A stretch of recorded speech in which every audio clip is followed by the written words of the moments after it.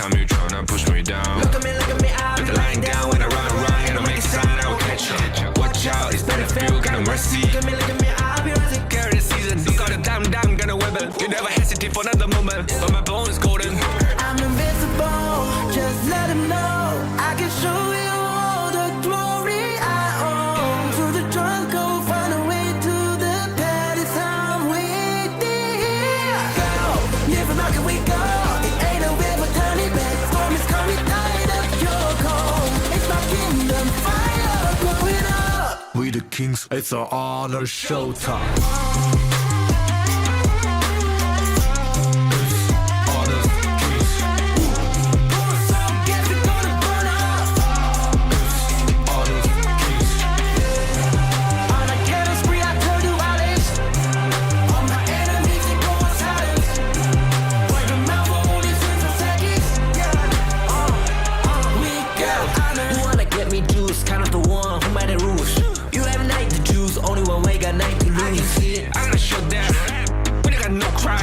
We burn it fast as one, crash in pieces, you can cheat. First blood, double trouble, then I take a pen, I kill. All you do is sweat and look at me still with the rain. Say.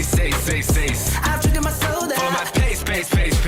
We the champions, screaming, I'm invincible. Just let them know I can show you all the glory I own. To the drunk, go find a way to the palace. I'm waiting. Go, live from how can we go? It ain't a river, turn it back. Storm is coming, tired of your cold. It's my kingdom, fire, blow it up. We the kings, it's our honor showtime.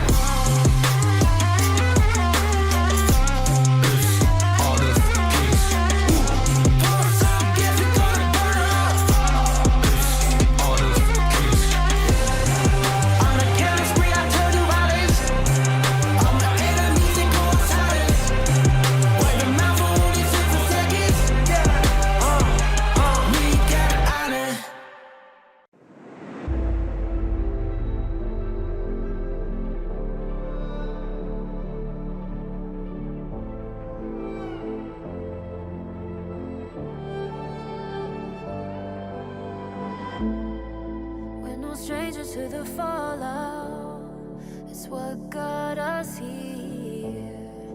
Ever changing, some chameleon, blood, sweat, and tears. We'll never make it if we fall to everything that brings us down. With a comeback is now.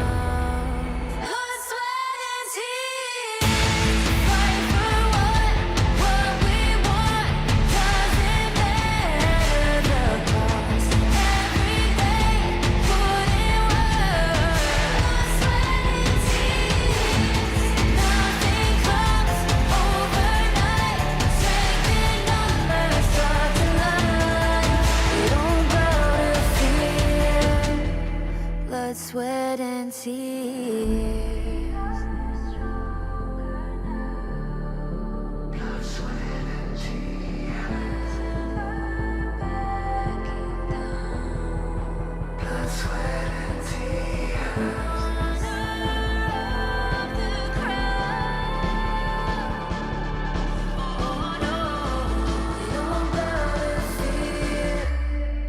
Blood, sweat, and tears.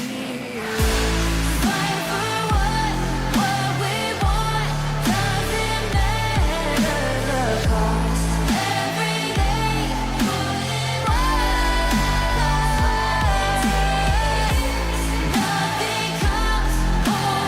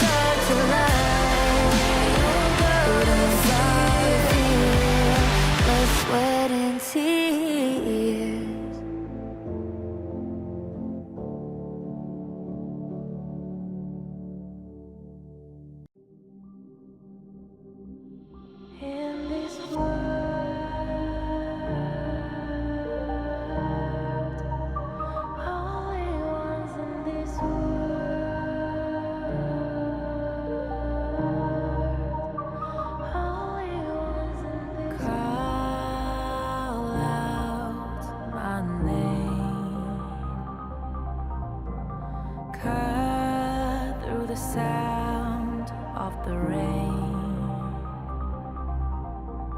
No matter how I feed the flame, you know I feel the darkness and the pain. All of the ways we tried to break free from the night, you know we made it out, we found the light. I fly so high, light up the skyline. Let's do it this time, like it's a whole new vibrant world.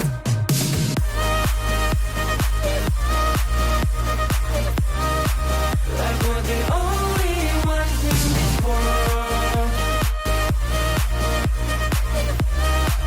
Like we're the only ones in this world.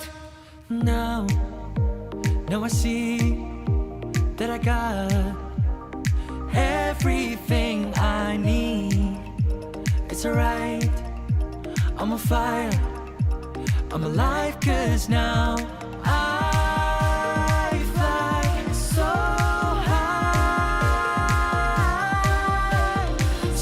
high, light up the skyline. Let's do it this time, like it's a whole new colorful world.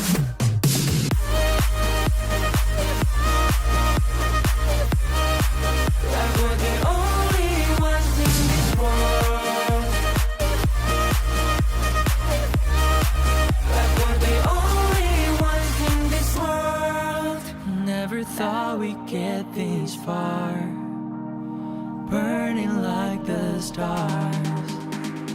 How we get this far, like we're the only ones in this world.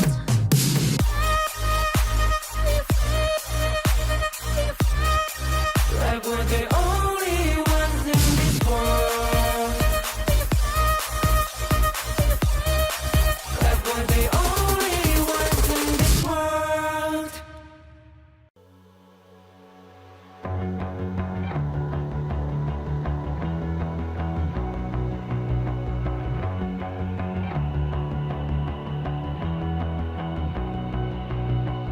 You've walked through the darkest nights. You've heard the crowd, felt the blinding light. You were standing there when your heart comes alive. It's a dream of a head, and it never dies. Right here, right now, give it all, get it out. Never a surrender, I fight and never fail. I am a contender, a challenge I can feel. The smallest lies become the brightest enemies, relentlessly. And even if you fall, you gave it everything to be a king.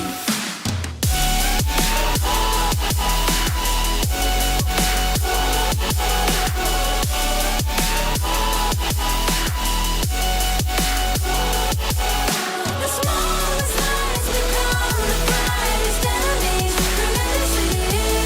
And even if you fall, you gave it everything to be a king.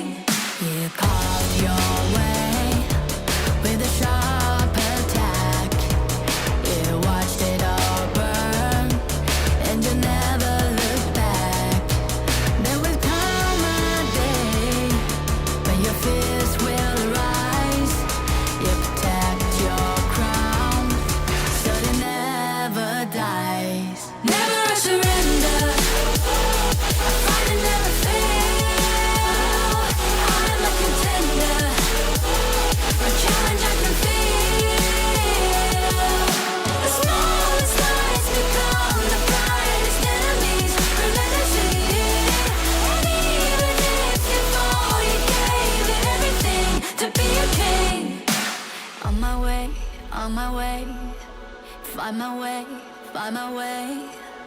On my way, on my way. Dream my way, dream my way. Never a surrender. I find it never fail. I'm a contender. And change I can feel. The smallest lies become the brightest enemies. Relentlessly. And even if you fall, you gave it everything to be a king.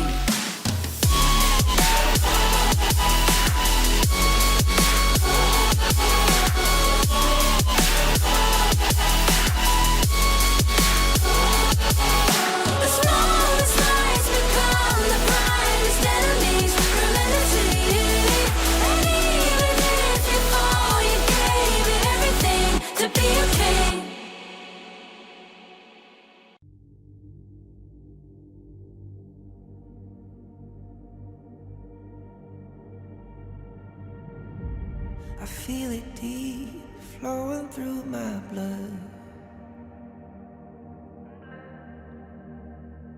Rising up to become someone, and taking it all on my own. What a sweet victory. And taking all of my control, awaken something deep in me. Like flames, feel it burning inside. Take a hold and pursuit of the prize. I've been told, ain't no way to survive. Keeping all of this fire that's locked up inside. When this is the time, enter the ring. All those mental chemicals doing they thing. I got flashes of battles inside of my dreams. I was made for this moment. At least now it seems like it's time to come face to face with your fear. Been battling reasons for all of the years, and I learned how to fight them with style and grace no one's ever encountered. You say it's amazing, I'ma come out swinging when they open the gate. Go ahead, call passion, I'm calling it rage. I'm taking what's mine like I already own it. Watch but don't blink, going here to the moment. The sky rained down. Here's to the madness that's all around. Go on, tell them who you are, you are, you are. Go on, tell them who you are, you are, you are, you are. Here's to the moment, the sky rained down. Here's to the madness that's all around. Go on, tell them who you are, you are, you are. Go on, tell them who you are, you are, you are, you are.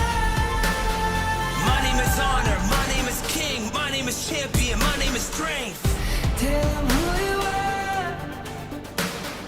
My name is Pentakill, you think it's strange? My name keep ringing inside of your brain. I hear it every night. Here's to the moment the sky rained down. Here's to the madness that's all around. So tell them who you are, you are, you are. Go on, tell them who you are, you are, you are. Here's to the moment the sky rained down. Here's to the madness that's all around. Go on, tell them who you are, you are, you are. Go on, tell them who you are, you are, you are, you are. Here's to the moment the sky rained down. Here's to the madness that's all around. Go on, tell them who you are, you are, you are. Go on, tell them who you are, you are, you are. Go on, tell them who you are, you are, you are.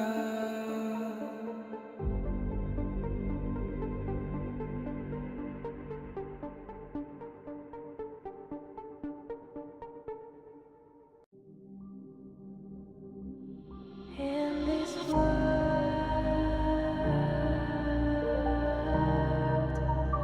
only ones in this world,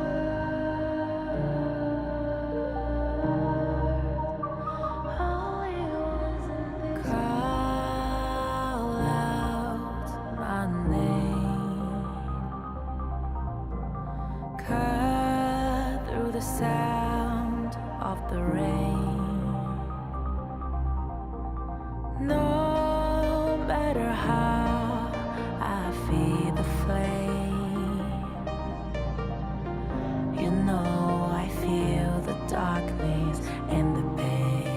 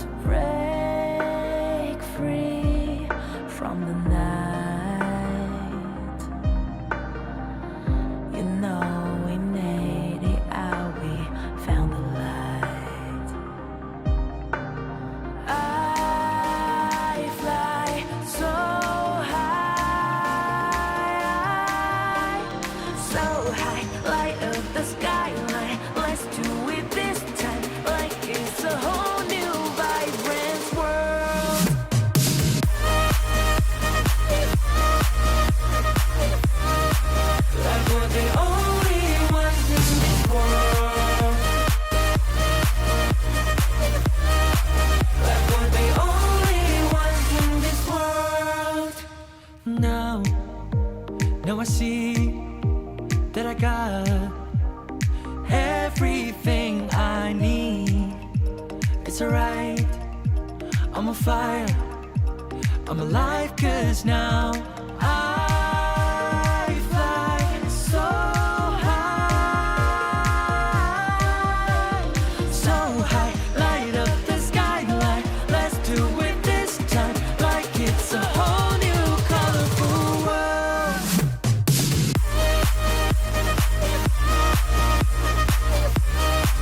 Like we're the only ones in this world. Like we're the only ones in this world.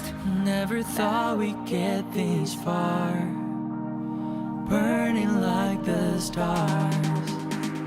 How we get this far? Like we're the only ones in this world.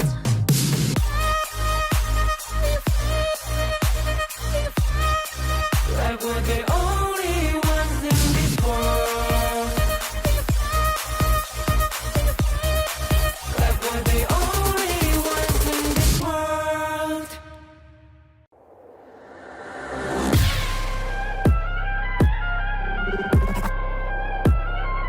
Turn it back.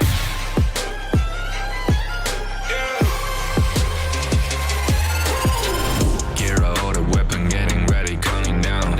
Pay attention to the challenge, tell me where you from. Gotta be tough, gotta be strong, gotta be savage like animal. Every time you tryna push me down. Look at me, I'll Like a lying down when I run, and I make a sign, I will catch you. Watch out, it's better for you, got no mercy. look at me, I'll be rising. Carry the season, you got a damn, gonna weapon. You never hesitate for another moment, but my bone is golden. I'm invincible, just let them know I can show you all the glory I own. Through the jungle, find a way to the palace. I'm waiting here. Go, different route can we go?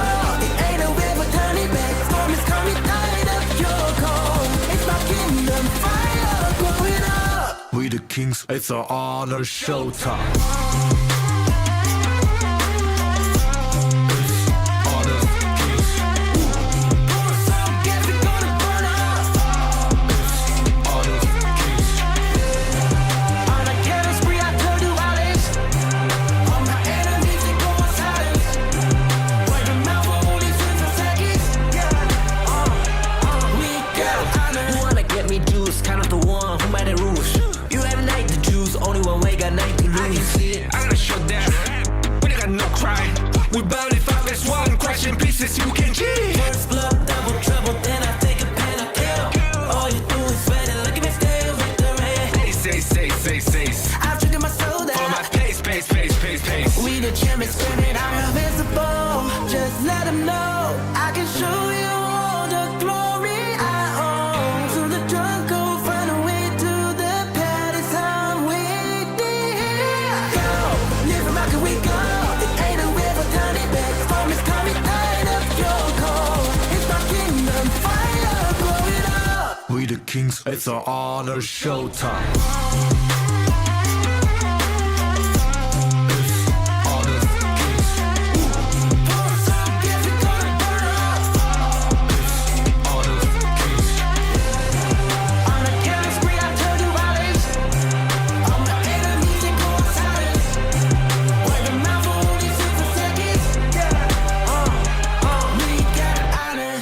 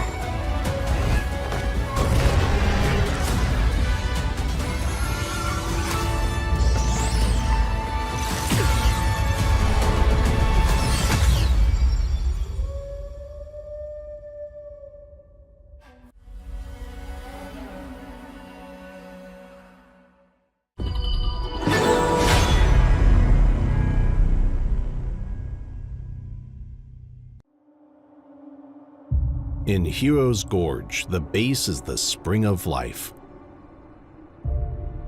In the real world, every forest and plant is the Earth's spring of life.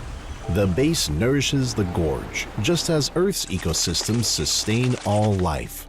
If the base is exhausted, heroes will lose their home. If ecosystems are destroyed, all life loses their habitat.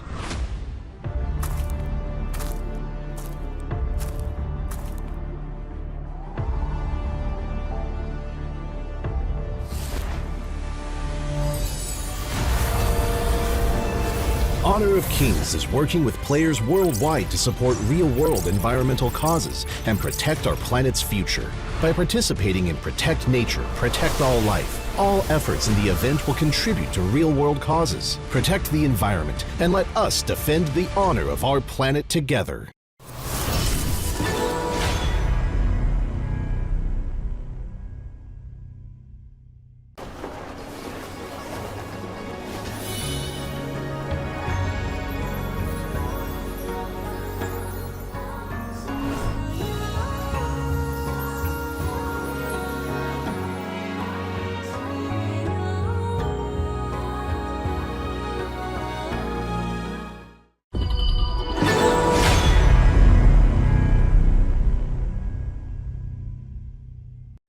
Excuse me.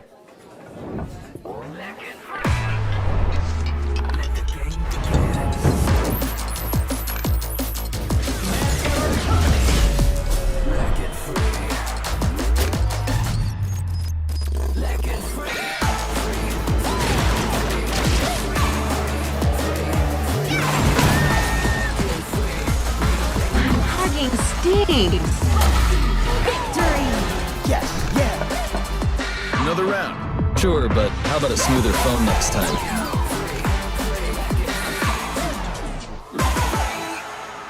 Realme 14, performance beyond limits. Welcome to the Honor of Kings Major East League Spring and Major West League Spring 2025. Two independent tournaments, each featuring 7 top teams from rising powerhouse regions across the globe. Major East features teams from South Korea, Japan, Middle East and North Africa, and South Asia. Major West brings together talents from North America, Latin America, Europe, and Turkey. Each league has a $50,000 prize pool and a clear goal to qualify for the Honor of Kings World Cup KWC. The majors will be split into 4 phases: Ranking Week, Survival Week, Knockout Stage, and Major Last Call. Running from April 17th to May 4th, each phase will become more challenging than the previous, ensuring teams to be on their best forms at all times. The global ban and pick format is in effect from the start, limiting repeated hero picks across the series. Both leagues begin with Ranking Week, a single round-robin best-of-3 format. While it is less punishing in a best-of-3, teams still need smart drafts and broad prep from day one. At the end of Ranking Week, the top 3 teams move to Group S, while the bottom 4 head to Group A for Survival Week. Unlike traditional slow-paced formats, this Week 1 is anything but forgiving. Every match counts. Survival Week ups the ante with double round-robin best-of-5 matches. Here, the global ban and pick rule really kicks in, and teams are put to the test. Hero pool depth, draft strategy, and flexibility becomes essential. There's no hiding behind comfort picks. Only teams that can adapt will survive. In Group A, it's a ruthless fight. Only one team advances, while the rest are eliminated. One stumble could mean missing the knockouts entirely.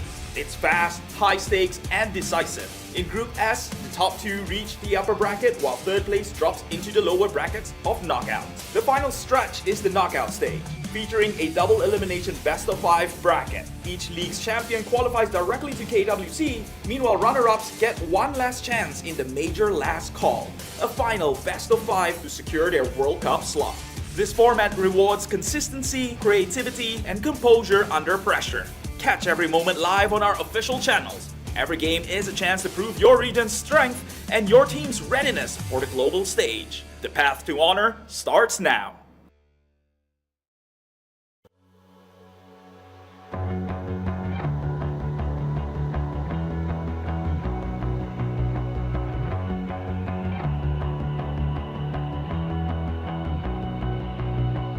You've walked through the darkest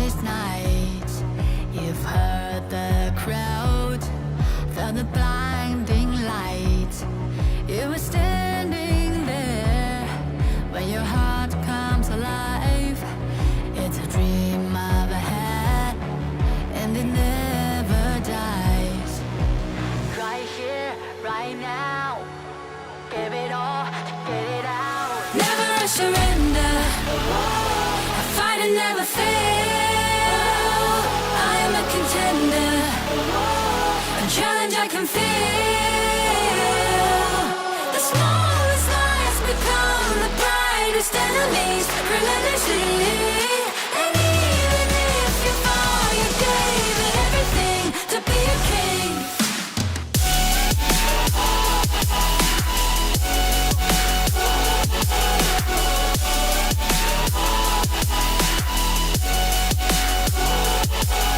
The smallest lies become the brightest enemies, relentlessly. And even if you fall, you gave it everything to be a king. You carved your way with a sharp attack. You watched it all burn, and you never looked back. There will come a day when your fears will rise. You protect your crown, so it never dies. Never a surrender, a fight that never fails.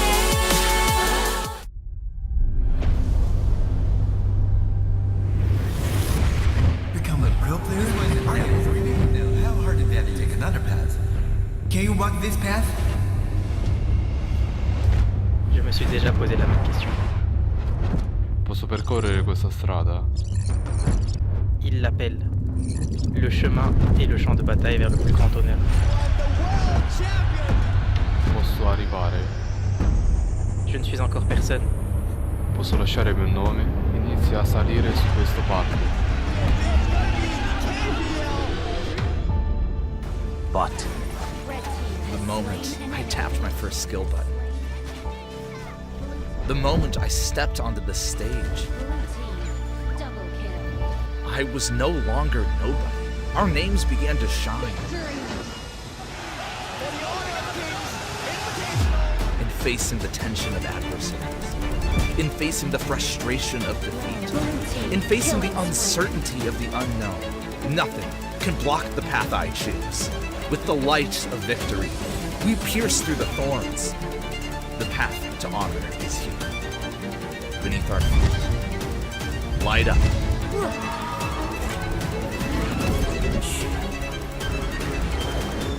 When our footsteps awaken the dawn of the gorge, to walk this path is to walk toward honor.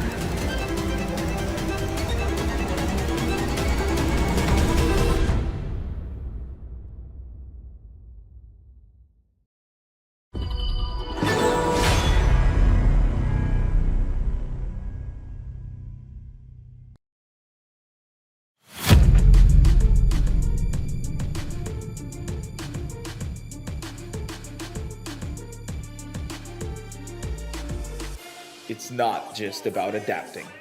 It's about creating your own path.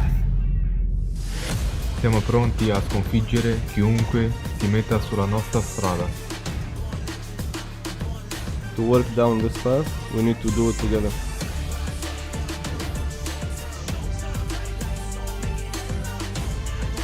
Side by side, we walk the road that shapes our fate. Es hora de cumplir con nuestro papel. Siamo pronti a sconfiggere chiunque si metta sulla nostra strada. It's time to walk the path of honor.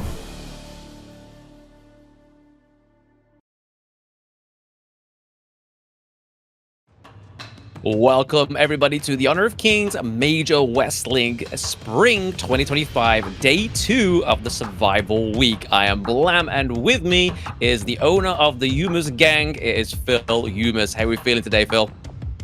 I'm feeling great. Casting Survival Week now, and I had to look through the schedule. A lot of these matches really matter here. You know, sometimes throughout the rankings week, some matches are not as impactful. We have some very impactful matches here where the winner is going to decide where they're going to place and where they're going to go moving forward. Every game matters at this point. You want to be at the top of your group. If you're in Group S, get that survival, get that second win in case you need to drop down to lower bracket. And Group A, you guys are playing for your lives down there, you know? playing for the lives of the top spot, right? Like, that's where I feel like the hardest challenge is in Group A, because only one of them can get through. But what all these teams do have access to is that 50,000 USD prize pool. So 10,000 to the champions. We have 8.5k to the second place. Third place gets 7. Fourth gets 6.5, and then fifth, seventh place still goes and walks away with 6k USD. So a lot of money for these players, even if you get all the way to 7th place, but they all are vying for that top spot. Why don't you take me through today's matches for me, Phil? We're starting off today with OG versus 9Z Globant, into AYLO versus VP, and then Twisted Minds versus 9Z Globant again. And last time I casted, it was actually rankings week where it's best of 3s. Now we have best of 5s today. Very excited for that and to see how it affects the drafts. Blam has briefed me on some games where they brought out some spicy picks. Hopefully we see some more of that today. I'm going to be very excited to see some of those. What are you looking forward to today, Blam?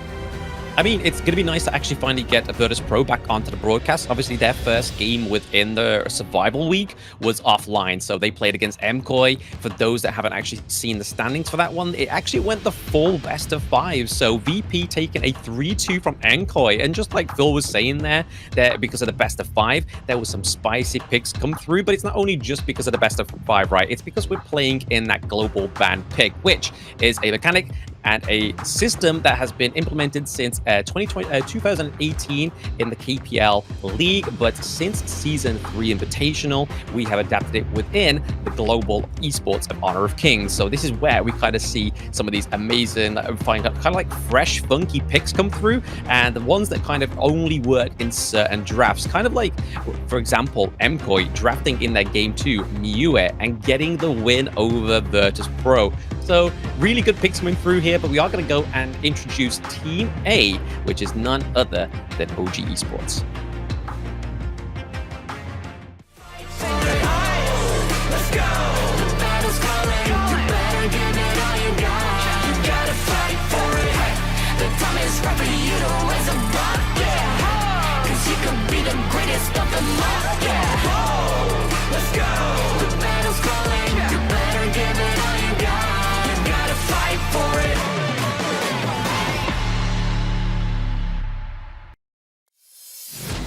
So here they are. This is OG Esports, represented by Keke into the Clash lane, Dao into the jungle, Wen into the mid lane, on into the farm lane, and that is paired up with Muchen as their support pick. And this is a Dream OG, already having a flawless run through the Major West League this far. Are they going to be able to continue it against 9Z Globant? Keke yesterday, starting off with Mulan, one of his signature picks, that you're already seeing more of these flexible characters, more hero pool come out in the best of 5s here. First pick that had a great performance on that yesterday. Hopefully he pulls it out again. I want to see it again. Oh, absolutely. It'd be nice, right? It'd be a very good treat for us, but even more of a treat is Team B, which is none other than 9Z Globant.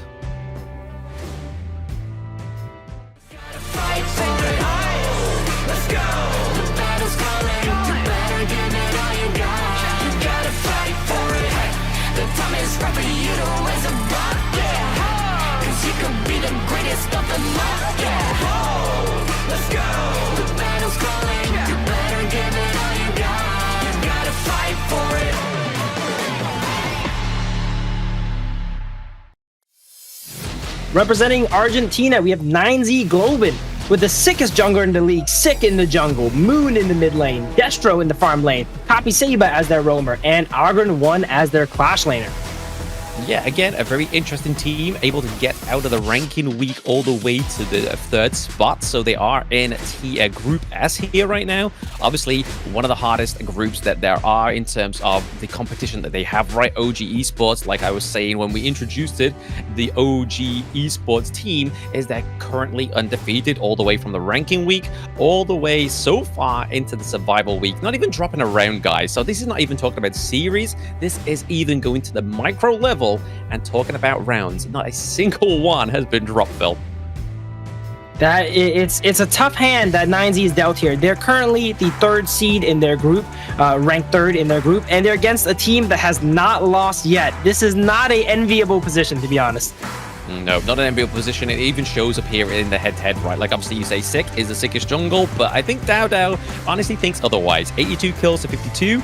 Overall damage is not being, obviously, contested there by about 5k damage there, but over in terms of gold, which sometimes is definitely the part that matters the most, right? Getting that sort of, like, acquisition, getting the resources come through is definitely better than the damage at certain points within the game. And overall team fight participation is a little bit better over to the side of OG Esports. Dao here with 71% compared to the 67%. But we're going to be getting into draft of game 1 very, very soon, right? So the BP is going to roll through. In terms of what we've seen so far, Bill, what are we expecting going into this BP? I expect the first 3 matches to be fairly similar, as most teams usually play for the momentum, so they're going to pick their best stuff first, and they're going to try to seal it up with a nice 3-0 before they have to, give back and forth wins and pick the more lower tier characters. So I expect the first few games to be similar, but yesterday we seen first pick Mulan too, so anything can happen, to be honest. Yeah, anything can happen, to be honest. Honestly, like, onto the side of OG Esports, they're just kind of going with picks that they doing a little bit of fan service, right? Because we know for Keke, he was the champion of the 1v1 series in the Season 3 Invitational, but already 9Z Globant are already banning out those picks onto Dao, right? The pay coming through here is a direct sign onto Dao saying, hey, look, we respect the pick, we just don't want to go against it. Be interesting to see if they actually still decide to go for or lock in the Byron in the early this early BP, but over to the side of OG Esports, they ban out the Ali as well. Yeah, I'm a big fan of banning the Pei, taking the Byron. Byron is one of those characters most Clash laners have in their hero pool. Pei is a little bit harder to, instantly pick up. So ban one, take the other one should disrupt OG's early game centric game plan for the most part. But from what I've seen, they were able to bounce back from just about anything though. So I'm not sure what kind of draft 9Z needs to do. Yeah, I mean, it looks like they're going to go for the Ogryn, lock it in game 1, right? Try and get this series go into their favor sooner rather than later, right? And I mean, sick of the Ogryn definitely has displayed some great performance on this pick in terms of trying to, like, just maintain composure and stuff like that. And that's where it's going to be really hard for 9Z Globant, because they don't always necessarily have the strongest early game, and that doesn't generally sort of translate into the late game as well, right? Like, all they need to do onto the side of OG Esports, which we've seen historically within the Major West League, is just go for something that's going to burst down the Ogryn.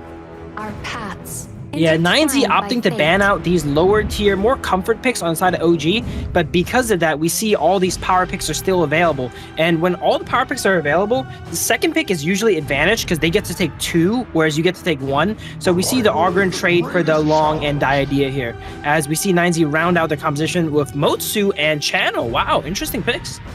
Yeah, I mean, the Motsu came through yesterday for 9Z Globant as well, especially when they drafted the Ogryn. Obviously, a little bit of a change-up with the marksman this time around. They've gone for the Chano. Again, everybody knows my stated opinion on the Chano game 1. It's not held the greatest results this far. Obviously, it got its first up in game 1 yesterday, which proved me wrong once.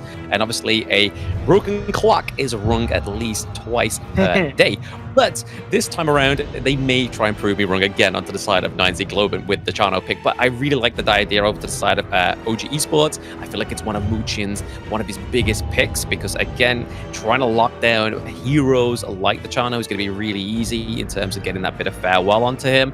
And then obviously at that point, that's where it's kind of Aunt's prerogative to try and get that burst damage from those flaming palms. But as we look at these final banning phases here, a bit of respect being shown over to Keke, Guan Yu getting banned out here, and then even the Dharma. So already we could potentially be seeing something like the Mayin come through over to the side of OG Esports, or even the Byron.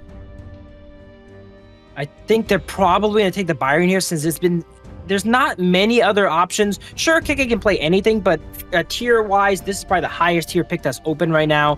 They banned out 2 of his other characters here, so we're probably going to see Byron get locked in. And we're back to 9Z side. 9Z, they have a lot of options in the mid lane here. I'm thinking probably Princess Frost, one of the most reliable combos with Ogryn here, but no, Gan and Mo actually comes out. So they picked 2 very resource-heavy mid and junglers. I'm not sure if that's locked in yet, but in the past has been a bit rough. Wow, Mulan gets hovered as well too. Imagine, right? If 9Z Globant try and fly. Oh, they do. It's locked in. It's locked in. Oh my gosh. They're like, you know what? We saw you. You saw your performance yesterday, Keke, and we're a huge fan. So we're going to lock in the Mulan here. But get it over to the Ganon mode. It makes sense, right? Though, like the fact that they've got the Motsu, the cannon blasts, having that artillery kind of aspect of the Ganon mode, having the burst is something they need onto the side of 9Z Globant, because Chano doesn't necessarily have the best burst. He's more so your critical damage, coming in with the soaring signal, but then also using the oppressive leader stance, which is his ultimate, which is summoning those spirit wolves. So I think the Ganon mode, as long as they can create some space onto the side of 9Z Globant, is going to work very well. But one pick that's going to be able to get on top of that Ganon mode is the Luna. Yeah, Luna's going to be able to fly through this team. There's not much reliable crowd control to lock her down as well, too. And I'm looking at 9Z's composition, and it's very resource heavy. Even the Mulan needs a lot of resources to get going, to get to that point where you can disrupt team fights and not get taken down. I'm interested to see how they will play out the early game. Early game definitely not in 9Z's favor, but if they can survive it, they have great scaling carries on their side. Yeah, I mean, we can see what kind of could happen here in the early game, right? The Ganon Mo pick onto the side of 9Z Globant. He's got good wave clear. Obviously, a level 1, couple blades coming through is going to shred through those minion waves a lot quicker than, say, something like the Princess Frost. Because what they're going to really be trying to do here, especially like you were saying, Phil, that Mulan needs more resources as well, is they're going to try and get that kind of level 1 advantage against the Byron for the side of OG Esports. Because, again, historically, Byron 1v1 in the early game in the Clash lane is one of the strongest. But yet, we would, thanks to this is the thrilling season of the major leagues, is made possible with the support of EWC, helping bring top-tier competition to fans worldwide. Spelling technique. Alrighty.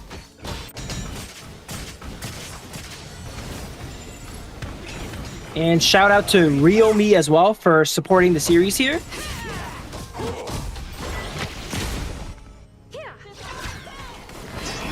Already a lot of tip for that though, right? A lot of tip for tap for the side. Oh, Moon getting the and first it begins. blood. Wow. Yep. Okay. I was watching out.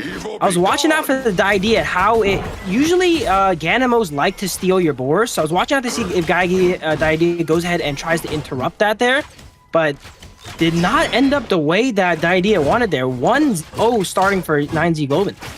I mean, this is the thing with the idea, right? Like, once you commit that enhanced basic attack, it's kind of already too late for you, right? But over to the side of 9Z Globant, they are having a very aggressive early game, and this is what they kind of need to do with OG Esports, especially a team that's always sort of very aggressive, as we can see here. Keke. It seems like 9Z has definitely studied up on OG's tactics here. As I mentioned in the past, the first week, usually there's a lot of variance because it's your first time you're playing these teams, right? You don't have much research to do on them. Sure, you can watch the games in the past, but nothing's like the week of. But it seems like 9Z is definitely very studied up, knows OG's rotations, able to catch out Muchin there with probably one that he's done before.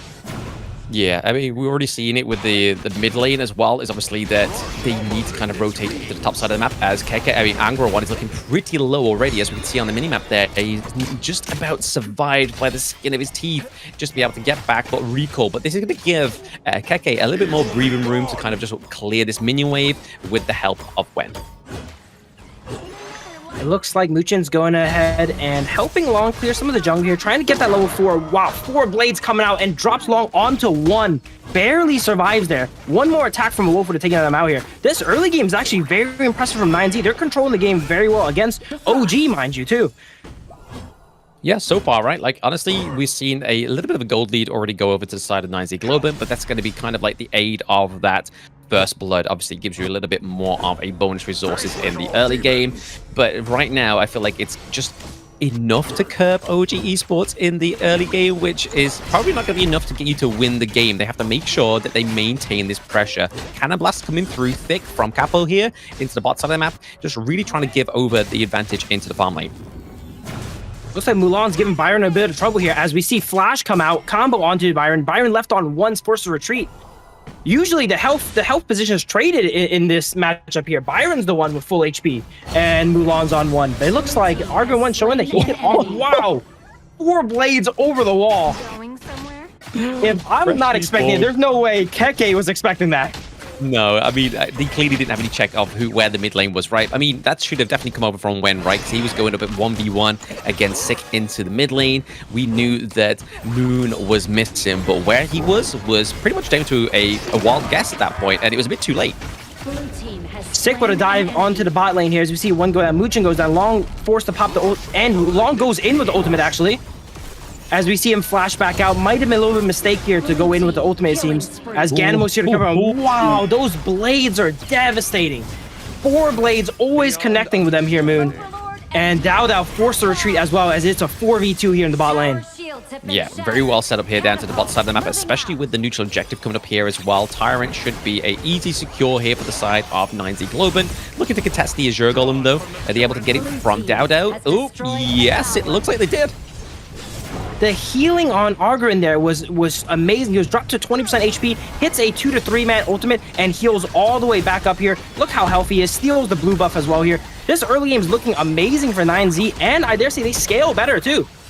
Yeah, they scale better. I mean, as long as they get items and maintain that space for Moon on the Ganamo, right? As long as they start build those like AP heavy items. We saw the Scepter of Reverberation come through as well, which is kind of like a box standard item for the Ganamo in the early game. There we see Sick finally get the Eye of Phoenix. So he wasn't even actually at critical sort of like HP regen at that point, what we saw in the pit of the Azure Golem. He's now got that full 3rd tier item, which is going to really help and give benefit to the Conductor of Souls. But right now, we are still seeing 9Z Globant ahead by around about 2.4k gold. Yeah, this is super impressive. I'm gone for 1 week and everything has changed. Like I mentioned, teams are studying up. This is not the 9Z I know from the past. This is definitely not the OG I know from the past here. As we see, I was coming into this thinking it was going to be a bit of a stomp, but it looks like 9Z has way more fight in them than I expected. Yeah, it was like, hey, Bill's got a broadcast. We need to make sure we change things up. We got to make sure we catch him off guard. Oh, they caught me off guard, right? And I'm liking the way they're playing, too. They call OG off guard as well, too, as they're up 2.5, 3,000 gold here against OG. Yeah, they got to make sure they maintain this T1 in the mid lane, though, right? Because I think if that opens up, that's where the cookie starts to crumble, right? The dam starts to bust a little bit farther for the side of 9Z Globant. Means that Dao has a little bit more access into the jungle. Right now, we're seeing 9Z Globant access into the enemy jungle. Constantly keeping the pressure on. Every single time that blue buff is up, they go ahead and they pressure it. Every time they do it, I get a bit worried, though, because things could go really awry and they can give that lead back up. But they're doing a great job of kiting it and pressuring it without actually putting any of their members in danger. Yeah, I mean, this is the space that like the likes of the Motsu and the Ganamo really sort of like shine, right? It's like they're able to kind of just lay down the Cannon Blast, but at the same time, Sick on the Orgrin, it's able to kind of go in with the Path of Passing, just being that kind of anchor for the side of 9Z Globant that's really just able to soak a lot of the skills from OG Esports. Because right now, the damage from the lights up on the Lung isn't going to quite come through just yet, but whereas Moon, he's now like, he's way past level 4, right? He has his freshly forged daggers come through, his couple blades are hitting very hard, and now all they need to do is just get the resources, build the items, and it's just become a lot more hard for them. Yeah, Moon is extremely patient, playing the vision game, always throwing blades out of vision to try and catch the enemy team off guard here. He's definitely been scaling up. He should have Savant coming up, and it's important to note that he's in a lot of these kills here, and Ganamo's passive gives him more damage for participating in these kills, so he's gonna be a menace if he's not already. Absolutely. I mean, it's proven that way, right? Like, he's already... I mean, majority of those kills are definitely going to go over to Moon, right? They currently are behind by 4 kills onto the side of OG Esports, but something... Oh, okay, Dao here. Oh, here we go. Luna testing their luck here going in, does not quite get the combo they need as they're backed off, and once again, that blue buff gets contested here. Argrin in the front line, I don't know. He hits a 3-man skill too into a heal. Is it enough? It is unfortunately not enough as they burst him down. Yeah, a lot of damage going over to the side of OG Esports now. I mean, we're getting to around about that 8-minute mark, right? They were able to kind of get the Azure Golem back in a way because it goes over to Arn for the takedown onto Sick. But really, Dao's still going to get punished. He doesn't have the Azure Golem, which for a pick like the Luna is pretty much detrimental, right? But now it means that OG Esports can try and set up this one for the side of themselves. Try and take 9Z Globant's Azure Golem. Yeah, look at this rotation from OG. Instantly after that, they know to walk all the way around and rotate and pressure the Azure Golem, knowing that they do not have the tempo advantage with Sick down for that fight. Yeah, I mean, they just need to keep that pressure on, right? But it's looking like OG's definitely started to Ooh, a get a solo little kill? more. Yep. Oh, here we go. It could go either way right now. Keke pops the ultimate, gets a huge shield. Mulan is charging up the skill 1, does not connect, unfortunately, but he does go down. Channel coming in and cleaning up a nice little double kill. Yeah, I mean, a little bit of a drive-by there from Chano, right? His very sort of like unique ultimate that allows him to kind of just keep shooting, even though he's moving a little bit like Aaron in a way, but it's just a little bit more frightful. You're just running forward with those Spirit Wolves. Great mobility. 9Z is doing a great job of getting catches. It looks like OG is getting constantly caught off guard. Their vision game is not as good this game, maybe because the Motsu is able to provide so much pressure and keep people out. Yep. They're not able to walk up and get vision, so they're constantly caught off guard. It looks like Luna into a 1v3, and Luna's fighting at Dao Dao. Dao Dao might be going back for more here as we see Channel on 1 as he gets flanked by the Long on the map. Whoa. They're still going. Motsu gets flash ulted on, and there he goes down. Wow, great flank from Long there. I didn't even know how he got there. He got behind them, actually. Yeah, I know. He was literally just circulating around the bot side of the map, right? He goes through the enemy jungle, catches off Destra, and then also Kappa Sleeper there as well. So this is already starting to show where OG Esports can come back, right? They've already turned a few K gold deficit to around about 700 gold.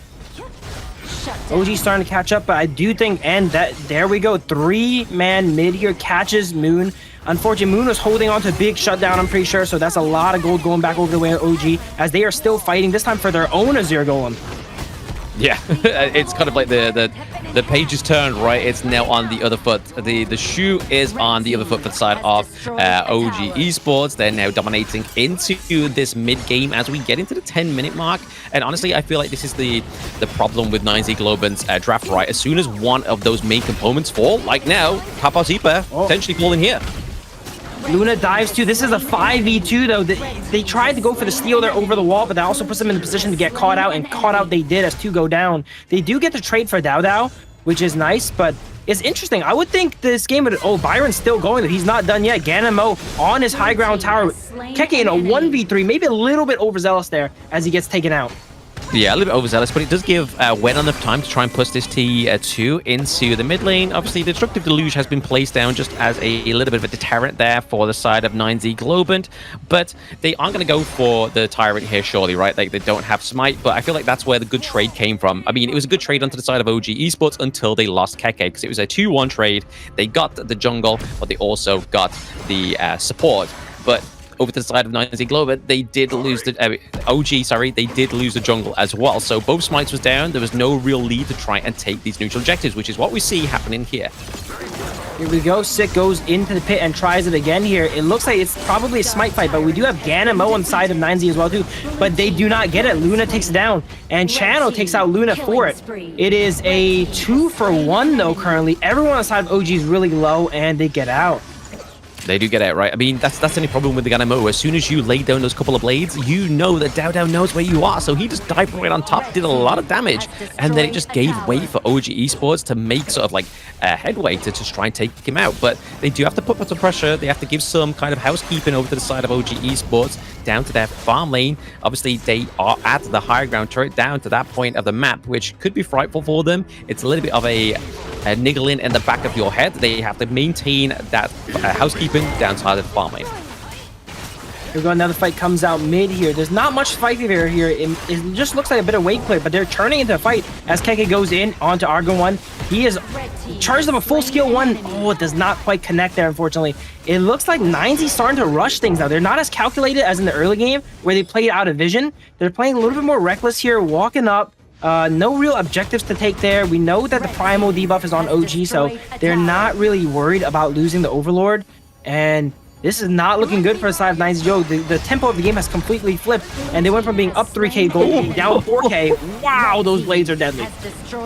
Very deadly. I mean, this is the only thing they've really got going for them now at the side of 9Z Globant. Like you said there, Phil, like they are playing a little bit more reckless, but this is what happens when you lose composure. It's just that you've lost the kind of the mental in the game. You don't have the clear lead anymore, and this is where OG Esports kind of gets into their minds. It's kind of like, right, guys, we've broke them down a little bit. We've taken off their kind of like main team fight potential, which is obviously Orgrim when he gets taken out is a lot harder to fight on the side of 9Z Globant, but they are still trying to commit here. Destiny Counter does get exhausted, but it looks like they may try and bait a fight around this Shadow Overlord. I like that the Mulan's watching the flank, not letting Byron walk in that way to threaten their carries. As we see 6 secure this Overlord. I'm pretty sure they still had the Primal debuff there, or maybe it just ran out. So it was not gonna go over to the side of OG likely. But they tried to stop them though. And it unfortunately did not work out. Yeah, exactly. But I mean, this is a little bit of a Hail Mary here for the side of 9Z Globant, right? They're able to get the Shadow Vanguard put down. You can already see that the Succubus Cloak is coming onto Angra 1 here. A lot of that magic damage resistance come through, and already Path of Passing being committed here, trying to just poke and prod the side of OG Esports. No real fight to be taken just yet. Looks like teams are going... 9Z is actually working their way into OG's jungle here. This could be deadly. It looks like OG is aware of it as they're trying to collapse on them here. Motsu, Ganemo, these characters are not good at getting engaged on though. So if they get caught in a bad spot, it is rough. Keke in a bit of a 1v3. Box comes out, catches Keke. Keke takes a lot of damage as he goes down here. Luna dives in and out and barely gets away. The Mulan pick is surprising me here. Is doing a lot in these fights, being able to shove and move around Keke, not letting their carries get dove. Yeah, I mean, it's the CC immunity as well, right? Those properties from the Mulan is really going to help Angra 1 into these team fights, because in terms of the CC, obviously, they do have the likes of the Destructive Deluge, the Frozen come through. They have the Diadea as well as the Byron with a knockup, and then obviously Luna as also. So there is a lot of CC in terms of like single target onto the side of OG, but that CC immunity from Angra 1 on the Mulan is definitely paying dividends into these team fights. Looking to take a few T2s here. They take it down into the mid lane with the Vanguard here, potentially. Looking to push this high ground turret. Luna goes in here and gets boxed up, and she gets out. Luna's just so mobile here. We see Diadea ultimate come out. This is not actually looking like a good push to the side of 9Z. Argren's getting caught up a bit here, but there's just so much healing. I don't think they're gonna go down here, but it looks like they do not get the push they wanted as OG clears up both the Shadow Vanguards. Yeah, just trying to creep a bit of space here, but Arn is not giving them there. Oh, the Flaming bombs onto Capo. Look at Mulan in the bush here, trying to get a catch, but the enemies do not come his way. As who did go over to? It did go over to 9Z as they secure it, but they will lose sick for it here. Even Dasher as well. Nice trade there. Both marksmen trading. And we see Mulan get a bit caught out here in a 4v1. Can he get out with that CC immunity? He's immune to CC, but he's not immune to damage, and he gets 4v1 in front of his high ground. Yeah, unfortunate there. I mean, even though Moon does a lot of damage, it's just not enough to keep Angra 1 alive. And now they have the minion wave down to the bot side of the map. It's all down to Moon to try and mitigate this minion wave, but he's too far away. They are a potential to be able to get this high ground turret into the side of 9Z Globant. It has been a valiant effort for the side of 9Z Globant, but now we are starting to see their base is falling apart. OG playing it really safe there. They could have probably made a push for the end there. 4 was down on the side of 9Z, but they decided to play it safe, back up, regroup. And it's interesting to see how one failed push can really turn a game. 9Z had two Shadow Overlords down in the bot lane, and OG turned that from them getting pushed by 2 to getting the high ground on the side of 9Z in like a 30-second span. Exactly. That's all they need to do. They need to make sure they're maintaining that, right? Like, if they get those kills into the team fight, it becomes very troublesome for the side of 9Z Globant, especially when they don't have that front line like Angra 1 on the Moonland or even Orgren right now. But they have to make sure that they can just make sure they take these next few team fights onto the side of 9Z Globant in a positive spin. They have to give priority down to the bot side of the map as well. They have lost their high ground turret. They need to do a little bit of housekeeping on their own side now. I like how 9Z is approaching this fight, looking for some poke with the Ganemo and the Motsu. Unfortunately, not much connecting, but if they did connect a few more of those skills, they maybe could have pushed in and fought them on the Overlord while they were softened up.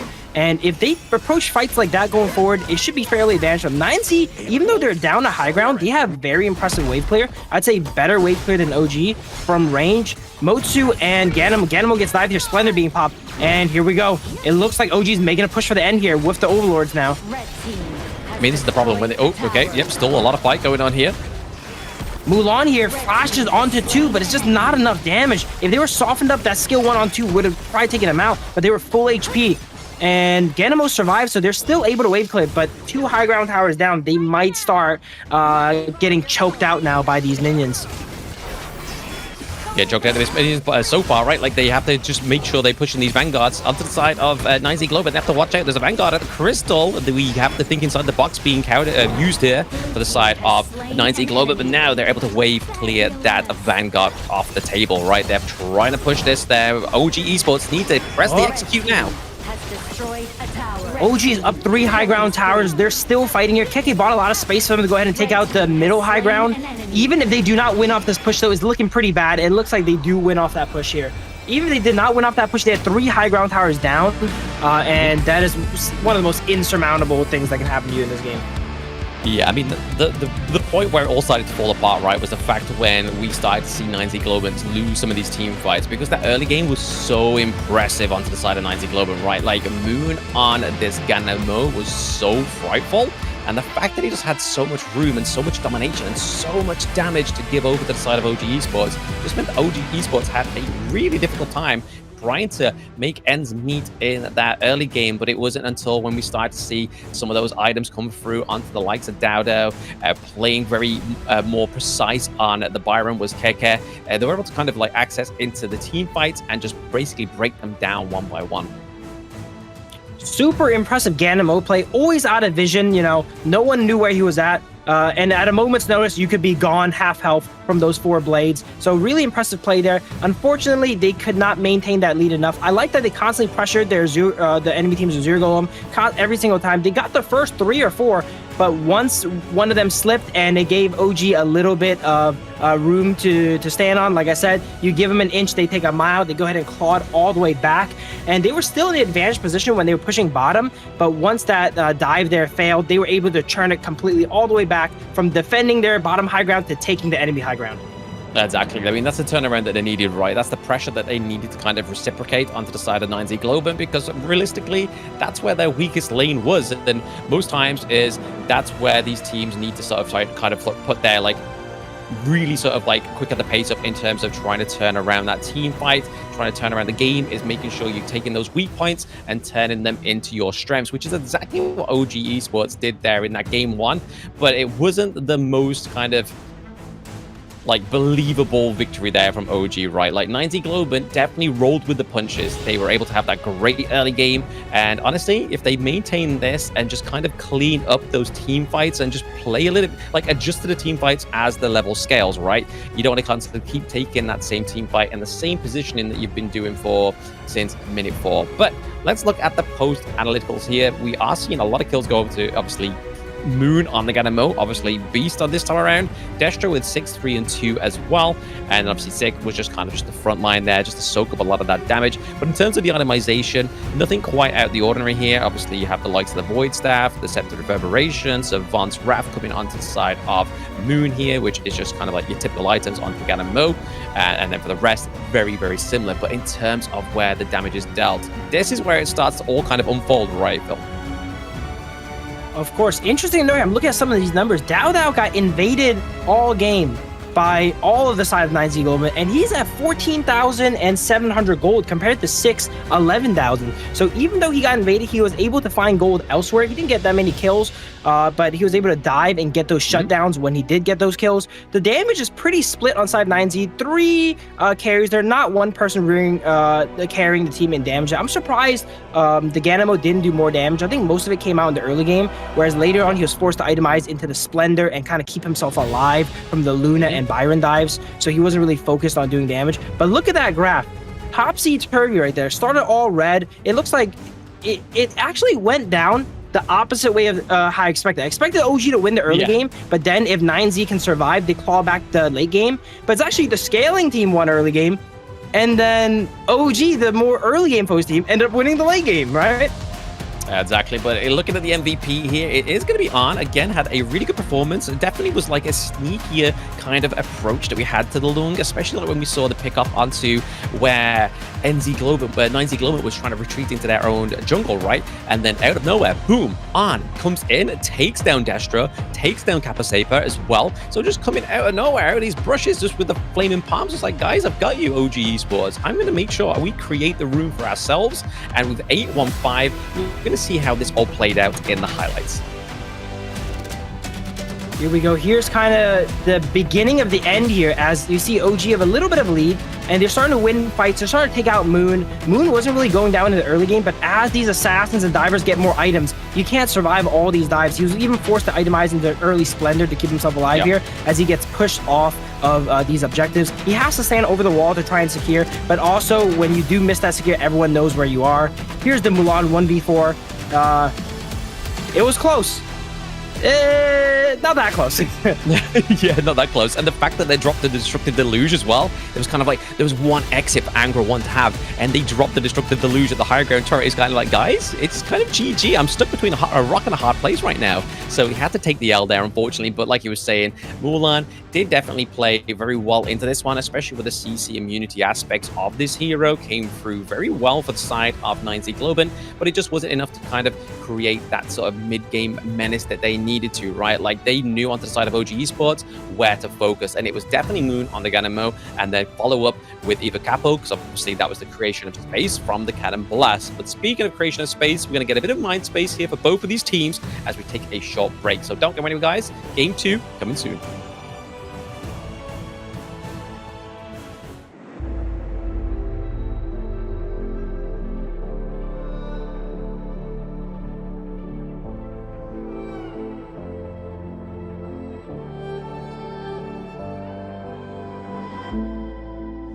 Strangers to the fallout, it's what got us here. Ever changing, some chameleon, blood, sweat, and tears.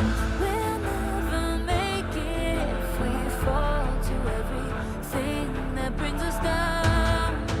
With a comeback is now. Blood, sweat, and tears. Fight for what we want. Doesn't matter the cost. Every day, put in work. Blood, sweat, and tears. Nothing comes overnight. Strength in numbers start to line. We don't bow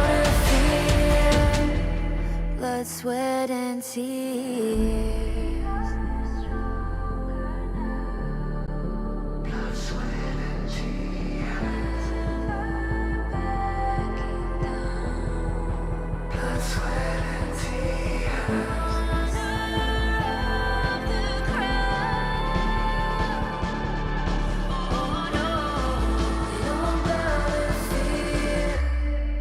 Blood, sweat, and tears. Blood, sweat, and tears. Fight for what we want. Doesn't matter the cost. Every day, put in work. Nothing comes overnight. Strength in numbers start to lie. We don't bow to fear.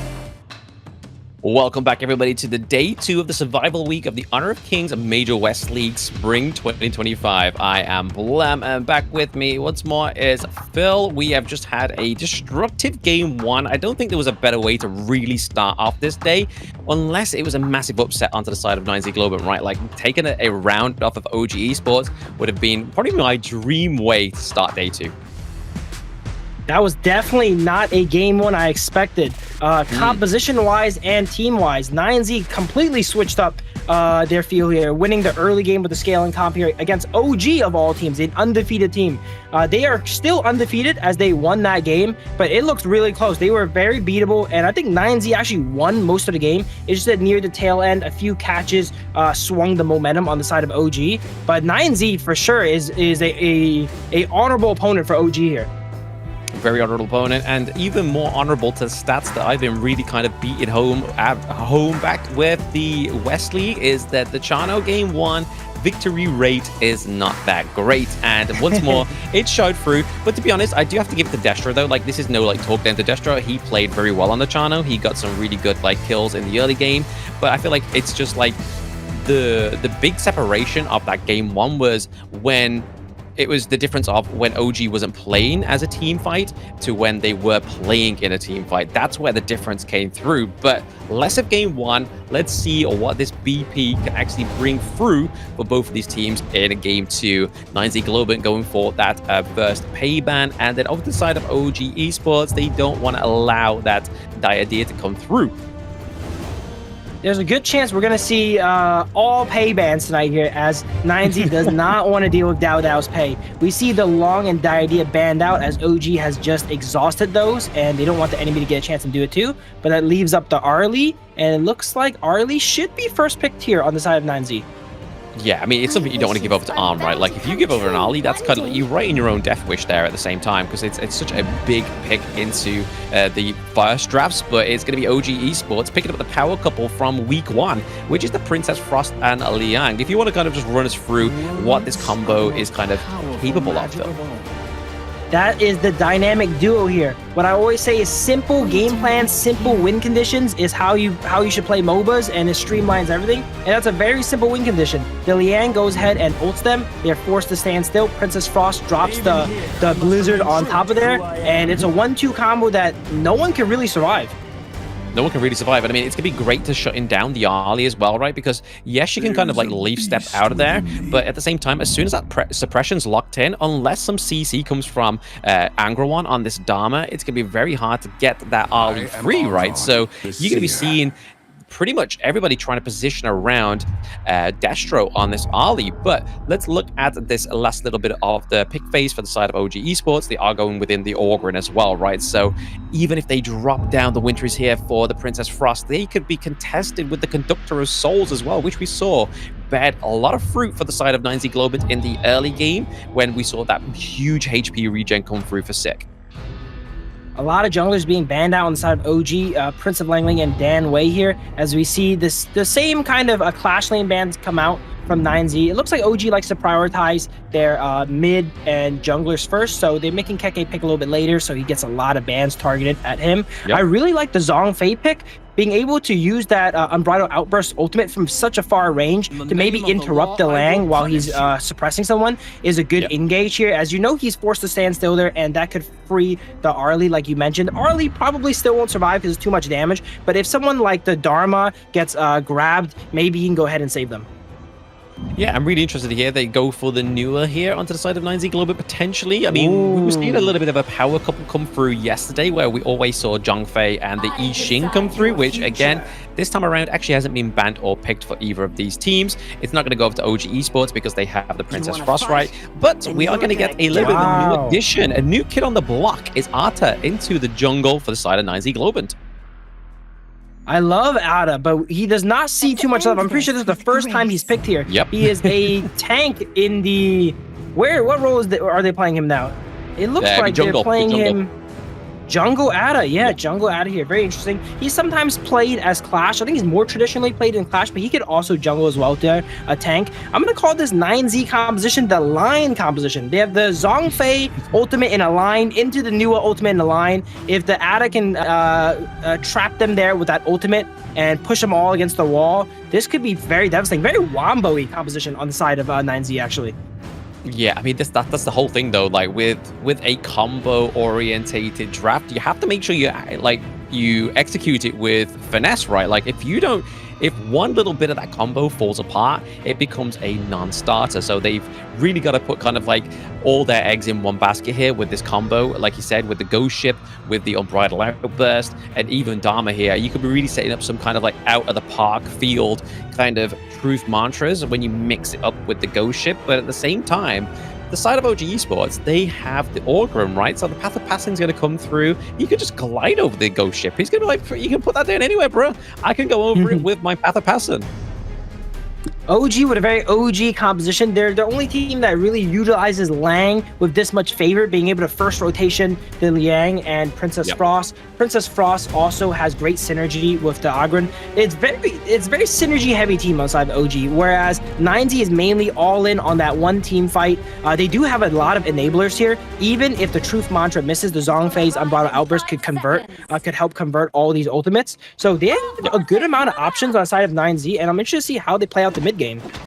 Yeah, I mean, we saw Capo on this Zhongfei yesterday as well. He had a really good sort of display on it. It was against Twisted Minds. I think, yeah, he played very well. He was kind of able to catch out a lot of sort of the back line. He was trying to put pressure in between turrets as well, using the Unbridled Outburst, like you said, Phil. But this is all about now, right? Game 2 between 9Z Globant and OG Esports. Obviously, first game, 9Z Globant had a very dominant early game. Are they going to be able to kind of portray this with this draft in Game 2, Phil? We actually see the Zhongfei start bottom. That's not something you see very often. Usually, especially if they go smite, they like to mess around in the enemy jungle and cause some havoc. But they really want to make sure that the Arlie does not fall behind. Starts in that lane here. Doesn't go for an invade yet. And it looks like both sides are invading each other here, as there's a little bit of a skirmish top. Early game, there's not much damage. Oh, Moon making a play for it, maybe? Yeah, early game, usually no... Early game, no kills usually go out. There's just not enough damage in any of the characters. But I'm not sure who secured that boar there. But it was good of OG to go ahead and threaten the farm on the side of 9Z. Yeah, I mean, they got to do something instead again, right? I mean, Keke expanding the flash there of Anger 1, so they know that he's low health and is susceptible to a gank in the next, like, few moments whilst that common skill's on cooldown. But like you were saying there about the Zhongfei down to the bot side of the map, Capo knows that 1v1 against the Arlie and the D-Ranger doesn't normally always favor the Arlie, right?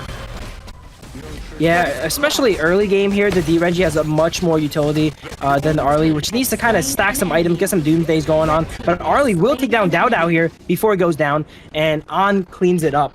Very bloody bot lane here. Okay, I see why they sent Kapasuiba down there, because they will force a fight on the Arlie if they get a chance. Yeah, they need to, right? They need to, because they can't let Arlie just have a free game. They can't let Destra just farm up and get into that late game potential, right? Because you know he's going to be going for his staple first item, which is obviously the Doomsday. Oh, okay. Enforcing the flash from Wen there is going to be sort of the pejorative there for 9Z Globant to make sure that they do have a little bit more eyes onto Wen into this next team fight. Didn't use the Winter is Here, so he still has an ultimate, a little bit of a sort of get out of jail card if it needs be. But we haven't seen any kind of precision being landed just yet. Well, we see a skirmish here, but they're walking right into the hands of OG as we see Muchin gliding in with the ultimate, and that should be all she wrote for Arlie there. It looks like that was an amazing bait from On, making it look like he's 2v1 here, and then kites into the bush, and then out of nowhere, the Princess Frost and Liang come out, and they take out Arlie. Yeah, I mean, this is what I really like about this combo, right? Is the fact that the wave clear comes through. The main thing that the whole with the Liang and the Princess Frost is they're going to be heavily rotating to either of these side lanes just to basically change the whole dynamic for your team. And right now, it's showing dividends, right? Like, look at that T1. It's already pretty much battered before the 4-minute mark. It's put a lot of pressure down to that bot side of the map, which we know is going to be kind of very fruitful and very present heavy in the next moment or so when those neutral objectives come up. And right now, OG Esports are definitely ahead in terms of the gold as well. So they are getting those kind of puzzle pieces together to set up a good neutral objective fight. Both teams super patient there. Muchin sees Moon in the bush, but does not do anything. They're just kind of all staking each other out, looking for a good play. As we see Dao come down and try to catch Nua. Does not quite connect. We see Teleport come out onto the Ghost Ship. And it looks like a catch onto Wen here mid-rotation. A lot of ultimates being expended on side of 9Z. But they do get a catch. They need to now relax, as they do not have the Zhongfei ultimate for a while for the first objective spawn. And if they can just delay this until they get that back, that would be nice. But OG is not going to let that happen likely, as they know the side of 9Z is pretty weak now. Yeah, I mean, this is the good thing about the D-Ranger as well. I mean, on this pick, knows that he has the Imperial Order, and especially going into something like Zhongfei, so Kappa knows that the physical damage reduction as well as a magical damage reduction comes through when that Imperial Order does land. And you can already see here with the XP level difference for the side of OG on over to Destro is 1 level ahead. And in terms of the gold, he is around about 600 gold ahead, so he's already built the Stockpark Forged Daggers, so his poke potential has become a little bit better. And in terms of attack speed, it's come a lot more ferocious, but it's going to be a takedown into the mid lane onto Moon. We pan over and we see that combo I'm talking about. Speaking of combo, Zhongfei and Dharma coming in here. We're Ghost Ship combo here. No, Ghost Ship does not come out, but they do get pushed in the wall. They get one here. They get Wen once again, but they go down for it. When they pick a composition like this with the Liang and the Princess Frost, it's like you're kind of playing with two supports. It's not good that Wen goes down, obviously, but it's a less crucial piece of the puzzle, I'd like to say here.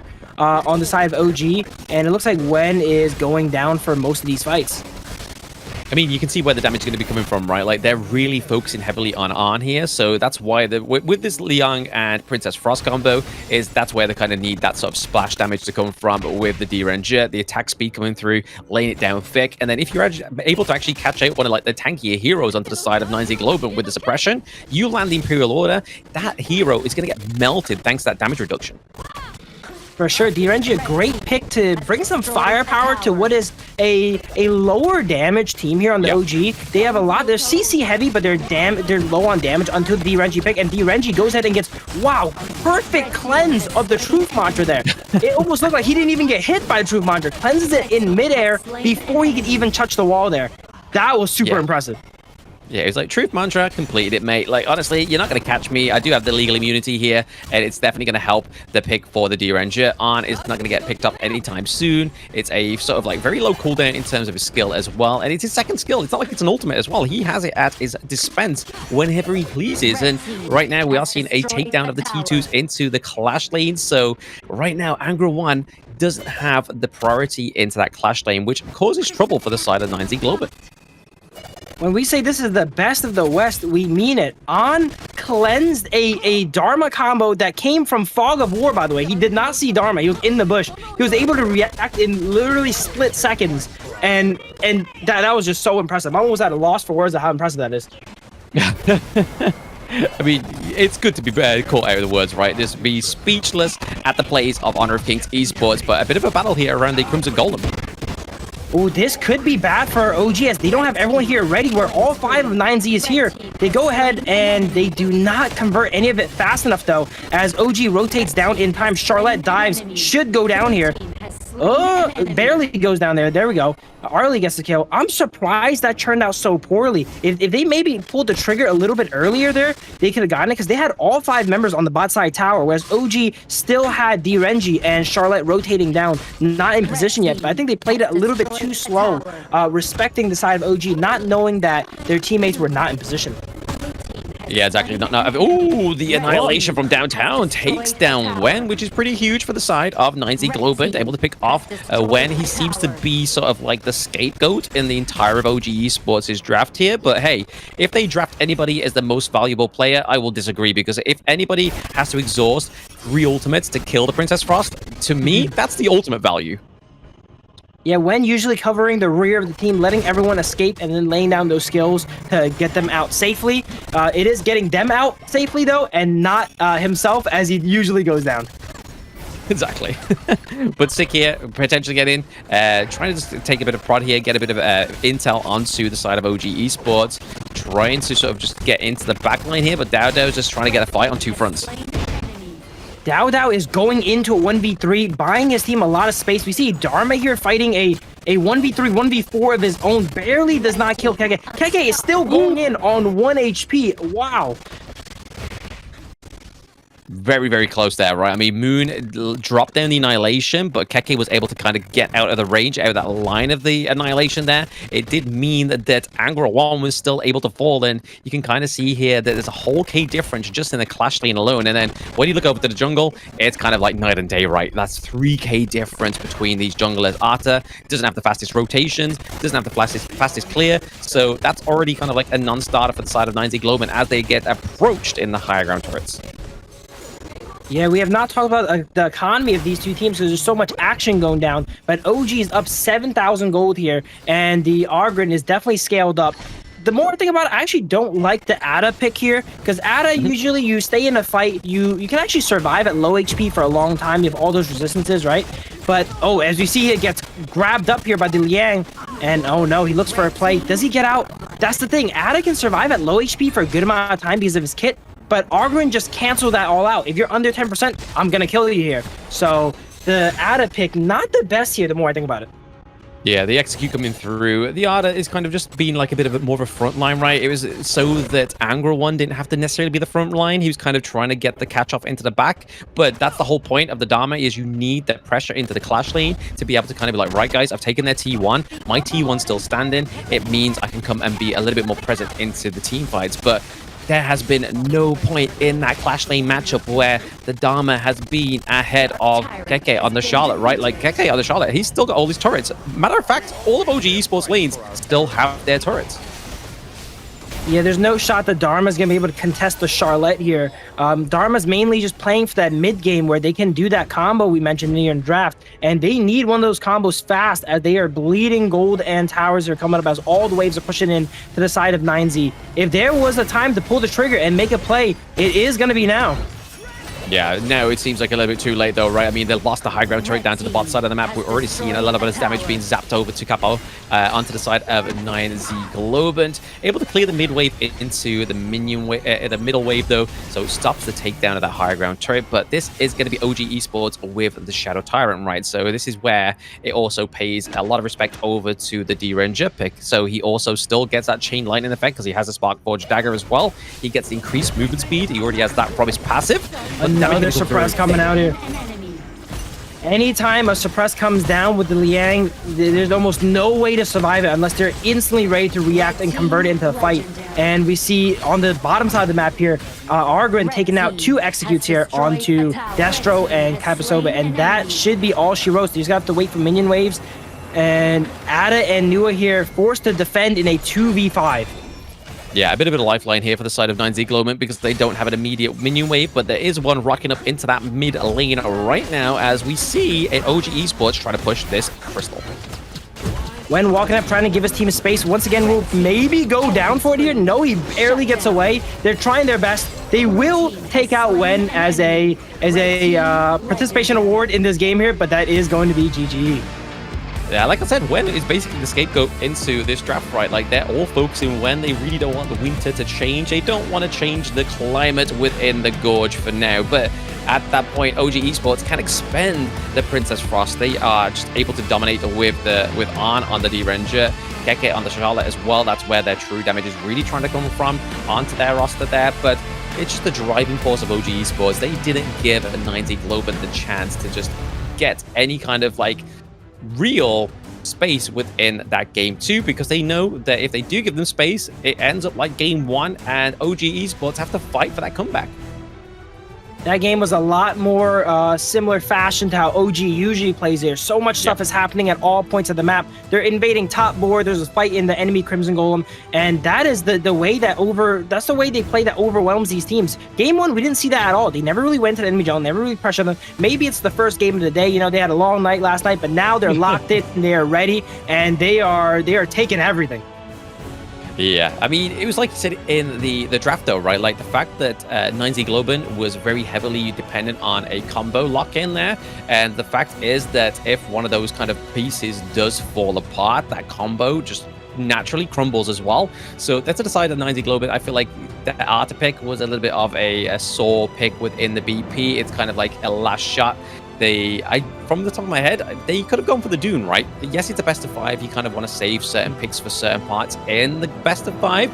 But when you're against OG Esports, the reality of getting to that 5 rounds becomes a lot more of a kind of like a pipe dream than it is a possible reality. So I would have locked in the Dune to be a little bit more sustainable, actually have a means of getting out of these team fights with the Unruly Blades. But hey, maybe they'll commit it into this next game. If they don't use it now, they probably won't be able to use it again. But realistically, I don't think we've seen much Dune from Sick, if I think off the top of my head. Even yesterday, not one game did we see Sick play the Dune. So potentially, maybe he has a gripe against his pick, but it could have sorted out this draft here a little bit better, I feel like, in this game 2. Yeah, I would definitely not pull any punches against OG. Waiting for it to go to game 5 is a wishful thinking there. I also would have pulled out the Dune. I was thinking maybe they're potentially saving it for the Dune Dolia, because a lot of people like that combination, you know, and they could not draft Dolia in that draft. So that's why they last picked Ada. But yeah, Ada into Agarin, not the best pick there. You want to stay alive at low HP. Any of these characters like Monkey or Ada that are very resistance-based tanks are not good against Agarin because he can just execute you at 10% health, right? Doesn't matter how much resistance you have in the middle of combat, how much stats you built up, you will just die instantly against the Agarin here. So Dune, probably a little bit of a better pick there, but let's see what goes on. Maybe they are saving it for the Dolia combo. Dolia is still available and is a contested pick that neither teams have picked or banned yet. Yeah, very highly contested, but you saw there that Dao was like 9-1-6 at the end of that. The KDA coming through very thick for the side of OG Esports, and it is actually Dao getting the maximum damage come through as well, because obviously once he lands his skills, he kind of zaps out on all fronts, so he's kind of getting multiple aspects of damage come through for himself. But then over to the side as Wen, he is getting 70k. I think he finished off with around about 4 kills in total, so he wasn't kind of like just the very passive Princess Frost. Wen was actually getting kills, same with On, but it was more so just the pressure of the team fight. This is where the draft of OG Esports kind of seemed a little bit more like a familiar, more well-oiled machine, is because all these components work when you are playing at a team fight, whereas the side of 9Z Globant, they are really heavy on that combo, like you said, and the gold graph kind of backs us up here as well, Phil. Yeah, OG just never gave up their lead at one point throughout the entire game here. A complete departure from game one where it was 50-50, you know? 9Z won the first half, OG won the second half. OG won all the halves in this game here.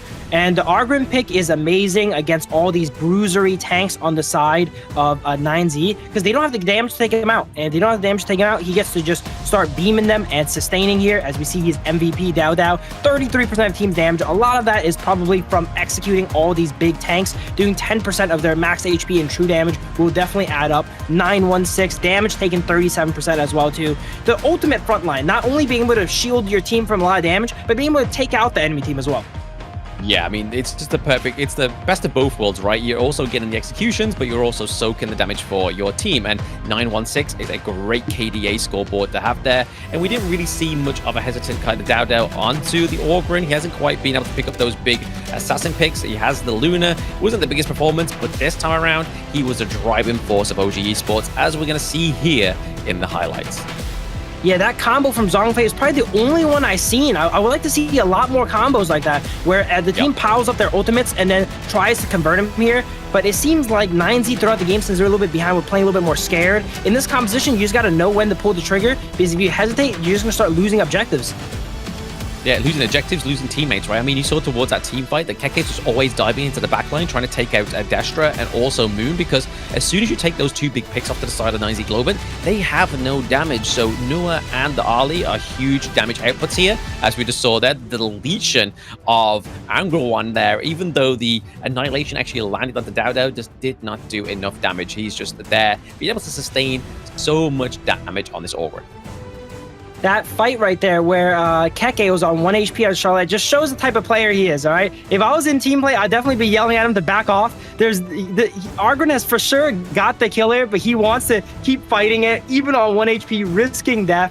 But that is it for this match here. We're going to be going into Game 3 soon, but before then, we got to take a quick break.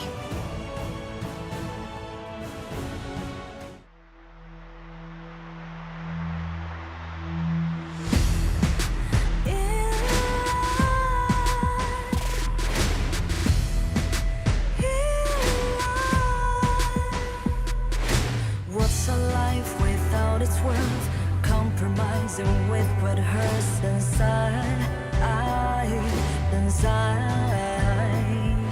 when you left feet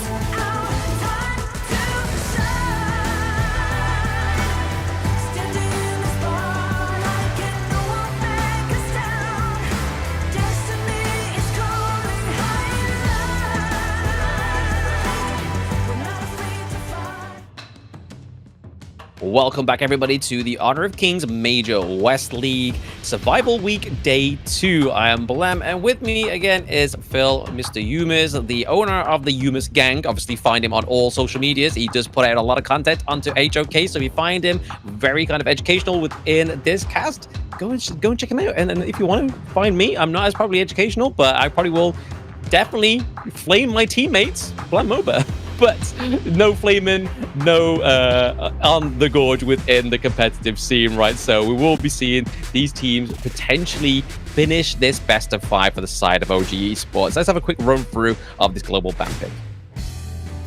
Here we go. This is the global ban pick format where once you pick a character, win or lose, you can no longer play it. So we see all these characters here that are expended on the side of each team. It is important to note that when a team expends a character on their side, the enemy team can still pick it. So that's why you're going to see a lot of times where a team goes ahead and picks a character and then next round immediately bans it because they can't play it anymore, but the enemies can still play it. Now we're on to game 3 here. So a lot of picks have been gone out the way. Even though we've already seen some more spicy picks, there's still a lot of power picks left. And if there was a time to bust it out for 9Z, it would be now, as they are facing match point from OG.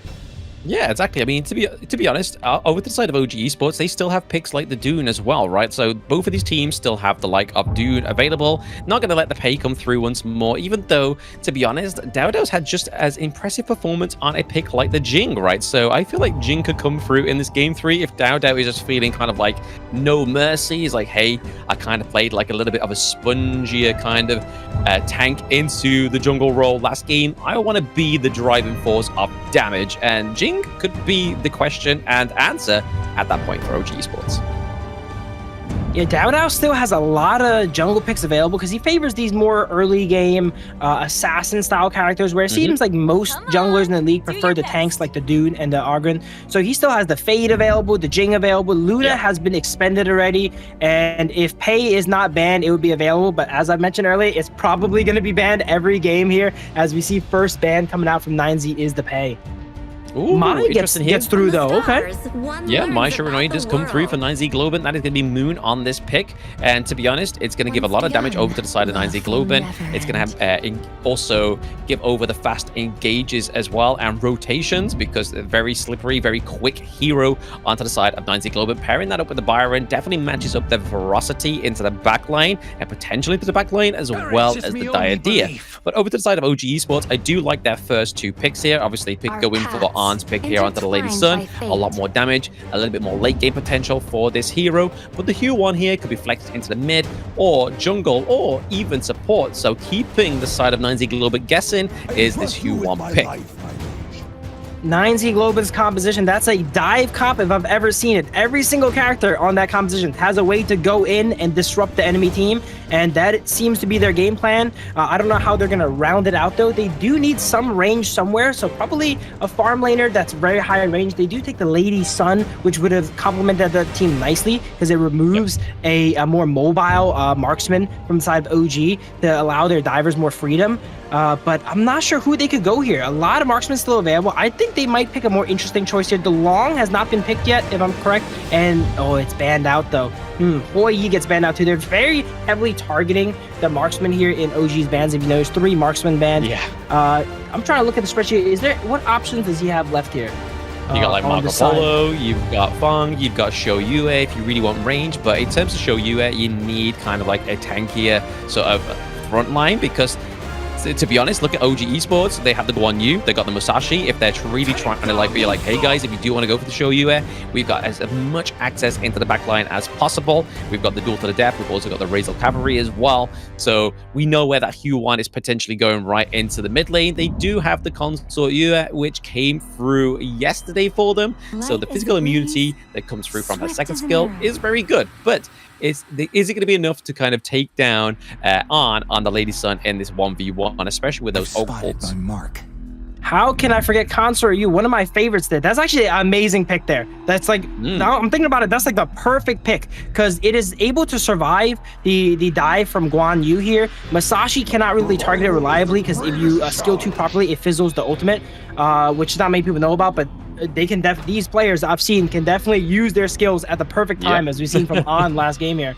And Consort Yue also beats Lady Sun 1v1 basically all game there, and Lady Sun's forced to run away. Yeah, I mean, the only way I can see this kind of like working for the side of OG Esports is from what we've been seeing in Game 1 and Game 2, right, is they focus a lot of pressure down to the farm side, farm lane as well, because they always like serving up these kind of like early game victories for Arn. It just means that he's able to then steamroll and then become much more of a vital sort of damage output into these team fights, into the mid to late game as well. So that's the only way I can see kind of working out. I don't think they will leave the Lady Sun down 1v1 into that farm lane. We'll probably end up seeing a rotation potentially either into the mid or into the clash, like sometimes we do when there is an uneven matchup into the farm lane. So that's probably going to be OG Esports' first call on this game 3. I said in the prior drafts, the simple game plan, simple win conditions usually streamlines the game for you guys here, and it's a very simple game plan for the side of 9ZG. They all go in and take out the carries on the side of OG. They have the Motsu, they have the Lady Sun that are very susceptible to dive. And if you count Concert U as a diver, which she honestly kind of could with the ultimate, being able to target someone down and lock them up, there's 5 divers on the side of 9ZG. This is going to be an explosive game. Explosive game, but is OG Esports going to give them that dive potential, right? Because, I mean, they got Muchin onto the Motsu, and honestly, if you watch day 1, especially, I think it's the last game of the day where Muchin picks the Motsu, his cannon blasts were just ahead of time. He was, like, seeing the future. Future scene already. As was that Flash being burned by Mai literally seconds into the game here, as he predicts that they go into that bush, fires a clear cannon blast in there and gets Moon caught up. It's actually okay to spend the Flash this early, though. You're likely not to use it by the 2-minute mark, so we call it out, but I don't think it's crazy important here because Mai can't really roam, not the best roamer until level 4. And not the best pick until later on too. I think a lot of people would think Mai as more of an assassin is usually an early game character. I see Mai as more of a scaler because in the early mid game they're really stuck just playing poke with the skill 1. They don't have the damage to assassinate the carries on the side of OG. So I like to see how they play it out throughout the mid game. Yeah, I mean, you definitely need a few items onto the Mai Shiranui, right, where she starts to get impact into that mid-game. But right now, we are seeing a little bit of that 2-2 down into the farm lane right now, so they have to kind of force down a Muchin here. He's not going to be roaming about because we were seeing that 1v1, the Consort U going against the Lady Sun, and it wasn't quite working out into the favor of Arn on the side of OG Esports. But you've seen a lot of heavy rotations from the mid up to the clash lane, trying to give Guanyu a better early advantage in there, but Capo... Well, big fight comes out on both sides of the map here as first blood comes out for the Mai in the bot lane here. Okay, forget what I said about Mai not getting kills early. They take a kill right there, but they do unfortunately go down for it. This wave is in a great position, I like to mention, because of the amazing wave management by Destru. Holding the minion there, once again, he's doing it again here, holds the minion here so that the wave is always in the spot and make it so that OG always has to walk up to play for the farm, and they're always under the safety of their tower. Something that you probably don't notice too often in these games. You know, the camera work is not a flashy thing that the cameraman goes ahead and looks at, but definitely something being done by the best of the best to put themselves in the best position possible. Yeah, just keeping the minion wave where you want it, right? Like, you are just dictating what happens in that lane, which is the best position you can be in this early game, is making sure that it's not quite under your T1, so that it's not, like, mitigating the lane, but also at the same time, like you said, they have to kind of force the push there itself onto the side of OG Esports. But right now, a 2-for-2 here. We see the push away for Destra. Destra looking pretty low this far. The Cannon Blasters connect onto Capo. Yeah, the Motsu carrying the early game for the 2v2 here with the Cannon Blast. Range is typically stronger early game before melee supports go ahead and get their ultimates available here. So the idea of being a little bit bullied here, but once they have enough damage to go ahead and commit all in on the double range bot lane that is OG, that is when the melee supports start to outshine these poke-orientated range ones. Yeah, they're in like basically poke wars at this moment, right? I mean, we've seen the rolling raids come through as well. Ultimate Shell's still on cooldown, but you can kind of see here where Muchin... Oh, okay, a bit of aggression onto Arn, but not really going to focus. There's no minion wave, but rotation here. They did not know that Mai was in that bush, but wow! Flash rolling here into the kill under tower there on Moon, and An actually gets out. That is amazing, actually. The heist that he just pulled off under the tower of 9ZG. Oh, but it gets not anymore. He gets met by Sick. Sick was like, I can't let you live. I can't let you live, boy. Like, literally, you got out there with very little health. We need to try and punish the side of OG, but now, Dowdow going in here.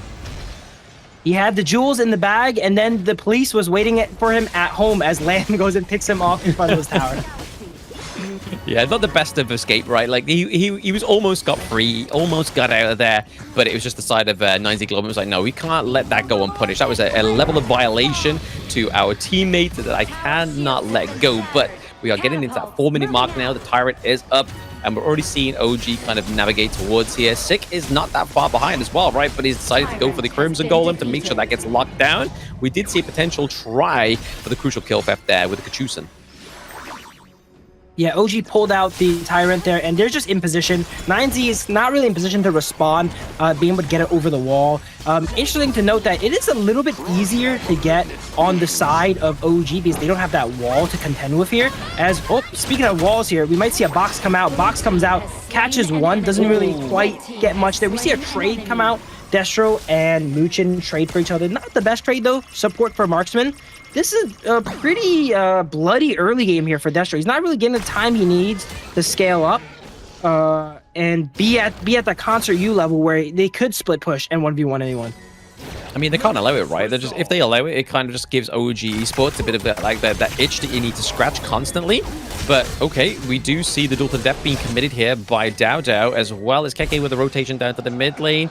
The potential breakdown of, well, they sent down Angra 1, sorry, to defend that T1 down into the bot side of the map. So no T1's been taken just yet for either of these teams. So it's definitely a more respectable kind of like early game. Very bloody, like you said, Phil, but still no T1 takedowns. Dao and Keke this game are both itemizing fairly tanky here. They know there's not many targets for them to go ahead and dive if they build damage. Their job is mainly to disrupt these team fights, get 9Z off of their carries, and just to cause havoc and make it as hard as possible for them to dive on and mooch in here on these range damage dealers. Oh, Destro's been given the space, right? He's able to take T2 down to the bot side of the map, and Dao was ultimately going to be facing a 3v1 there. He does lose his Azure Golem, which is a bit frightful for a pick like the Musashi, right? You're really like heavily relying on the Azure Golem to get the extreme speed a little bit faster, get that Luminate slash a little bit faster as well, even though they're really low cooldown skills anyway. But having that Azure Golem just makes it that you can proc them a little bit faster. Yeah, cooldown is like exponentially good on him because the more cooldown you have, the more extreme speeds you can do, the more you can get your cooldowns reset, right? So every 10% really matters on Dao there. Thankfully, he's not mana based, so he doesn't have to worry about running out of mana anytime soon. But losing that blue buff would definitely slow down his clear here. But both sides kind of trading a jungle here while they were taking OG's jungle there. OG was going ahead and taking their jungle back on the top side. So very even game. 19,000 gold on the side of 9Z versus 19,000 gold on the side of OG. And this is probably the most close game we've seen yet. You know, no real advantages from either side. The graph is just a flat line, it seems like. A flat line, I mean, they're able to get a bit of advantage down to the farm lane, right? But other than that, there's not real much being given away in terms of like great sort of like kill leads or gold leads, which is definitely a blessing for the side of 9Z Globant, right? They need to make sure they maintain this kind of like balanced battlefield for now, because if they just tip it over into the favor of OG Esports, like you said in game one, if they take an inch, if you give them an inch, they'll take them out.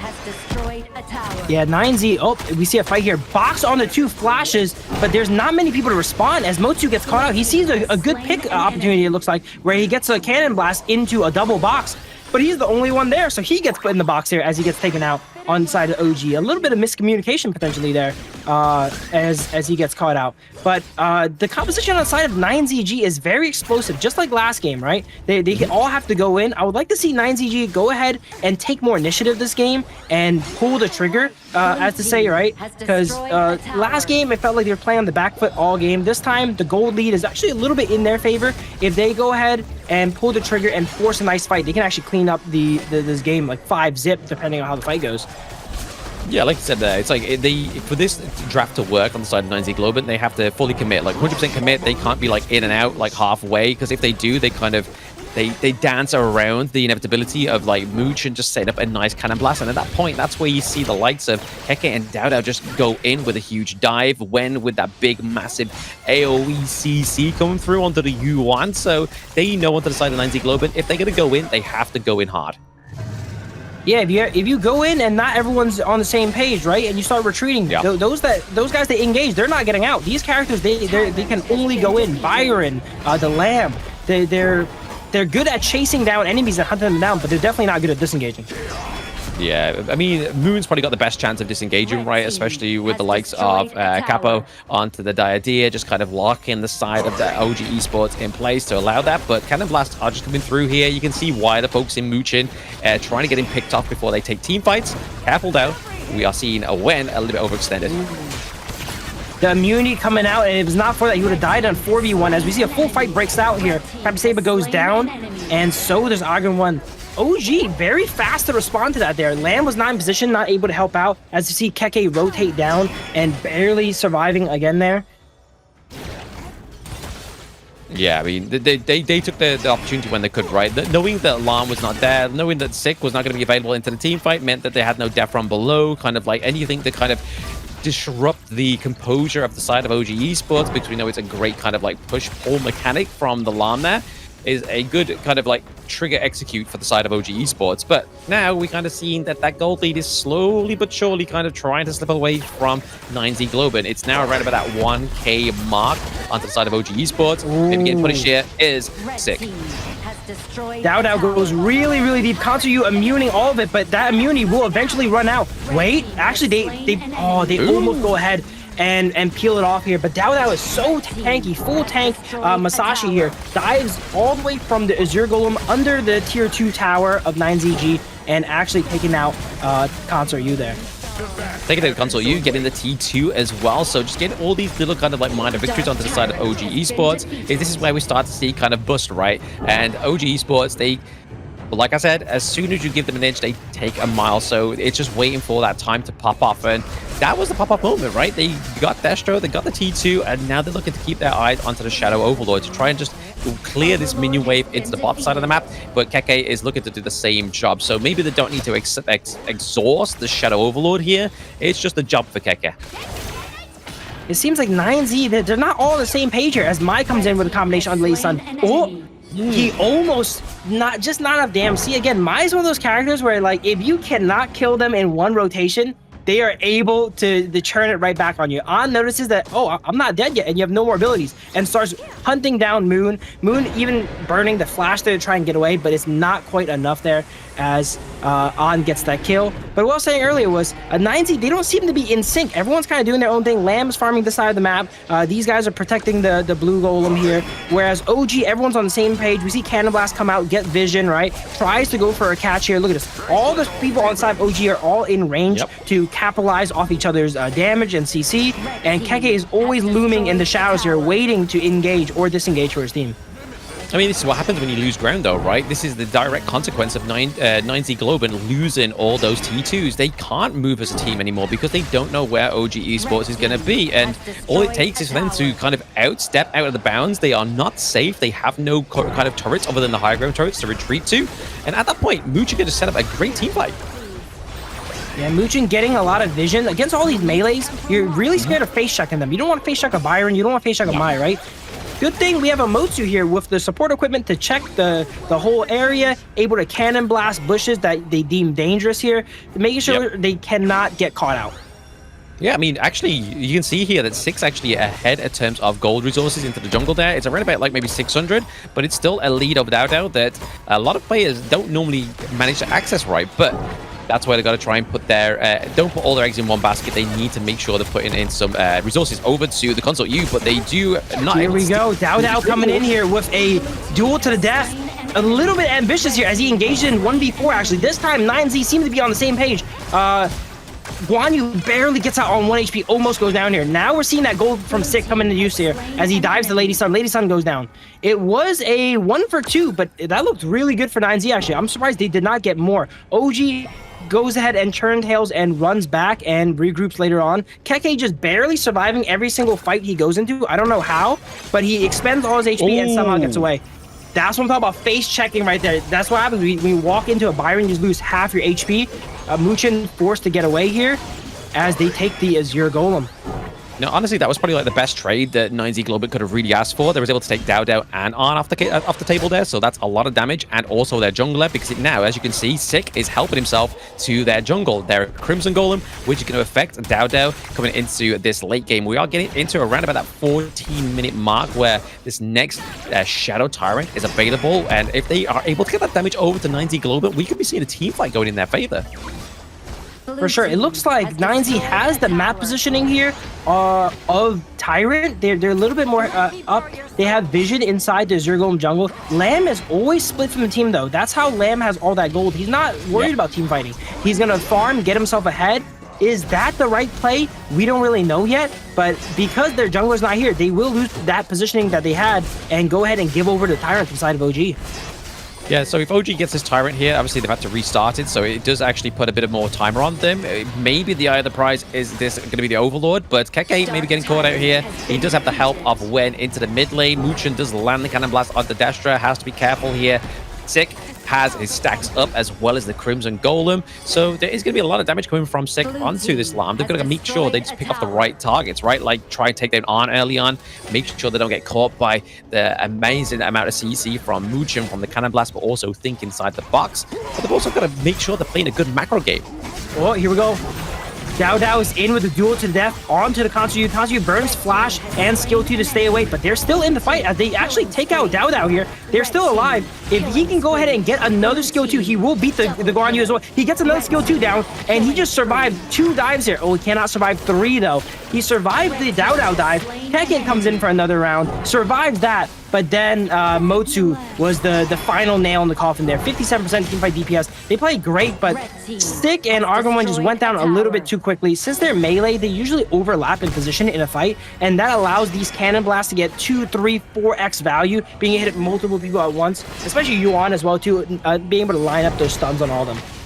Yeah, I mean, the fact that Dieter got picked up very early as well, right? But this is going to be the Crystal potentially getting taken down here. Moon had one jump to take out the minions, but there is one single cannon minion left, meaning that OG Esports is still undefeated in the Major West League. So taking a bit of a brutal battering there. Like, honestly, 90 Globant really surprised me in this full best of 5, even though it was only 3-0. There was some promising performances, right? There is cracks still to be shown in OG's Esports' etiquette in how they play on the Gorge.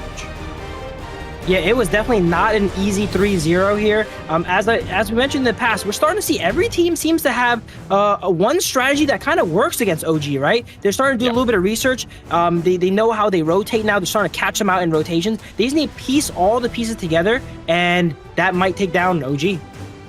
Yeah, they're slowly starting to puzzle it together. I mean, is it going to be a little bit too late at that point? Because again, these teams are definitely obviously building better skills as they go through the Honor of King global esports scene, but so are OG Esports at that same rate, right? So you may finally get the puzzle fixed out, and then they just come and just flip the table. It's like, guys, you got to guess again. You've got to guess again. Sorry, guys.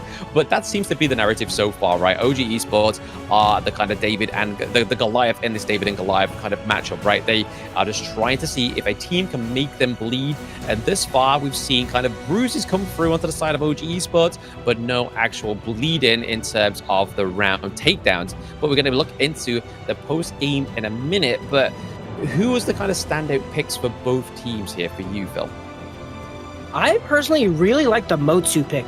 As I mentioned, all the people on the side of 9Z want to dive you. They want to camp these bushes, right? And then play the vision game and ambush you. And the Motsu pick he's probably not going to get MVP. Supports rarely get MVP, right? But I think that pick is so pivotal. Being able to check every single bush with the cannon blast, right? Having the support equipment to go ahead and give your team that area vision as well, too. Allowed it so that the Lady Sun rarely got caught alone. And the one time they got caught alone, they actually soloed Moon there, which was very impressive.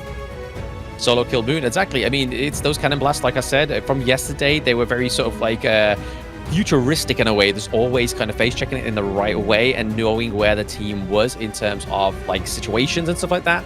But over the side of 90 Globant, I do have to probably give it over to probably Alarm. The Sick on this Alarm is one of his signature picks, right? And he definitely played it to finesse. It just wasn't quite enough to kind of beat the sort of mid to late game OG Esports. OG Esports knew they just had to dive into the backside and take down as many of their backlines. So it got to the point that Sick was no longer defending the damage. He was kind of just defending himself. Yeah, I'm actually not a big fan of the Lamb play in particular. He did a great job of getting himself a lot of gold, 13,000 gold.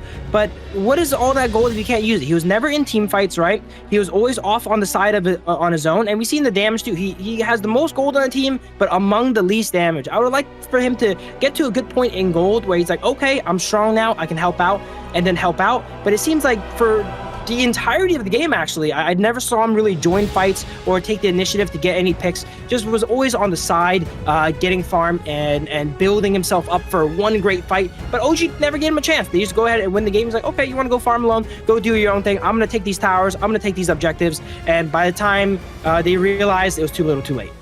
Yeah, I mean, this is where the kind of the blessing of the Guan Yu pick from Keke comes through, right? Like, he's able to kind of leave his lane as soon as he's got priority into the clash lane. That means he's kind of just a free horse. He's able to just glide across the gorge and be where he needs to be. But then he can be back in a moment's notice and take down those macro plays. But it's actually going to be Wen here with the MVP, not taking a single death thanks to the unending sorrow. Whenever we saw the death from below come through from Sick on the Alarm, it was kind of ended by the unending sorrow. Just takes to the skies, becomes untargetable, but then comes down with massive CC, heals up his teammates, dealing 27% of the damage overall for OG Esports was Wen on this Q1. Wen is such a jarring player. Either he just dies a bunch of times, sometimes for free, you know, he plays really aggressive, really reckless, or he puts on a masterclass here on the Yuan and gets no deaths while being able to join all these fights. Look, he's not playing safe. He's in the front line of Yuan and still not going down here, perfectly positioning and using his ultimate. Here, he's in a 4v1. I don't even know how he survives that. He somehow survived this situation here, as Keke comes in with the Guan Yu here to get himself out.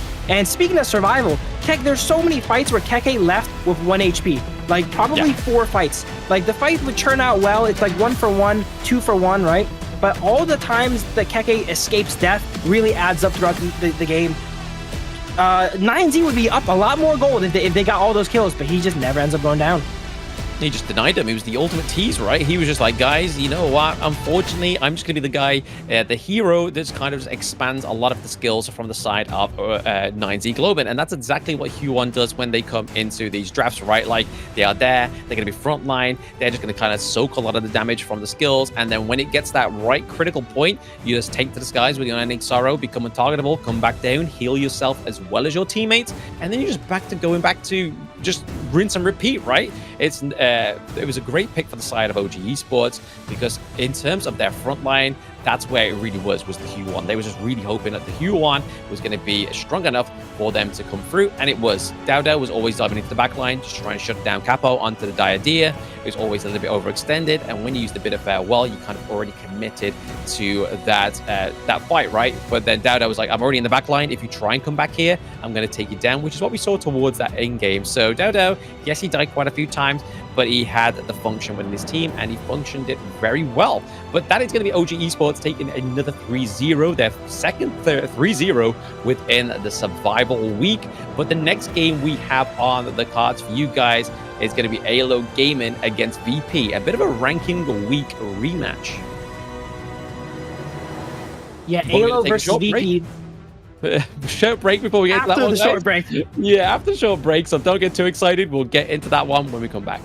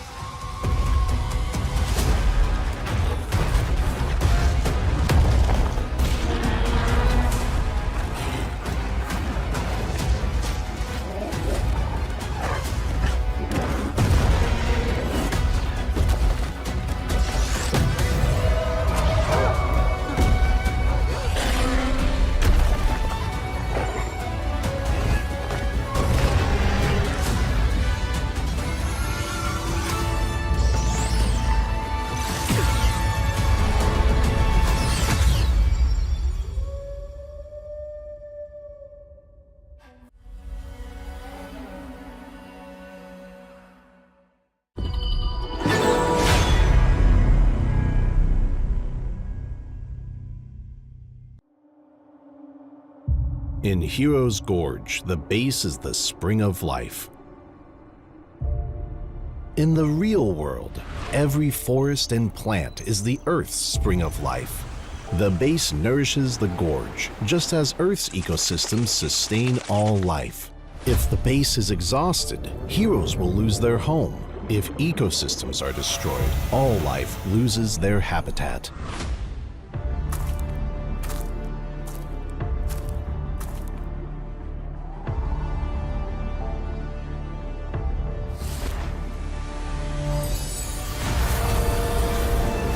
Honor of Kings is working with players worldwide to support real-world environmental causes and protect our planet's future. By participating in Protect Nature, Protect All Life, all efforts in the event will contribute to real-world causes, protect the environment, and let us defend the honor of our planet together.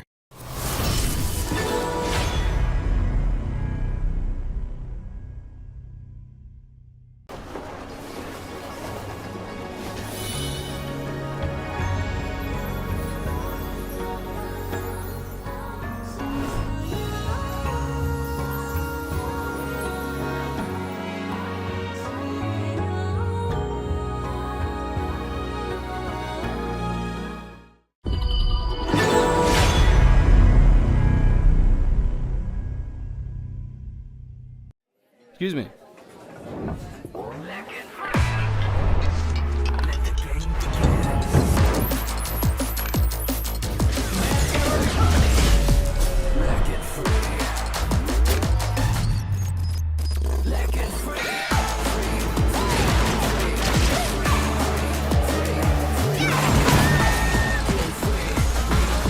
Hugging stinks. Victory!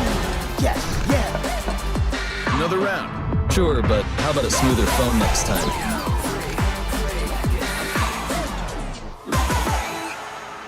Realme 14, performance beyond limits.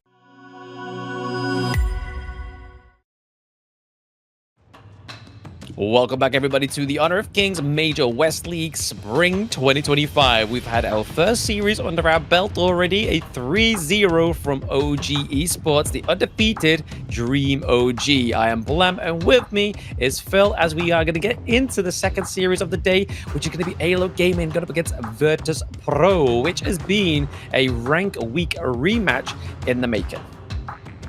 Yeah, this is going to be our only game tonight on the broadcast from Group A, and this game really matters. AYLO Gaming has 1 win, and VP has 1 win, so this is going to basically decide who is going to be on top of Group A, and being on top of Group A is very important, as only one of the teams can get out. Exactly, it's very important, right? Because I mean, you could be like a team like Next Ruya, which is currently right at the bottom of Group A, which is definitely not where you want to be if you want to kind of persist through this tournament, especially into the knockouts going into next week. But so far, like you said there, Phil, AYLO Gaming, Virtus.pro are at their best foot in terms of trying to get to that top place within Group A. But the last time we saw this come through, Virtus.pro actually took a 2-1 against AYLO Gaming, so maybe we'll be seeing a little bit of a similar storyline this time around, but it's a best of 5 with the global BP. Anything can happen. This is likely to be our closest match of the night and of the series here, as we're probably going to go all the way up to maybe even Game 5. I'm excited to see that, because I want to see these more lower tier picks come out. I want to see these characters we don't really see often come out. Every game we know the Argren's going to come out. We actually did see some interesting picks here in the first match. We've seen the Ada, we've seen the Mulan come out, but the longer the series go, the more picks get removed off the table, and the more you have to improvise and work with what you have left, and hopefully we see that today.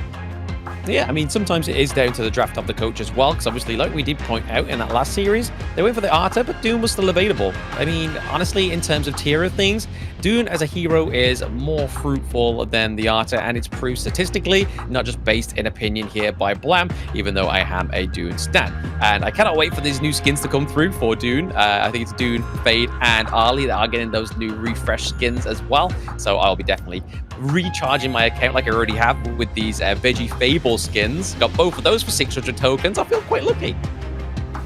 Not the biggest fan of the veggie skins, but they seem right up your alley. Agudo seems like a veggie table. the base skin looks like a veggie table already, right? And then they get some skins on top of it. Definitely very cute. Make sure to get yourself that honor pass. If you play enough, the honor pass pays for itself, you know, so that's why I get the honor pass every single time. And then, because I play the game a lot, you know, I play the game, ends up being free skins for me. So that's definitely very nice. The Dune, a strong pick. I'm also not too sure why they went ahead and picked it, but now we do have the stats. Ada has 100% loss rate, okay, 0% win rate. So we'll see if it gets picked up again. I'm not too sure, but let's go ahead and go over to the team intros.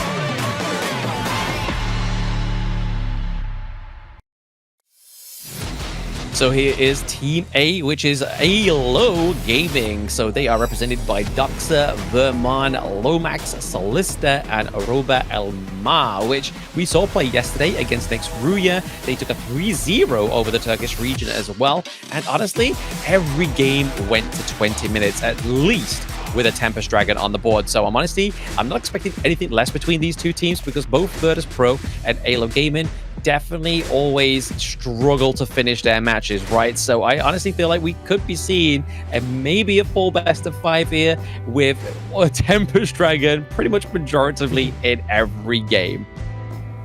AYLO, note of is they have amazing wave management. They usually do a great job of taking out the enemy high ground towers, but that's enough of AYLO though. Let's go ahead and take a look at Virtus.pro.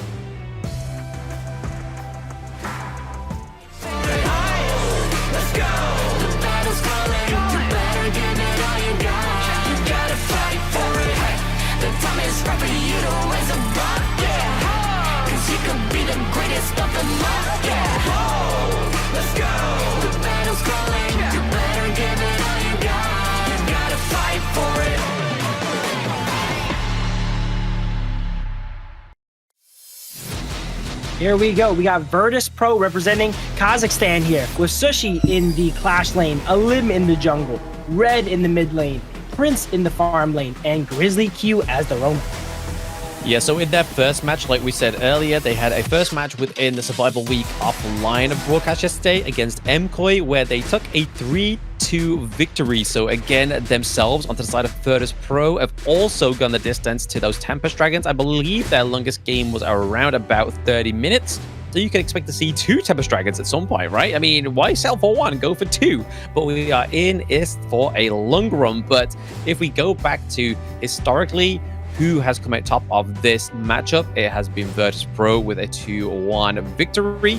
But like I was saying, the BP, with the global BP and obviously the best of 5 means that it could be the difference here between what gets drafted. But in the head-to-head is Doxa against Shizu. Here we go. Look at the kills. 27 to 13, doing more damage too. These stats are honestly a little bit inconclusive sometimes. We see OG's players actually have very low stats because they actually end games so quickly. If anything, this shows that AYLO's great at stalling out games. Either they're good at stalling out games or they're bad at closing out games. Depends on how you look at it here. So his stats are a little bit more inflated on that side there. Yeah, I mean, there's a little bit more of a team fight participation over to the side of Virtus.pro's Shizu, but ultimately, the rest of it was going over to Doxa. And Doxa, to be honest, he's definitely been one of the kind of like keep your eye on kind of Clash line players in terms of like surprising you in terms of his skill and how he kind of finesses around the Gorge, especially towards that late game where we normally see traditionally Clash lanes are just there to try and pick off the backline, right? But we are going to get into the BP of Game 1. It is going to be Virtus.pro onto the blue side and then AYLO over to the red. So they do get that counter-reactive red pick.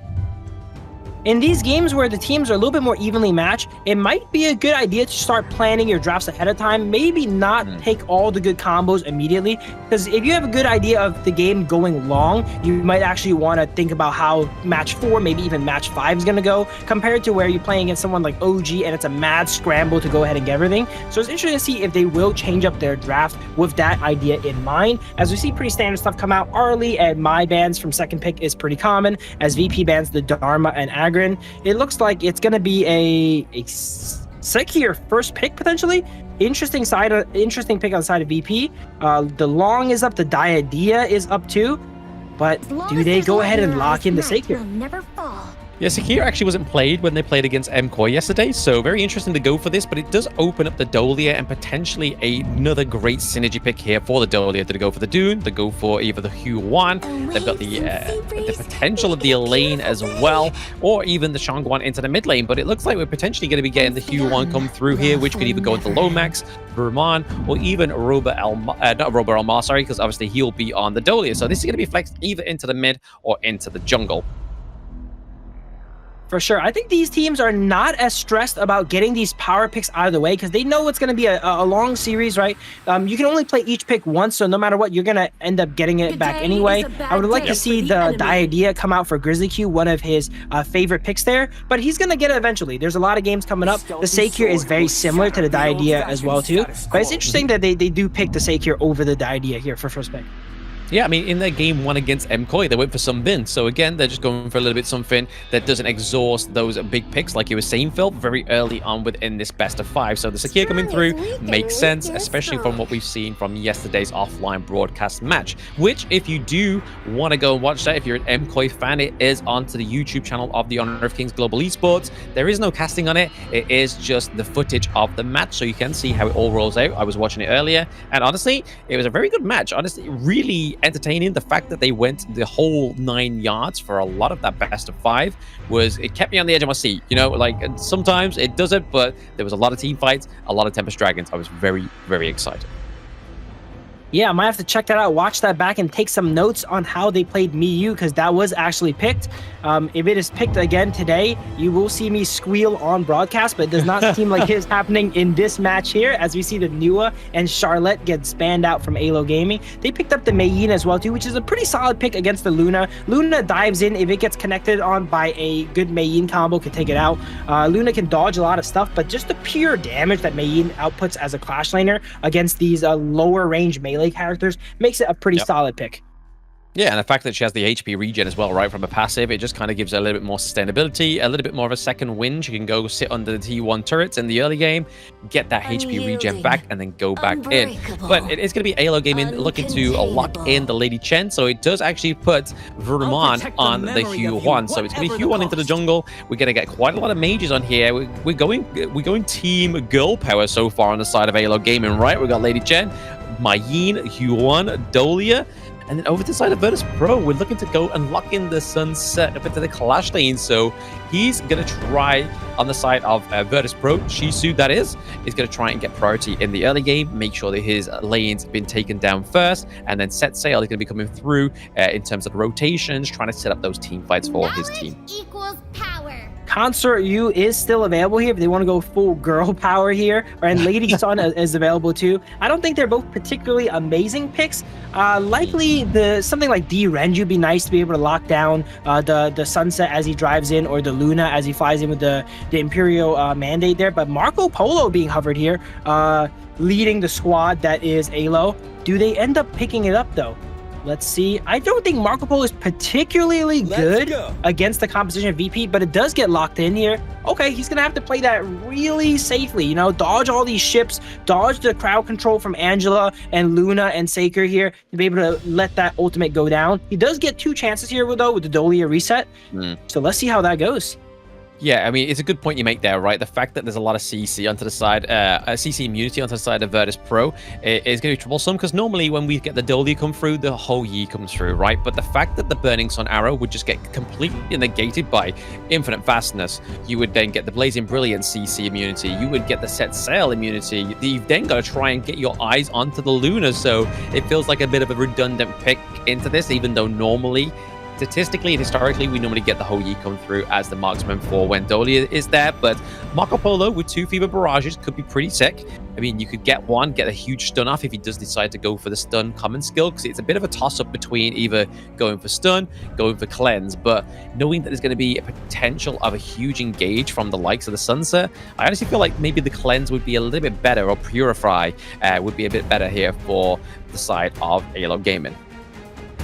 I think Purify is pretty solid, but while you could cleanse that crowd control, can you cleanse all the damage they actually put out to you? There's so much damage on the side of BP that, sure, you might not be stunned, but you just die anyway, right? Like, so it's something to think about. They do end up taking the Purify. Dolly actually ends up taking the Purify too, making sure that when Dolly is picked the Purify, they just really want to ensure they get that reset off, right? They don't want to make sure they're not locked up and then get that reset off guaranteed. Yeah, but this is the 3rd season and the Major League is made possible with the support of EWC, helping bring top-tier competition to fans worldwide. Our players are also geared up with the Realme 14 5G, built for performance, made for gaming, smooth, cool, reliable, just the way esports demand, ready to level up. Get yours now and feel the difference. Feel the difference indeed, but I do like the fact to go for the Marco Polo though, because obviously level 1 in terms of head-to-head against the Lung is very good, right? With the Splendid Revolver is going to be a good way to poke him away. If you're able to get the passive proc onto him and do the true damage, it's going to be a lot of damage going up the Prince in the early game. Yeah, Marco Polo definitely advantage early game with the skill 1, but it looks like Longyear actually has the health lead and the level lead here as they get level 2 and threaten the Marco Polo a bit here. Something definitely happened off camera that we could not see here as we see a 2v2 coming back down in the bot lane. Yeah, I mean, without Sakia there, Grizzly Q, Prince did very well to get that 2v1 go in his favor, right? I mean, I do believe that Dolly was actually started off into the top side, into the mid side of the map, sorry. But then, obviously, Solista going against Prince. Prince just seemed like he had a bit of a better, like, wave clear there to get the level 2 a little bit quicker, which means that he gets to ride the wind, kind of forces away Solista at that point, and then just kind of, he's able to get more priority onto this lane as well. Lady Jen coming in for a lane gank, walking straight through the lane with boots here. Can they get any catches here? Ooh, does not quite get the catch here, but puts a lot of pressure on the side of Prince here, forcing them to go back. Vermont looking pretty low there. I mean, he had to use the Unending Sorrow, so they know that that ultimate has been taken off and exhausted for the side of AYLO Gaming, so they have to be careful. Into the mid lane, Vermont knows that he can't overextend into the enemy jungle because he doesn't quite have the ultimate yet. It is back off cooldown in a few moments. He's probably just going to wait for that point and then just resume his clear. Mayyin potentially getting caught out here. No. Set Sail comes out with a short ship, but not enough to take him out as they avoid that gank from the Luna and Sunset here. But that will put the Sunset on cooldown here. Usually you want to see the ship go all the way throughout the map because you're using it for both damage and mobility, but they tried to use it for a lane gank here. It doesn't quite work out. Now he has to wait a while before he can threaten the enemy team there with that boat. Yeah, very passive early game, right? Like, in terms of passiveness, in terms of the team fight, in terms of any kind of kills being on the board, and in terms of that gold lead, it's very much kind of like tip for tat, right? They are only about 100, 200 gold difference onto the side of Virtus.pro just for now. Not quite catching onto the Lady Chen here is a little bit of an anticlimactic start for Lomax. Yeah, both these teams are slower teams here. Usually, sometimes you see one team that likes to play for early game, one team that likes to play for late game. We have two teams that traditionally play for more of the later game here. So we see a super passive early game where both sides are farming up. They're playing for those Tempest Dragons here. How many Tempest Dragons have we seen in this game? What do you think? If I was a betting man, I'm going to say at least one. At least one for the side of AYLO Gaming and Virtus.pro, right? So historically, the first games have always been the longest, but going with this draft, I feel like if they're able to kind of just get on top of the backline with thanks to the Limb and the Sunset as well, I feel like it could be a quick one for the side of VP, though. It's interesting to see how different teams play the same characters completely differently, you know? Lim on the Luna, just going around farming, not really...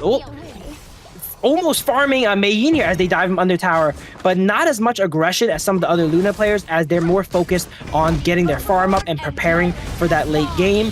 As we see Tyrant being positioned for by AYLO, they seem to be able to take it. They know that the Limb is topside and there's no jungler to try and smite it away, so they quickly react. Good on Doxa here to survive the gank and give that information to his team to be able to get that objective. Oh, absolutely. Very impressive from Doxa to take that 2v1, right? Like, we saw towards that, like, he was very low. He was able to get the heal in from his HP regen, but then also, obviously, from his little, like, pod under his turret there. So, again, 2v1 takedown. It was more of a survival for Doxa, sorry, up into the clash lane, meant that they were able to kind of get a non-contested Tyrant, which is going to really serve a lot of purpose onto the side of AYLO Gaming, especially for the likes of Marco Polo. Yeah, even though no kills went down, I'd say that's a win on the side of Doxa there, wasting the jungler's time and providing that vision here.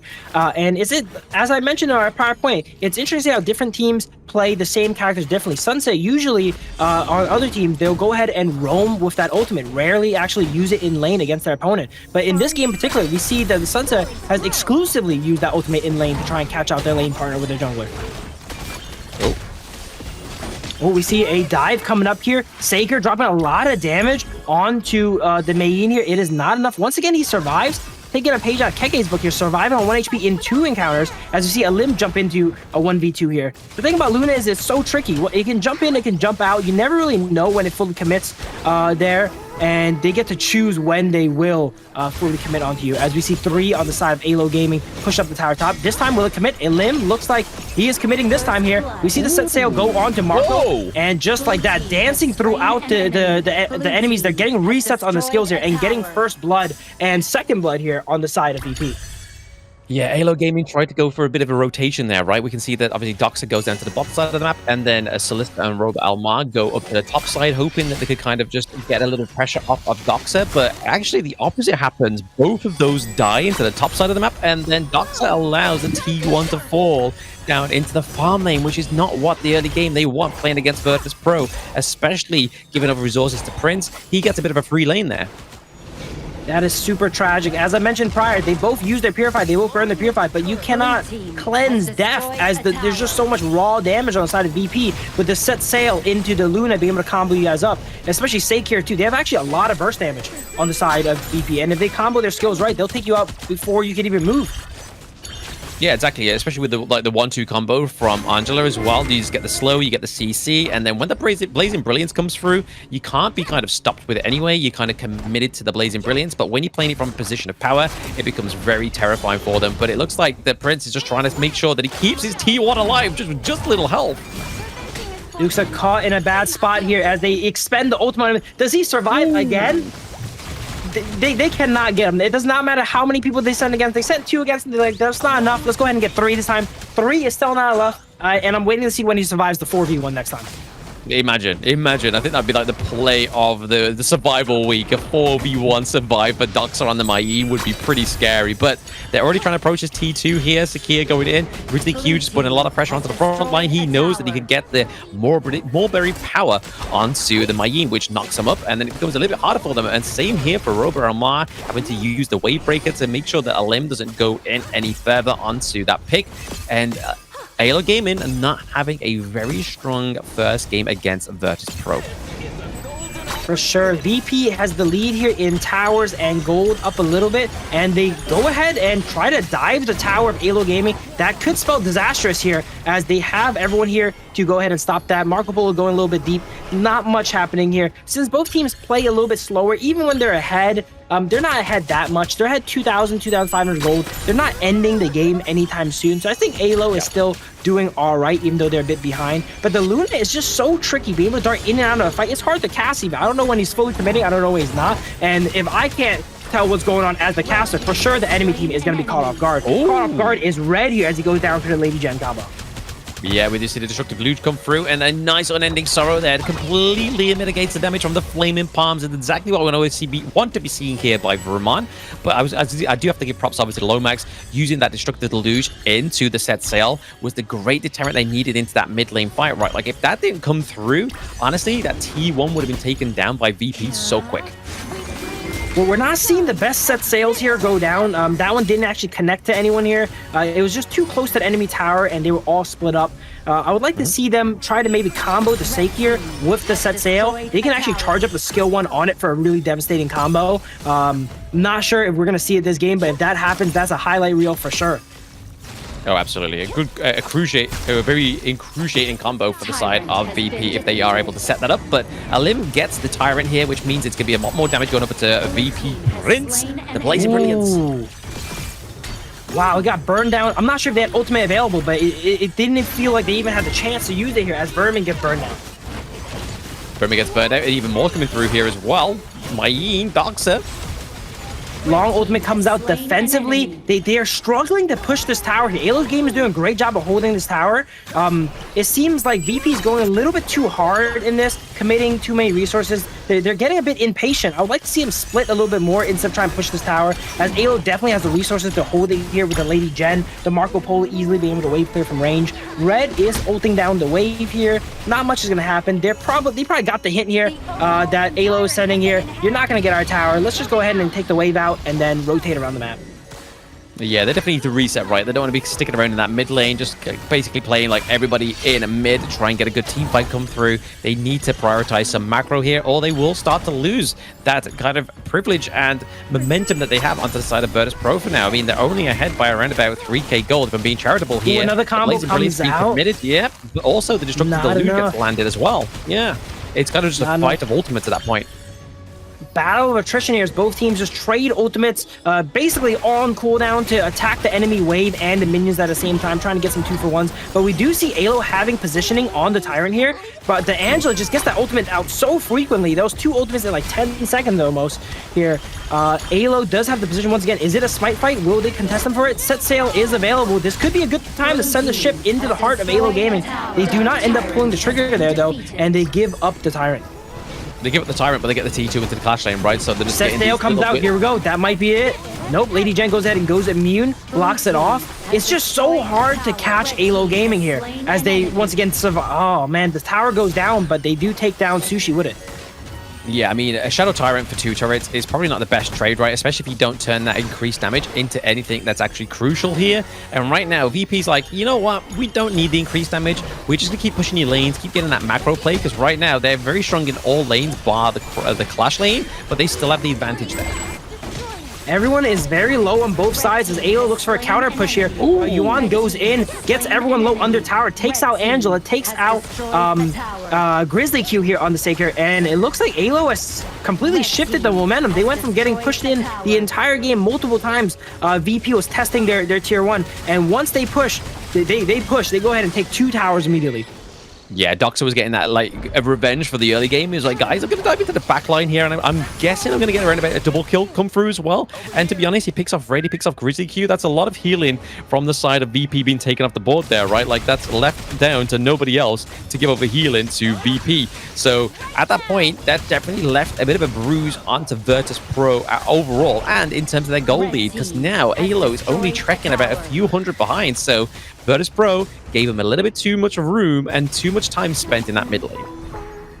AYLO catching up as we see Luna here staying in the bush trying to catch. They might not want to take that 1v2 though against Marco Polo and Dolia as they just clean up the wave. But yeah, AYLO given Virtus.pro a class on how to push because they've only done it once this game and it was very, very successful. Yeah, I mean, out of all the lanes to do it as well into the mid lane, it just opens up all your enemies' jungle. So AYLO Gaming has access to it if they can get more access onto this the Overlord here, but it's not going to be it. The Shadow Overlord does go over to the side of AYLO Gaming.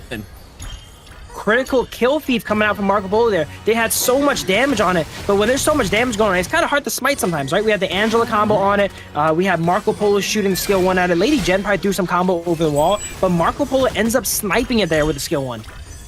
Yeah, a good little bit of a Hail Mary come back for here, the side of AYLO Gaming, right? They are able to kind of push this down into the pressure, maybe even to the top side of the map here, negate that minion wave as it comes through out of the base as well. So trying to basically pay back the revenge of that Clash lane takedown early on for VP. Yeah, AYLO was down a little bit of gold early, but I never felt like they lost control of the game. You know, it felt like calculated losses there from the side of AYLO Gaming as they go ahead and catch back up now. Now they build a gold lead. Vermin getting taken a little bit low here, and he still plays very aggressive, still has the ultimate available, knowing he can go untangible anytime he wants. He does have to be careful. There's a lot of bursts, you know. You gotta make sure the enemy does not take you out before you can even react now. Yeah, it's basically all hands on deck, right? We do see that Sunset is trying to go to the backside of the map, backside of the team fight here. So Shizu just trying to pick up the back line here. Coming out, connects onto Marco Polo, full combo Marco Polo as he's forced to use his ultimate to get away. Dolia can go ahead and reset and give him another one for the fight. It does not seem like it matters. So Angela gets away with 1 HP. Vermin somehow in that encounter ended up going down. They were really low last time we checked. Probably ended up having to burn that ultimate, and then someone followed them and finished them afterwards. Alim goes in here with the Luna, tries to catch the Dolia. Dolia barely surviving the Angela ultimate there. And a big fight, but not much kills going down, actually. Not much kills, but because there's a lot of deterrents, right? Like we saw there towards the retreat onto the side of AYLO Gaming, they dropped down, obviously, the knock-up from the Lady Chen. So it meant that if Alim tried to take the chase, he was going to get knocked up anyway, which could have been a bit more of a cause for concern for the side of VP, rather than a little minor victory in terms of trying to take the kill onto a Robe Almar. But right now, they're able to take their next Shadow Tyrant over to the side of VP, so getting some more damage over to Prince is definitely where they're going to be looking at trying to reclaim this late game, right? Because, I mean, they need to get some dominance now because AYLO Gaming, they've definitely come back in this game 1. What we learned from that engage here is that Marco Polo has hit the point where he's not going to die to a Sunset combo here, right? He has a Frigid Charge, he has some armor, and they need to actually work together. Probably maybe Sunset bringing the Luna in, bringing the Saker in, getting that little bit extra damage, because Sunset himself cannot take out Marco Polo. Yeah, exactly. I mean, he's kind of hoping with the Frigid Charge, right? We can see it's off on cooldown at the moment, but Celista's gone for the Frigid Charge, so he's looking for the stun on the unsuspected victim of Virtus.pro, so he can kind of just open up the team fight that way. I mean, his main targets, he's probably looking for something like the Angela before she procs the Blazing Brilliance, but from what we've seen from Red, he kind of always pulls it out very much early within the team fight, so he knows that he cannot be dived on. Yeah, usually opens up the fight with that, softening up the enemy front line. And it's on such a low cooldown, it comes back up. But we see Saker skill 1 onto Celista here. He does end up getting caught this time. That's the combination they need. Magic damage, Marco Polo is very vulnerable to at this point in the game before he picks up his Succubus, right? He's stuck on these armor items, the Frigid, and the lifesteal from Doomsday, making him have a lot of effective HP. But Luna and Saker doing a lot of burst magic damage. Will be able to take him out before he gets the Succubus. Yeah, just a little bit of a love tap onto that high ground turret, right? That's all VP needs to do to bring those enhanced minions through. And honestly, AYLO Gaming, I'm going to be able to push this wave, hopefully. Surely, they cannot let this high ground turret fall. Wow, it is effectively at 0 HP here as we see Set Sail come out onto 2. They just want to cause a bit of havoc in front of the tower to give time for that cannon. That 1 HP cannon barely got 1 shot off.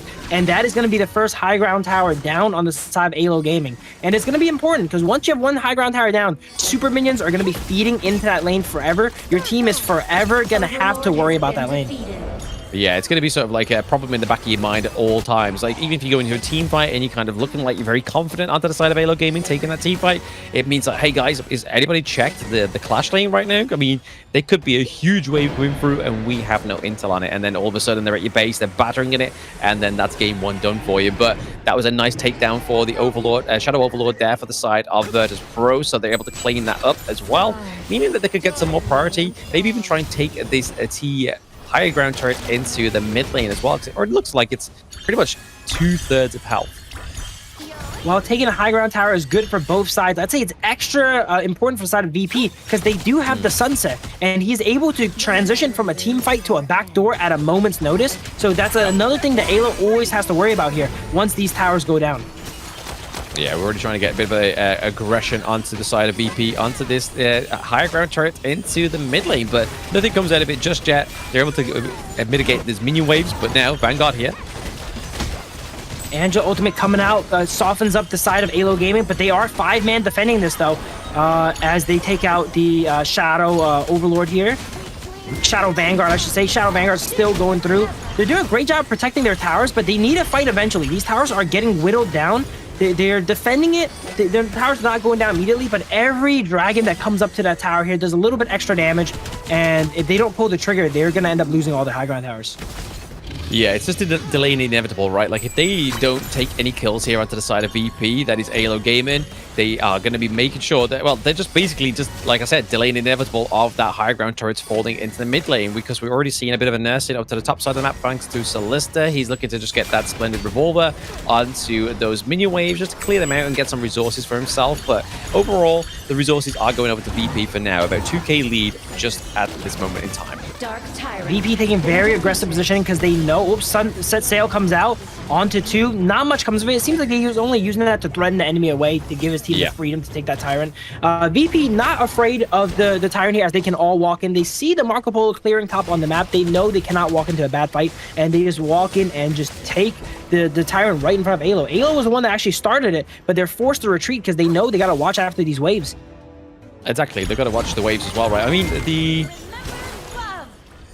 set sail is also being used to kind of bait out the destructive deluge as well, right? Like, you can see it all the time. Whenever the destructive the set sail comes in, the destructive deluge gets put down. So it's kind of a bit of a dual thing coming through for the side of Virtus.pro. They're looking to try and push this team fight, but also get these ultimates exhausted from the side of AYLO Gaming.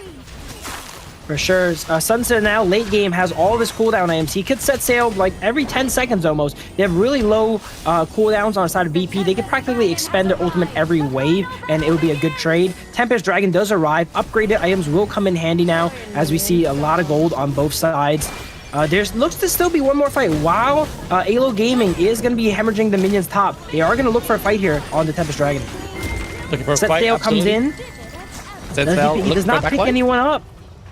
He gets a knock onto Vermont, but there's going to be no follow-up there. There is nobody for the side of Virtus.pro able to actually maintain that one. You can kind of see that Lomax is just waiting in the brush by the Azure Golem as they are trying to go for this Tempest Dragon. Like I said in the introduction, Phil, Tempest Dragons are going to be coming in thick and full in this series.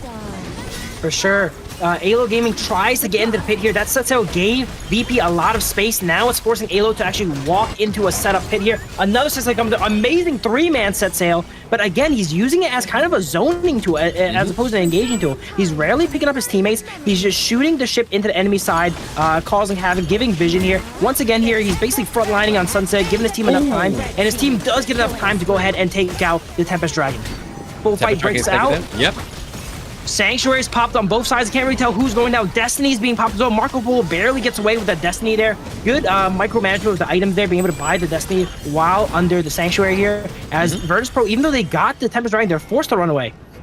Forced to run away, but so is AYLO Gaming, right? So look at that top side of the map. It's crashing in with a minion wave as well as the Tempest Dragon Vanguard. They have to be careful. Solista is keeping his eye on that minimap. That is his prime goal, to make sure they don't just get backdoored, because it's been such a back and forth fight in this game one, especially at a certain point in the game. It definitely seemed like it was a kind of a Virtus.pro victory in the early game, but like I said in the introduction as well, these two teams struggle to actually run the game out early on. They have to play the distance to try and get that ultimate team fight, get the Tempest Dragon, and get the victory.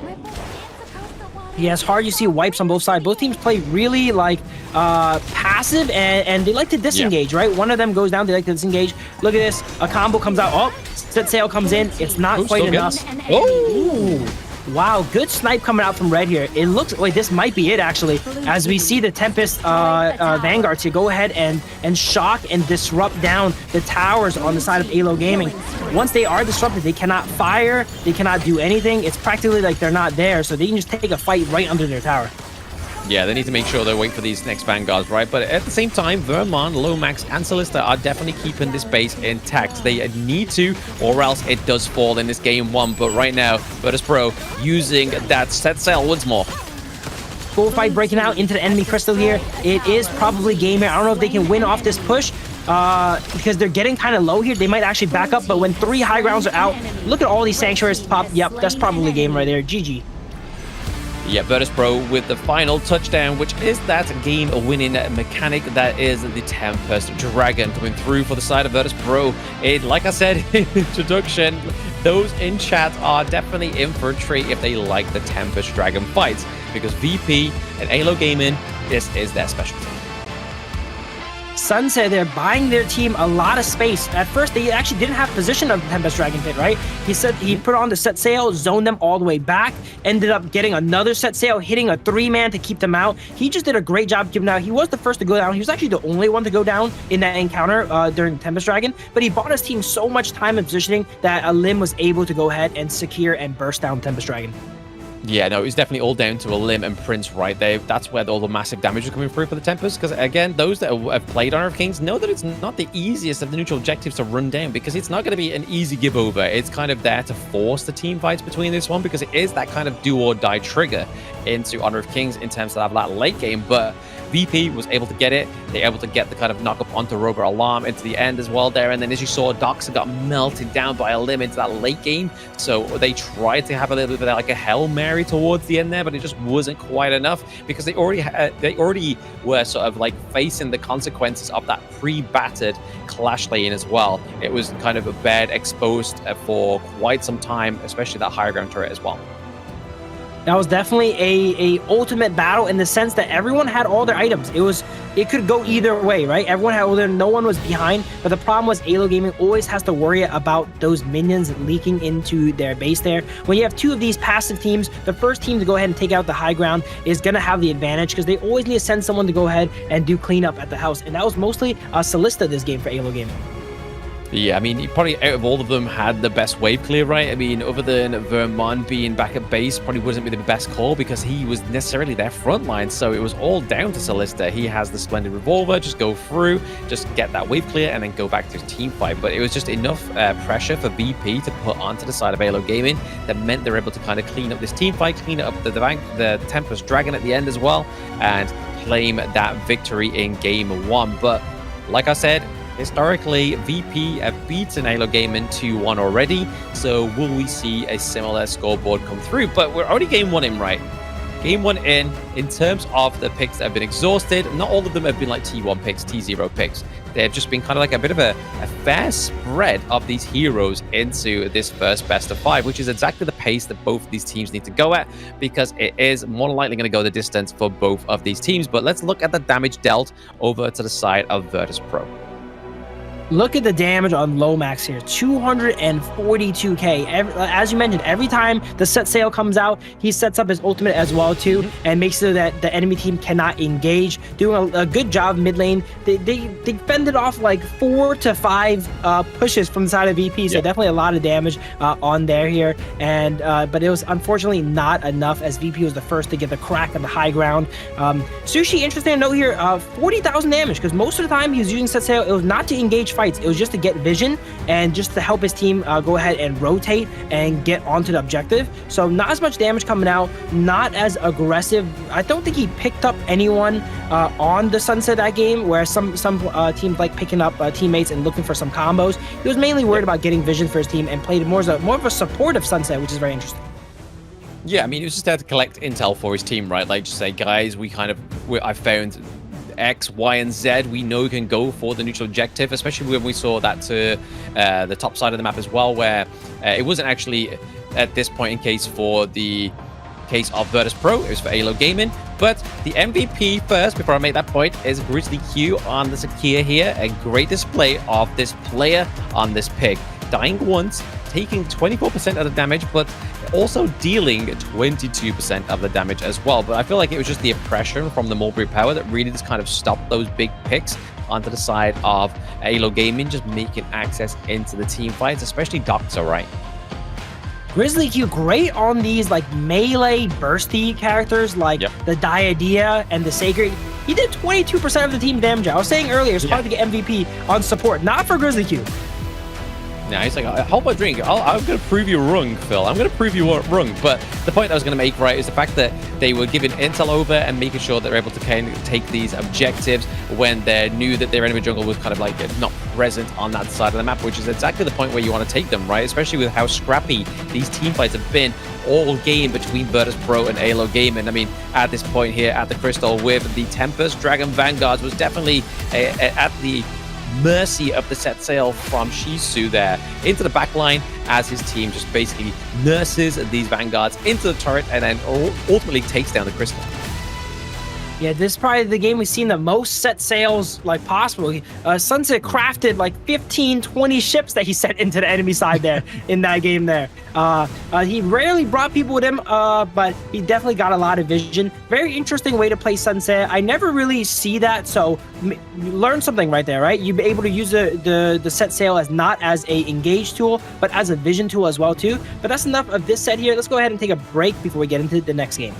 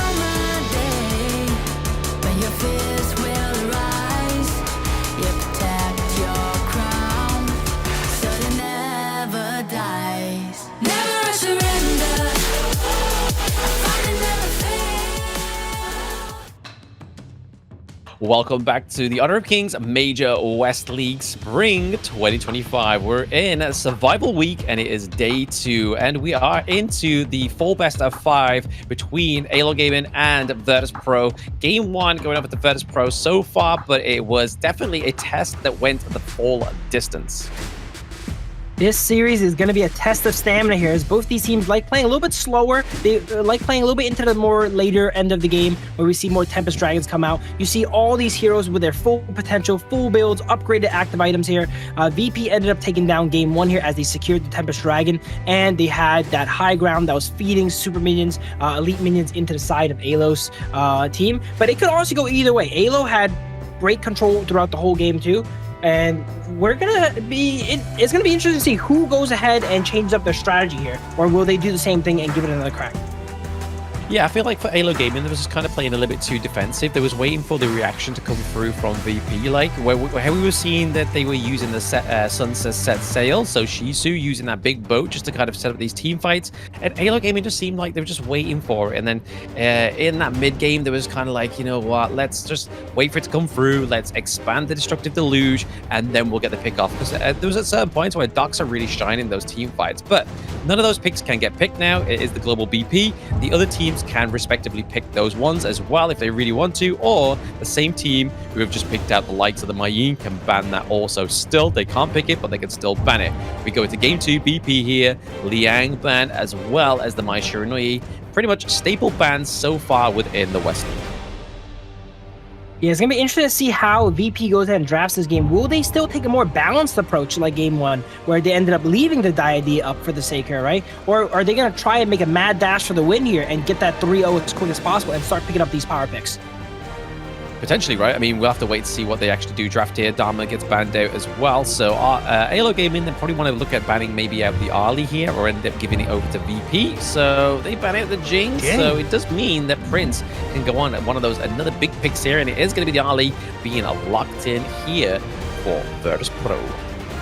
I AYLO gets picked up. We're likely to see AYLO Gaming respond with the Diadea, and potentially maybe the Long here is a pretty solid 2-pick combo, and it removes the Diadea away from Grizzly. That's one of his preferred picks. But instead, we see the Ganon Mo being hovered, actually. Both teams leaving Long on the table here, and they seem to be saving it for some of the later rounds. I mean, to be honest, they could still go for the Lung here for the third pick onto the side of AYLO Gaming after they get the first 2 picks onto the side of VP, but VP are going to be locking in the Pei and the Byron combo. Ooh, a lot of aggression coming through the side of Virtus. Pei Byron, popularized by OG, dominating the early top quadrant of the map here. I'm interested to see how VP goes ahead and uses that. This is definitely a departure from their usual style here. As we mentioned in the past, both teams like playing a little bit slower. It seems like VP is going to put their foot on the gas and try to clean this one up here with the Byron and the Pei. Yeah, it's going to be very aggressive in the early game, right? Just access into the back line, but they've got to make sure they're careful, though, because, I mean, there's a lot of burst damage coming over from AYLO Gaming. You've got the Ganon Mo. Lomax, historically, has had very good games on the Ganon Mo. A lot of damage, a lot of pressure into the early game, but then they have also Solista onto the Lung, so we've already seen it. Prince had a dominant, very much early game as well, going up against Solista's Marco Polo in game 1, but let's see how it goes for AYLO Gaming. But let's have a look once more at these bans coming through. The Masashi getting banned out here for the side of AYLO Gaming, and the Nua as well. I'll definitely consider removing some of these more early game reactive mid laners. Maybe the Princess Frost do not give them the opportunity to go ahead and roam and help out the Byron and Pei. They end up removing Sunbin and Nua. Interesting bans on the side of AYLO here. As we see Masashi banned out for VP. They're probably going to target down another one of AYLO's potential junglers here. I'm not quite sure what it could be. Maybe the Dune. Luna actually gets banned out. That's all right too. As we see AYLO needing to round out their team here now. Needing to round out the team. I mean, they still have access to the Augur in here, but it looks like they're not going to be expanding such a big pick this early on within this best of 5, it seems. It looks like they're going to be locking in potentially the Agudo. It's a good driving force here. It's a bit of a front line that they need as well, right? It's able to try and like get the CC onto launching Furball to try and get onto the back line of VP like the Ali, but then also you get the healing from the Wild Growth as well. So good potential here for AYLO Gaming, but at the same time, Virtus.pro may be locking in the Mutsu, and we've already seen some very impressive Mutsu gameplay so far. I like that they're picking up the Agudo. It's a lower resource jungler here. When you go ahead and you pick the Augur in here, you might butt heads with Ganon Mo a little bit in the resource department, whereas Agudo will happily let Ganon Mo take all the farm and farm up and scale up, as he just plays as more of an anchor for their team here with that Furball. The Motsu and Lady Jen being locked in inside of VP, giving them a bit more reach, as they picked Pei, Byron, Arlie, not the highest range characters on the side of VP here. So the Motsu and Lady Jen being able to round that out kind of complements some of their heroes here. Yeah, I mean, you can be looking at most of the access into the front line mainly being for the Byron and the Pei, right? Set up like those early kind of pickoffs onto the squishy heroes onto the side of AYLO Gaming, whereas Motsu is going to be setting up that kind of like stun onto them, right? So as soon as we get the Cannon Blast come through, that's when we see kind of like Pei just kind of dive in and lunge with the Tiger form, as well as Byron with the knockup. So interesting engage pick and draft here in this game 2, but over this side of AYLO Gaming, they do round it out with the Sunset, so they pay back all those boats that VP gave over to them this time around in game 2. I wager we're going to see Sunset use a lot of boats to escape this time here, as they're going to be against the Pei Byron invades here in the top lane. Maybe they can go ahead and escape and pick up their jungler and churn and counter engage. I'm not too sure, but early game is going to be pivotal this game, depending on how VP plays. If they can get ahead and run away with the game and end the game early, they should succeed and get their team up to 2-0. But if they don't go ahead and win that early game and secure all the jungle on the side of AYLO Gaming, they should get outscaled, as Pei late game doesn't really do much. Exactly. That's exactly what they need to do, right? I mean, Lung is kind of like the opposite. As soon as he gets into the end game, he's going to be pretty strong, and Solista, we know, can perform on such great picks into the farm lane. But also Lomax, he needs to get a few items on the board, but it's going to be the oppressive kind of like freshly forged couple blades that do come through that are really going to put the pressure onto VP if they aren't going to be that good at dodging them, right? I would like to see how Diadea actually manages the early game. Can Diadea roam in the proper spots to go ahead and protect Agudo's farm here from the pay? As we see a fight break out. Wow, so much damage coming out here as we see Flash being blown from Diadea. And it might go down too still. Ooh. May go down too, but I mean, they don't have enough skills that come through yet. They're all level 1, so they don't have any of all their skills available for them. Robot Alarm is very low, but it means that it sets up a really nice takedown for the enemy's Crimson Golem. So already accessing into the enemy jungle is Alim and Shisu. And there's a good chance that Gudo cannot go ahead and trade and take the enemy's Crimson Golem here, as Lady Zen is in the bot lane, is going to be able to wave clear and respond if they see that coming up. It looks like Gudo will maybe make an attempt at it here as they are pathing bottom, but there's not much they can do. There's no more farm on the map available. They are forced to go ahead and try to make a gank or steal some jungle. And it looks like it will end up taking out the Firebeak here. Yeah, he's looking to go for the Firebeak, then naturally potentially go onto the Crimson Golem here as well, or maybe try and just take a few camps off here. Don't be too overzealous because they already know they almost got caught out into that mid lane, right? Vermon and I believe it was Robert Elmar was almost taken down, and that would have been a crucial double kill at level 1 for the side of VP. Would not be the start that AYLO really want in this one.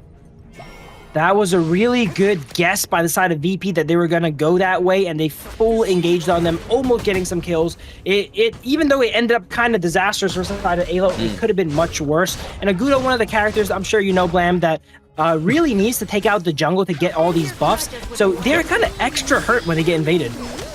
Oh, exactly. I mean, the Agudo doesn't come online until you've got a few items, right? I mean, in terms of tankiness, in terms of damage as well, doesn't quite work. But again, using the furball here to try and just get out alive is Vermon. A lot of action going down here. Furball coming out. Everyone is in the mid lane here, seems like. Long trying to walk up and respond, but it looks like still too early to convert all these kills here. As we get into the mid game, we're going to see these fights that are so explosive end with a little bit more results. But early game, as you mentioned, there's not much skills on either side. They're going to do a little bit of poke and clear the wave while they're doing it, but not much is going to come from it here. I mean, they're all level 4 now, right, apart from Grizzly Q, he's still level 3. So other than that, they do have a lot of ultimates to expand now. So if they do really want to commit here, they could potentially do that. But I feel like it kind of it then falters at the Tyrant. So a Tyrant being up in around about a few minutes as well, they need to make sure they're not kind of expanding all their resources as they are trying to set up a neutral objective here. It seems like Agudo has done a good job of getting back into the game here. Motsu just ends up ticking into level 4 now. So, yep, all ultimates are now available. They are going to be ready for this Tyrant fight at 4 minutes. Just based, even though the heroes on the side, wow, okay, big engage come out here from Grizzly. Box comes out, does not connect. Diadea forced to back up. Even though I was mentioning the side of VP has such aggressive picks, it's still in their team's nature to play a little bit more safe, right? Play a little bit slower here. Combo comes on the Ganon mode, barely, while good positioning there, barely walking beside all that damage from the Lady Gen and the Mosu there. And do we see a dive come out? Byron flashes on the tower here with the ultimate charging up, and he takes out 2, but he will go down for it. Infinite Vastness comes out aggressively, actually, into a Lady Gen combo. Probably a bit of a mistake there as he gets taken out. Yeah, I mean, that was just bearing the fruits of that crucial combo that we was talking about in week 1, right? The Byron and the Pei. It's so aggressive, so much dive, and in a moment's notice, especially when your enemy team is very low, they get deleted. And honestly, the fact that Alim got out of that one alive as well was really good. They did trade, obviously, Shisu there, which isn't the worst of trades for them. It still means that their Alim is up for this neutral objective. Going for the Tyrant is VP. Sushi flashing on the tower, they're knocking up 2, making sure he was the one that tanked the tower, as Pei is not great at doing that. He did go down for it, but we've seen that Sushi is no stranger to going ahead and tanking and playing for the team with the Clash lane. Last game, we saw him get a lot of vision with the boats, and this game, he's going ahead and being the tank for his team, making sure that he was the one the tower was focusing, he was starting the fights, and taking the brunt of AYLO Gaming's damage. Yeah, I mean, look at that T1 down to the bot side, right? That just needs, literally just one more range attack from Prince. He gets it, and it's gone. So they've already got, 3 kills in their bag, as well as a T1 turret, as well as a neutral objective. VP having, again, another successful early game. They just need to make sure they're being still that aggression. So like you were saying in the post-PB there, they need to make sure they keep that aggression on, don't go into the late game because that's when it becomes troublesome for them. Destroyed a tower. They're doing a great job early game here to keeping up the pressure and getting a lead. Can they build up enough of a lead and close out games? Though we've seen these teams struggle with closing out games, but if there was a composition that is good at doing it, it is going to be Byron, Pei, and Motsu here tagging them under tower. Doxa once again surviving. Great at surviving. It is survival week, right? As they survive another onslaught here, and they have positioning for Overlord. They do have the primal debuff, so they're likely not to take it, but they are going to get a lot of vision of AYLO Gaming's jungle and not let them go ahead and position for it. Yeah, I feel like if AYLO Gaming definitely want to try and come out on top of Virtus.pro here, they need to be playing as a team. And as you saw there was like a 3-man rotation up to the top side of the map because they know they need it. They know that Doxa needs the support. They can't be letting him just take those 2v1s against Byron and Pei, because even though he's a little bit tankier considered like the other members of the side of AYLO Gaming, he's still going to fall to that massive combo. So aggressive, so much damage. Yeah, if I was AYLO, I'd definitely be doing all my jungle on spawn. Don't give the enemy an opportunity to have any of your camps up and for it to get stolen. That way you can for sure subvert the early game and scale into the late game. And they did a great job there. The second the red buff came up, 3 members of AYLO Gaming focused it down. They're going ahead and cleaning up the jungle on the blue side here now as Byron's here getting vision of them. They might make a play on them top here because Byron sees that 2 people on AYLO are in the blue side jungle. Wow, Blades coming out from Ganimo and sniping out red on Lady Gen. Set sail comes in. Did they pick anyone up? They don't pick anyone up. They get a boat off onto Prince, but it's a little bit far away for them to catch up. Yeah, for now anyway. I mean, we do see a bit of a macro play there for Shizu, just trying to get a bit of a push into the mid lane. So sacrificing one of his teammates just to try and secure that T1 was probably the main goal there from Virtus.pro, but it just wasn't executed as fast enough as they probably hoped for, because with Vermon on the Agudo, he can roll around with Furball, get to places a little bit faster, and that's one of the beauties of this pick. Yeah, AYLO's comp has great reactive rotations here. They can use the set sail to move to where they need to be. They can move around with the Agudo here and able to, defend multiple places at once. If you have a composition that is not this quick, if you're defending mid and your Azure Golem, you're not able to respond as quickly as AYLO Gaming did. Yeah, exactly. I mean, right now we can see a bit of a dive here onto the backside of Ganimo as well as Agudo. They're trying to take the T2, so there's a bit of a fight on 2 fronts. They want to try and get some more objectives, some more real estate onto the gorge for the side of VP, but at the same time, Solista's going for the macro play as well. Up into the top side of the map, gets the T1 into the clash lane, trying to get some more itemization and resources for himself, because as we were saying in the BP as well, it's Lung that activates into the late game, not Pei. Yeah, we see Motsu here helping out in all these pushes, using Cannon Blast to try and zone people off towers so they can get a few extra autos and chip down those towers here. The bot lane tier 2 tower is chipped to half here. Interesting enough, they're not really playing for mid this game. They noticed that last game, AYLO Gaming did a great job of defending middle. They don't want to try that one again because that will waste a lot of their early game time here for Pei. So they're making a move on these side lanes, trying to hit the weaknesses of AYLO Gaming here, making them move all around. But they're doing a great job of holding. Can they hold up long enough, though? It looks like they can, from my opinion here. Potentially. I mean, see, Prince is just kind of being a little bit of a bait and switch here. He's trying to make sure that Doxa moves away from that T2, but Doxa is just like, no, guys, this is my ground zero. I need to defend it. And he knows the plan of Virtus.pro, right? They're trying to give like a bit of a sleight of hand into the mid lane, say, guys, let's fight here. 3 of them are there. Prince is trying to push the T2 into the bot side of the map as well, but it's just not quite coming through because Doxa is just kind of being that immovable object, being hit by this some sizable force, which is Prince, especially when he starts getting that damage come through. He does have the Doomsday. He has the Shadow Ripper as well. He's going to start doing damage, especially when Daybreaker starts to come online for the Arlie. It might be Prince's game to shine now, as I think the time for Pei and Byron is going to slowly be elapsed here as Lomax gets some more items here and Agudo tanks up. So it's going to be Prince's game to win here soon, because I don't think, if I was VP, I'd be a little bit worried. I don't think they generated enough of an advantage early game to warrant those picks. And if it goes late and it goes into Tempest Dragon, like we know AYLO is good at doing and dragging out games until, it's going to be very bad for the side of VP. Yeah, the fact they're not able to catch out Lomax as that easily as well. I mean, I say that, it might be just a little bit too quick for me to say that. They did land the Cannon Blast here. Oh, you might be getting caught out now. No. Set sail comes in onto the Byron. Byron's caught in a bit of a bad spot here, but he's actually doing a great job of holding. Can he hold long enough? Barely goes down here. He's just caught behind the enemy tower. They tried to dive Lomax. As you mentioned, Lomax is super slippery. They're not able to take him down. Another fight comes out. Furball comes out, and wow, Flaming Palm takes out Pei. This is not the team fight that VP wanted, right? I mean, they've got the range for Lomax here. He's just literally laying down a couple of blades from a distance. The cannon blasts aren't catching anybody out, and they've definitely pushed VP a little bit back here, especially by taking out a limb. They have no smite to try and contest this neutral objective here. Another set sail comes in on the 2, but it is not enough. Doxa almost goes down, and he does go down because of that. Oh. But as we've seen in the fight prior, Long gets a double kill. That is not what you want to see. I think it's Long's time to shine as he has gotten his items. He is ready. Pei has fallen off. Byron is going to slowly fall off here. Now AYLO Gaming is going to look to try and control the game. Yeah, I mean, this is the 10-minute mark, right? I mean, Solista has the Shadow Tyrant, he has the Crimson Golem as well, so that's a lot more damage going over to him, bar the itemization as well. We do need to make sure that Rogue Realmar is sticking to him like glue, keeping him alive, because like you were saying there, Phil, it's all about Solista into these team fights and Lomax. That's where the damage is going to come from for the side of AYLO Gaming. If they get taken off early, it's... Ooh, Setsail comes in.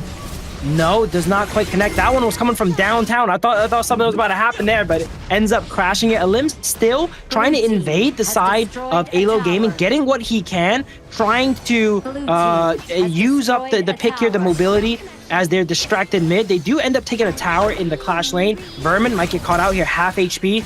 We do need him a little bit healthier to anchor the fight for his team. So it's interesting he's staying here with the half HP. He's kind of forced to stay. It looks like, as you can tell by his position, he doesn't really want to take these fights. He's injured here, but VP is applying so much pressure, he has to stick around. Byron trying to dive the tier 2 tower. Prince, oh, there's Byron here. They end up forcing a fight here. Vermin Blood Rage gets popped. Not the best time to fight here. They're not giving AYLO time to reset. They're not giving them time to breathe here. That's what they need to do, though, right? We don't want to be seeing another 20-minute game for the side of VP, because like we're saying, the win condition falls apart there because Pei falls off, Byron falls off a little bit there as well, but they need to make sure they aren't getting faltered to Solista or give up any more kills, but it is going to be Shisu on the run there, very low health.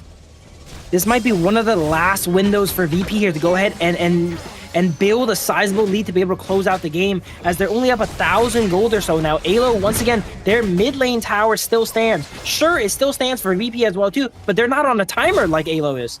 I mean, yeah, exactly. If anything, they're kind of waiting for that timer to pop off, right? I mean, especially with the itemization coming through for Solista, but I think it was a good push for VP, though. They were able to get the Shadow Vanguard, the Shadow Overlords, and then push both the T2s into the farm and the Clash lane, so pouring a lot of pressure onto those side lanes, even though it's all fighting around the mid lane once more. It's like, we were saying it earlier, maybe they've learned, but honestly, from what I've been seeing, they haven't learned. They were able to get the T1 finally, but they've spent so much time, so much resources to try and get that turret. Yeah, it might be too little too late here as AYLO's scaling up. The Ganemo just is able to clear it so safely with the blades, and now he has this whole, he's really itemized up now too. We should start seeing some people get evaporated every now and then. Ganemo is going to stay out of vision, drop a combo. Byron might not go down in one hit, but if Red is not careful and catches some blades, he could get evaporated. Yeah, I mean, they've got to be careful as well, because Prince has just built Sun Chaser, so he has that kind of extended range for a short period of time as well, so he can kind of get closer to you easier than he would previously, like a few 2 minutes ago. Again, kind of the center of attention of his team, making sure he's always around. He does not want to be alone.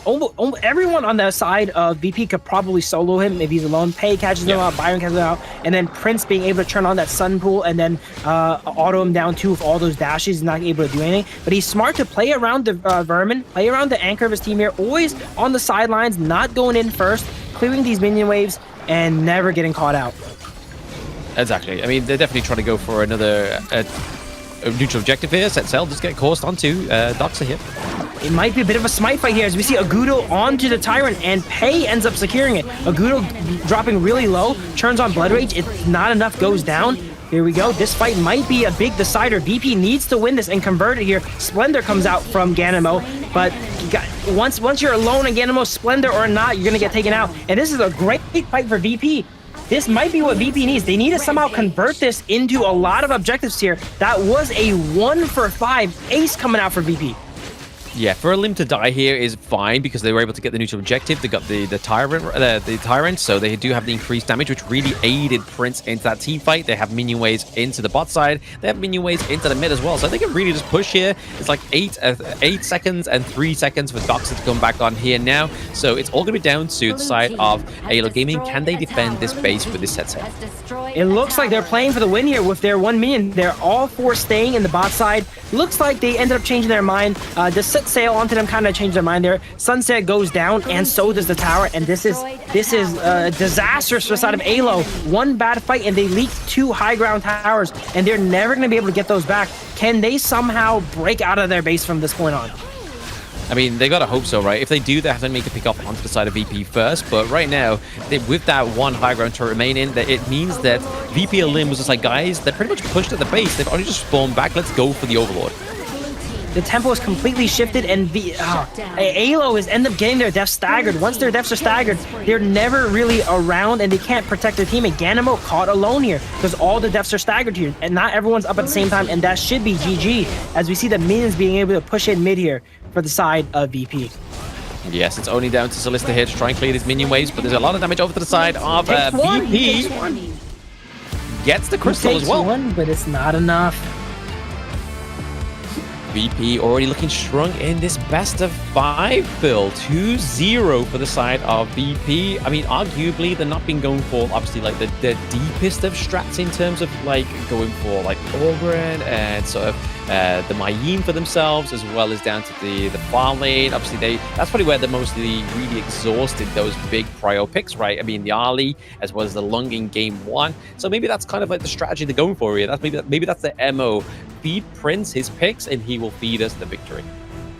They're picking these really tried and true combos, you know, very easy win condition to theorize. Byron Pay, control the early game, pressure these towers. In the mid game, it looked kind of suspicious for them there, you know. They weren't generating as much of a lead, but they ended up finding a great fight, 1 for 5. And when you get aced, that was not very characteristic of AYLO. Usually they don't get aced there, but they end up getting aced, and that leaked so many towers. And from then they started going in 1 by 1 to try and defend, and it all just started falling apart. I mean, it's the problem with like the picks like the Agudo, right? Like they had picks like Dune available as well as the Orgrim, but still decided not to go for them. So this has already gave VP those 2 not easy wins, but convincing wins here for the side of VP. But that's the problem now, is that AYLO Gaming are down by 2 points, so that's already going to be a bit of a chunk to the mental coming through. But the Agudo, as much as I love Agudo, and I'm an Agudo stan, I love playing Agudo into ranked, it's just not the tank you need in this one. You needed something that could soak and sustain whilst the backline was doing a lot of damage, especially when you've got such great picks like the Lung and the Ganemo. It just feels so sort of wasted on the side of AYLO Gaming at this round. And then the Agudo early game, you know he can't really respond to a pay. There's not much you can do. And as I mentioned in the game, the Agudo gets extra punished, right? The character's balanced around being able to get a full clear of their jungle and get all those jungle buffs. But when Pei eats half your jungle and threatens you for the other half, you're not really scaling up. You're half the character that you're supposed to be. Yeah, even with like the release mechanic of Agudo, right, where you just basically pop that skill, wait a few seconds, and then it kind of just takes the camp and you still get the gold, but you also get a blessing. Just wasn't fast enough in terms of the jungle clear here, but you can see that the damage was actually being taken by Agudo, so Vermon was definitely doing his due diligence within that fight, being the only real front line there. Obviously, they did have Doxer as well that took 71k of the damage, but when you sort of see like 105k coming from Red, and then you got the 65k, and then they're also down to Grizzly Q as well, onto the Motsu, getting 75k. So there's a lot of damage at like left, right, and center onto the side of Virtus.pro. It was way too much for Agudo to keep up with. Grizzly Q might be one of the highest damage support players in the league here. Every time I see the damage numbers on, I get confused. Is that a carry? 22, 23, 25% of his team's damage on support. I don't know who's not doing damage on that side, but it is not Grizzly Q. If we look at the graph here, in the mid game, that's what I was starting to mention. This could be bad for VP, you know? They didn't build up enough of lead. If anything, they're actually giving a little bit of back at AYLO. So that gave AYLO a lot of life there, but they ended up taking one bad fight, and in a game that's as short as Honor of Kings, one bad fight, you're gonna lose the game. Oh, absolutely, especially if it's at the right point of the game as well, right? Like if it's in that mid game, like around about that 10-minute mark, and you lose, and you've already kind of got those both the T2s down into the side lanes as well, and there's minions pushing, it just spells disaster for your opponent. But looking at the MVP here, it is going to be none other than Grizzly Hugh 2 times in a row. 4-0 and 9 in the KDA. Like you said, Phil, is he the Mystique carry in this one? How does he do? He's making me eat my words. It's really hard to get MVP on support, guys. Trust me, I play a lot of support in solo queue. Those of you guys that play support in chat probably know, even if you think you did really well, usually the fruits of your labor here go onto your carries, and they end up taking your MVP. It's okay. We're supports, you know. We're trying to do that. But how is Grizzly claiming all these MVPs? Oh, absolutely. I mean, he's mobbing them up, right? Like, maybe we're, like, underestimating here. Maybe, like, oh, all the visions going up at the Prince into the draft, when really it's Grizzly Q that got the Sakir in game 1, got the Motsu in game 2, clearly carrying here in this game 2 as well. The Cannon Blast did connect. Some of them did whiff, but it was just basically impressive enough to keep the side of AYLO Gaming away from these neutral objectives, as we just saw there, into the fight for the Shadow Tyrant. But once more, it was just able to kind of catch and lock down Solista when he needed it the most, right? Like using this, there's the Cannon Blast onto 2. Look at that. Huge. All right, I can see how he could get MVP, actually. If you're landing Cannon Blast like that, you deserve MVP. Nice two-man Cannon Blast coming out. Motsu combo is great with Gan and Mo, but when they're on opposite sides, if I was Gan and Mo, I'd be really scared of the Motsu. I'm kind of immobile, slow pick. If I get caught by a Cannon Blast, it can easily convert into a pick there. But that's game 2 here. Let's get ready for game 3 as we take a break.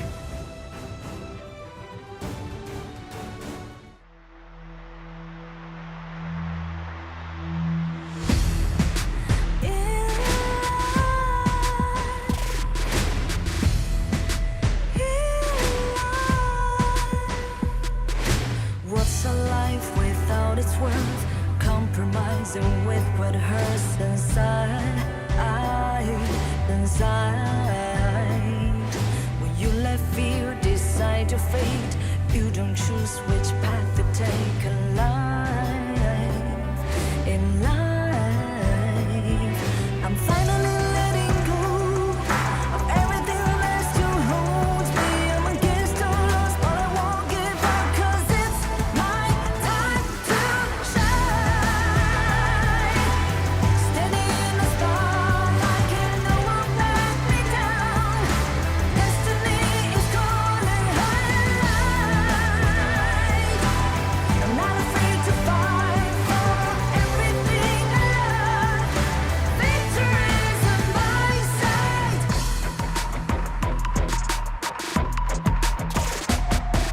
The more we lose, the more we gain. The more that nothing stays the same. In time,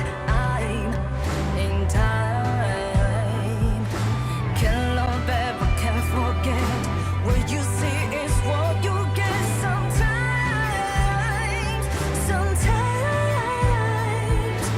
gonna show the world tonight. The light that shines inside us. We're against the odds, but we won't give up, 'cause it's our time to shine. Standing in the spotlight, can no one back us down. Destiny is calling high in light. We're not afraid to fight. Welcome back, everybody, to the Honor of Kings Major West League Spring 2025. I am Blam, and with me once more is Phil, as we are potentially going into match point for Virtus.pro here. Again, we were speaking in the break, Phil, saying we're very surprised about Virtus.pro, but clearly this is the buff of momentum. But let's look at the updated global ban pick. They pulled out a composition that we've only really seen Twisted Minds and OG bust out, right? The Byron Pay, as we see teams are starting to learn from each other. They noticed how oppressive that combo can be, and they're starting to pick it up and practice it themselves, and they played it pretty well here. They didn't end the game as quick as usual OG fashion, but they still cleaned it up and got it done. In the beginning, I really thought it was going to be a bloody series. It was going to be really back and forth, but VP with the momentum, with the wind in their sails, I think they might actually clean this up 3-0. Exactly. I mean, this is the thing we haven't quite beat home about as well recently, is the fact, obviously, AYLO Gaming is at the top of Group A at the moment. Virtus.pro is in a steady second place. if Virtus.pro takes this victory over AYLO Gaming, it cements them into top place after day 2 in Group A.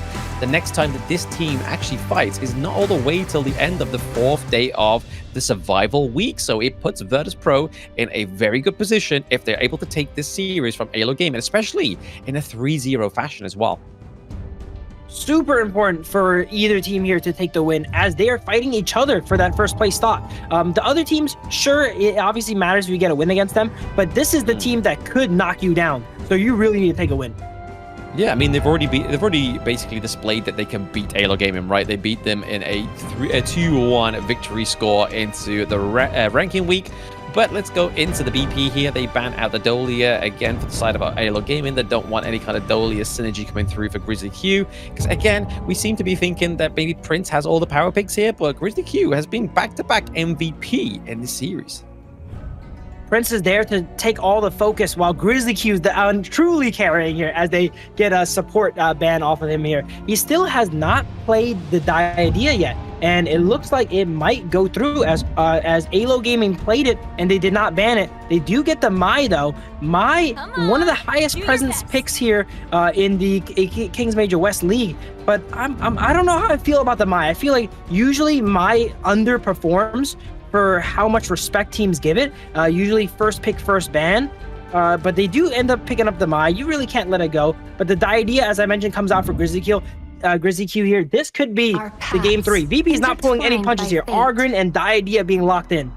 Yeah, Coach Hydro there's like, guys, press execute. Because, I mean, here we are with Diadea and Orgrin. These are the kind of picks that we were seeing in these best of 3s, right? Come through in game 1, actually bear a lot of fruit. But over to the side of AYLO Gaming, I mean, yes, the Mai Shiranui, like we said, has a lot of presence and hasn't had a lot of kind of like fortuitous presence within the Honor of Kings Major West League this far.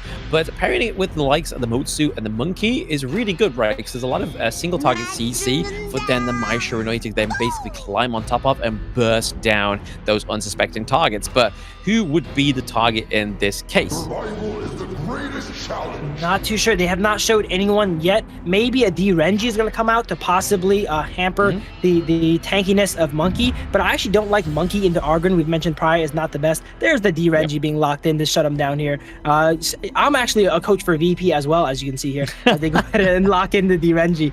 It's interesting to note that the Motsu is so high priority in the best of 5. In the best of 3s, we saw it a little bit. You know, some teams pulled it out. But in the best of 5s, it seems like one of the most highest presence, highest impact picks. And it just goes to show the format really matters when it comes to hero selection. Oh, absolutely. It definitely changes the whole dynamic of the tournament, right? The fact that you've got Motsu coming in and obviously bearing a lot of victories as well. Like, I mean, honestly, you can see it come through as like 2 times in a whole series. But in those 2 series, 2 times in the series, it's generally within the win there. But VP are definitely trying to work down the marksman pool for the side of AYLO Gaming, because they've already used Marco Polo. They've already used Lung. Shoyue gets taken off, so there's no Lung range, especially with the Motsu here. And then Chano as well. So already using the Marco Polo, we're probably looking at something maybe like the Lady Sun here if they want to try and go for some late game potential, a little bit of a bigger poke, bigger damage onto the D-Ranger. There we go. Okay, you're the coach of AYLO Gaming. I'm the coach of VP, as we see Lady Sun locked in on the side of AYLO. I have no reason why they're losing. They're losing right now. I don't want to be coach. Well, but instantly gets off that. Oh, I was not coaching. They were coaching. It would have been different, you know. Let's end this with grace. Well, they did pick the Agudo. Hold on, Blam. Hold on now. Nah, not Hold me. on now. Wait a second. But no, over Shah comes out. Yeah, Shah coming out here. Normally picked against like a counter for Orgrin here, but this time around, obviously, they have their mid lane already locked in, which is the Mai Shiranui. But it could be just as a frightful counter for the Mai Shiranui as well, especially using the Silk Beauty to just move them around. It's going to be a lot harder for Lomax to try and sort of like dictate the pace of his engage, especially when they have a shirt on their team. Red on the shirt is one of his signature picks. We see it in the team profiles. This is actually his favorite pick here, puts in the background. And I love when players take these like not S tier characters, A tier characters, and they play it so well that it becomes a top tier threat. Kind of similar how Guan Yu is with Keke. And I'd say Sha with Red is another one of those picks. Yeah, I mean, if we look at the games they had with MCoy off a broadcast yesterday, they actually did draft the shirt and the diadem, but that's actually one of the games they lost. They went a full 22 minutes against MCoy and lost the game ultimately in 22 minutes. So even though Red got one of his signature picks and they had the diadem, I mean, the difference is that they've replaced the Dune with the Orgrim, which again can be fruitful. Over to the side of Virtus.pro, they've only gone for Monkey in this case, so there's not going to be any kind of like high burst jungler that's going to be sort of like aiming onto the Orgrim. Maybe they're going to be really putting that down to low max onto the Mai Shiranui, and then obviously they have the Mayin once more as well. So 3 out of the 5 drafts at the game 4 that they lost against MCoy are in this one, just with the difference of the D-Ranger compared to the Lady Sun and the Orgrim over the Dune. So let's see how Virtus.pro actually try and perfect this 3 out of 5 loss already. I think Vermin, when he goes ahead and picks the jungle, he picks who he thinks is cutest, because we have Agudo and now we have the monkey come out. But what happened to Dune? Dune is not seeing any presence in the best of 5s, it seems, as one of the strongest and most picked characters in the best of 3. So it's interesting how the different formats really shape the picks here. I'm actually not a big fan of the monkey pick. We mentioned prior that monkey into Agudo, into Argrin actually is not the best pick, especially now he has to navigate against Red on the Sha here to be able to pull him back in for those executes. This is going to be a really tough game for AYLO composition-wise. Yeah, I mean, in terms of, if you look at AYLO Gaming, right, they have a lot of kind of like access into the backline, especially with Doxa onto the Charlotte and Lomax onto the Mai Shiranui. So you can kind of see what they're going to be trying to go for into these team fights. A big, huge engage from the Monkey is a bit of a distraction, whilst you see Doxa, Lomax rotating from a bush nearby, trying to kind of capitalize in onto the D-Ranger, which is going to be pretty hard, because obviously he does have the legal immunity, but it all depends on how well that early game goes, right? For sure. I think this game is going to be very execution-based. We have not seen AYLO Gaming play a composition like this. As we mentioned prior, they're more of a slower team. They like playing the map. They like playing for waves. So they might be switching up. They noticed their past gameplay has not been working out. They're 0-2. They're going to switch it up, try and play a little bit more dive-heavy. And while I do think draft-wise, VP has the compositional advantage, if AYLO Gaming can execute all these characters at the highest level, they could take it down. Yeah, I mean, they have the shirt and they have the diadem, right? So 2 great kind of like counter-engage heroes coming through. Lomax might be a bit of trouble here, trying to bait them into the enemy jungle, as they know that both Lady Sun, Solista, and Roba Elmar can actually just rotate around and try and capitalize onto that. But they know they're not going to take the bait at this point. VP know how close they are to victory. They're going to be playing a little bit more cordial in this game. For sure, but that might play into AYLO's favor. I feel like AYLO's been performing so poorly because of their aggression of VP that they were not ready for, right? So if they go ahead and slow down on game 3 here, it might give AYLO the game to come back. They might do, right? I mean, they definitely don't want that to be the case onto the side of VP. They want to try and take a clean 3-0, which they haven't yet to do with... Oh, what happened here? Look at that. There we go. The Sha pulling Motsu all the way under tower here. As we see an invade coming out, a limb on the Argrin here does end up taking. I think he ended up securing. Both junglers have the blue buff, so I'm not too sure. Maybe it got taken away by Monkey's smite there. But the Sha is one of those picks, one of the most frustrating characters to play against, might add. Have you ever played against that character before as a melee character? It is not fun. You are in the middle of the lane, and before you know it, you're under the enemy tower, and your team thinks you're trolling. But you're not. It's just like they pulled me, man. Like, they can reset pulls. Yeah, they're taking control of my phone. Don't blame me. It's the hero. But no, I mean, honestly, yeah, I couldn't move. I couldn't do anything. It was against my will. But no, honestly, I mean, whenever a shirt comes into my rank games, they don't kind of do this like a heavy rotation, which they see here. Oh wow! Look at that my combo, beautiful my combo on 2, and perfectly executing Prince there. We rarely see Mize get kills in the early game, but that was beautifully executed by Lomax. Hits all his abilities onto multiple people, and he comes back for more here as he goes ahead and takes out Grizzly Q. Wait, this might be one of the games that's making me eat my words about Mai.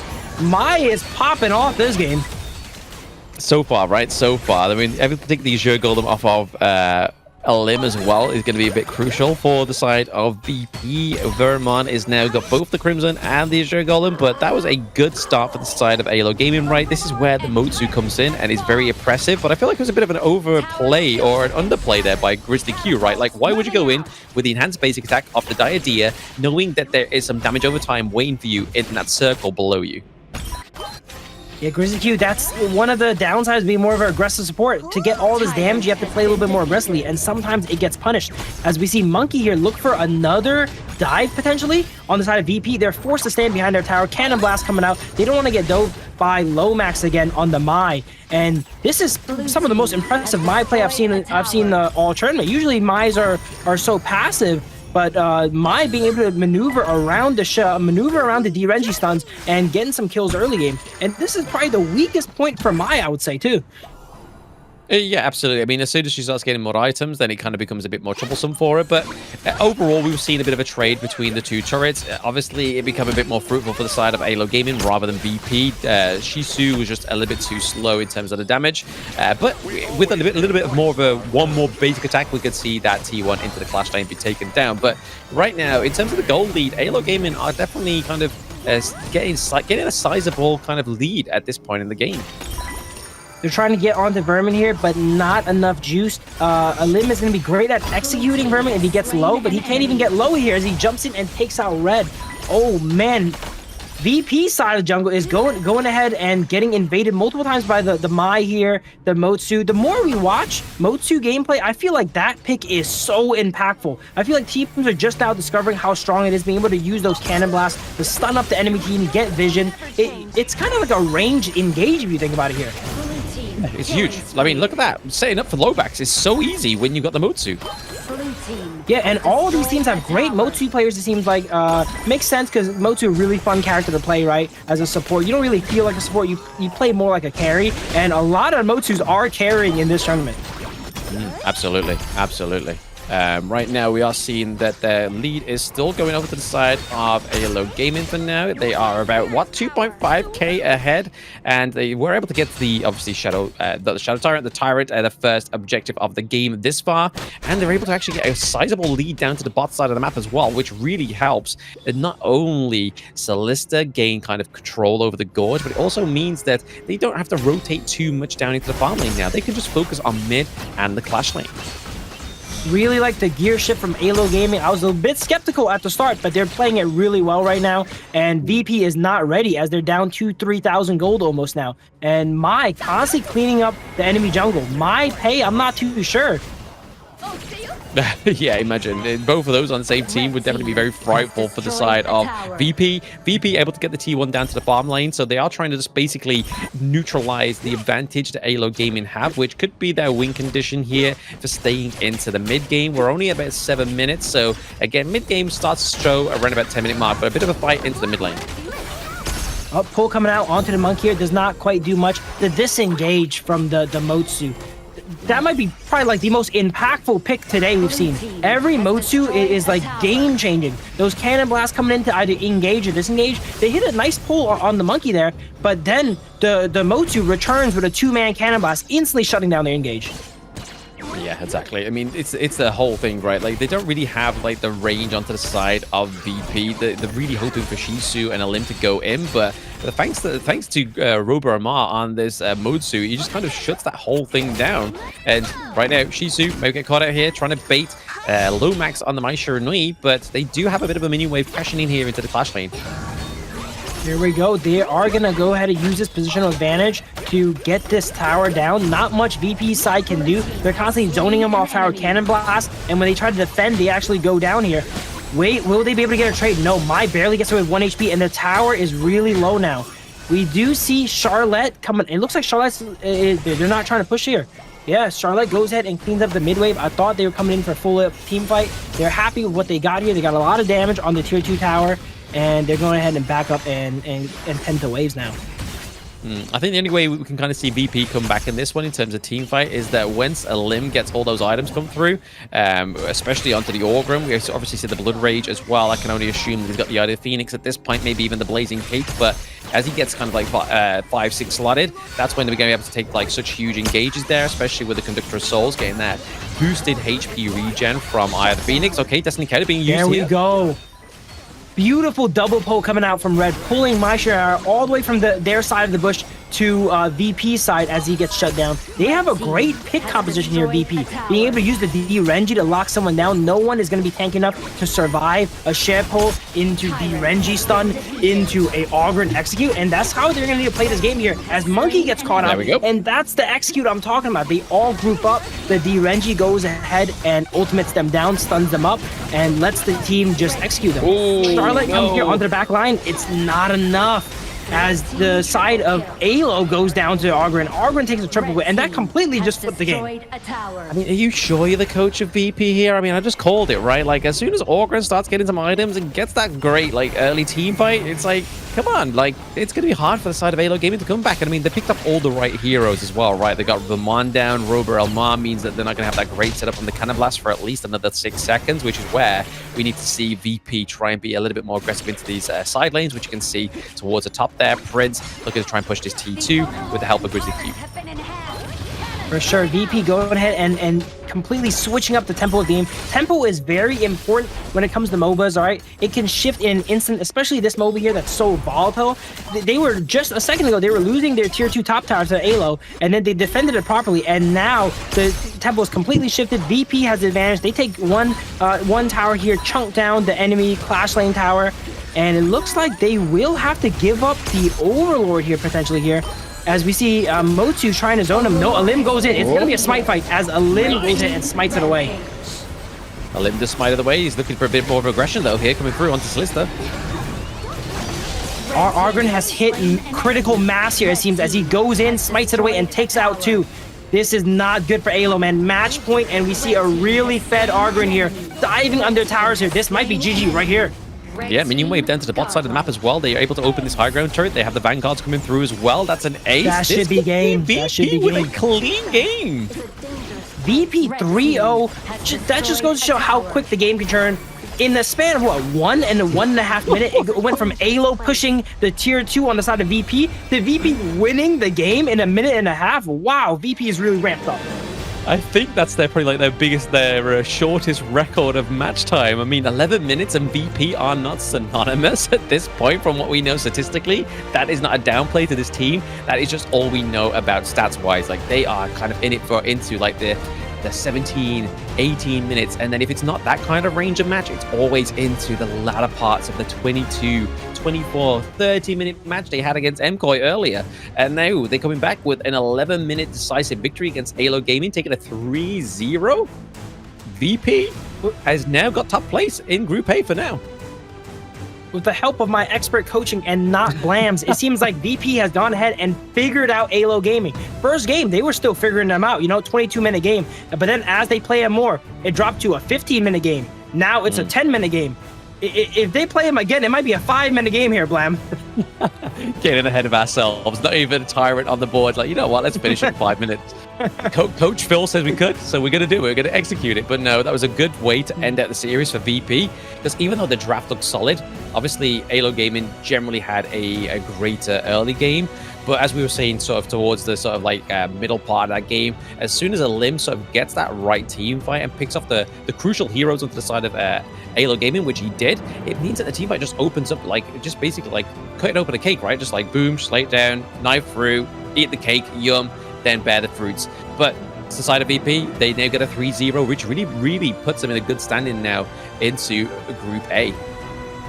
I really like the gear shift by the side of AYLO Gaming here. They really switched up their style here, and in the early game is really working out. But I think it's a bit of an inexperience with that playstyle. They were not able to keep their foot on their gas and maintain that pressure that Lomax was putting out early game on the Mai. Yeah. I was very excited to see Mai do more. He made a lot of plays in the early game, but in the mid game, it was really hard to start to find more of those angles against the Sha, and then being able to get caught out sometimes here. He ended up itemizing second item Splendor here, so really prioritizing keeping himself alive when he gets pulled in. But I think the MVP is Sha, being able to pull in all these enemies, feeding his team those kills, playing more of a supportive mid laner. Sure, Alim did a bunch of damage, but who, basically spoon-fed him all those kills, right? Making sure that Mankey could not run away, and it was constantly pulled in.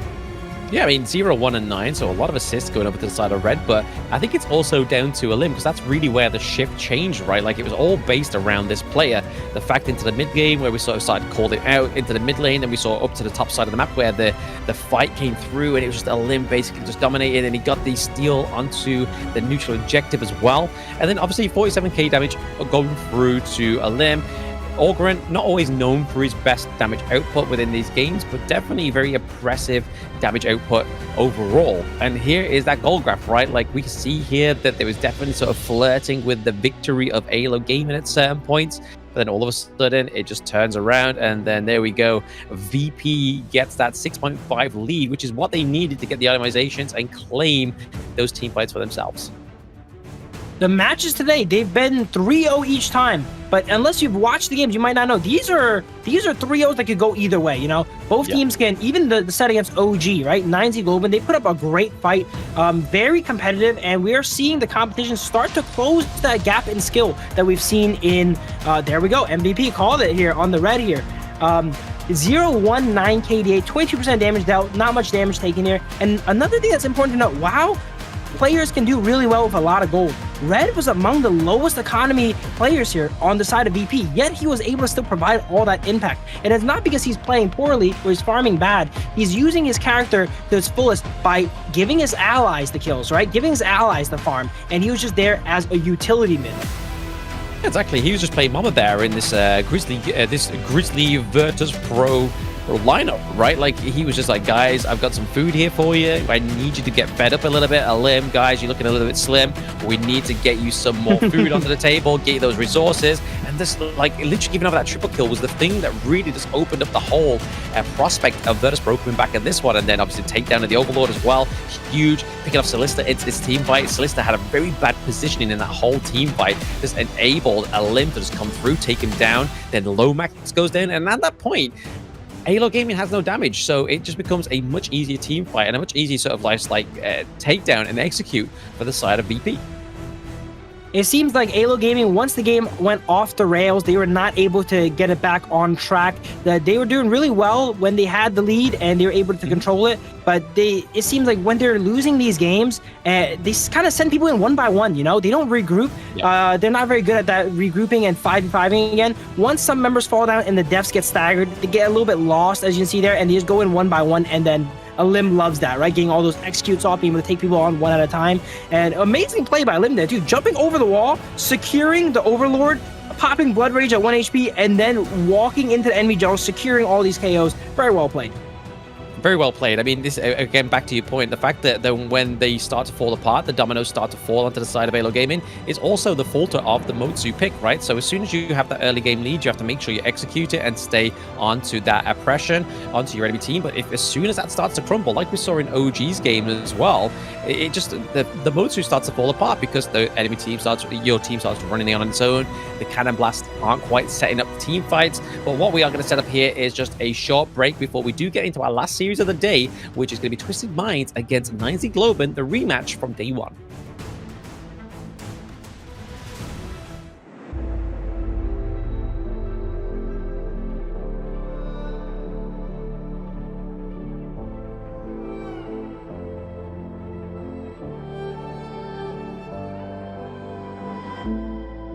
We're no strangers to the fallout. It's what got us here. Ever changing, some chameleon. Blood, sweat, and tears. We'll never make it if we fall to everything that brings us down. With a comeback is now. Blood, sweat, and tears. Fight for what we want. Doesn't matter the cost. Every day, put in work. Blood, sweat, and tears. Nothing comes overnight. Strength in numbers start to line. We don't bow to fear. Blood, sweat, and tears.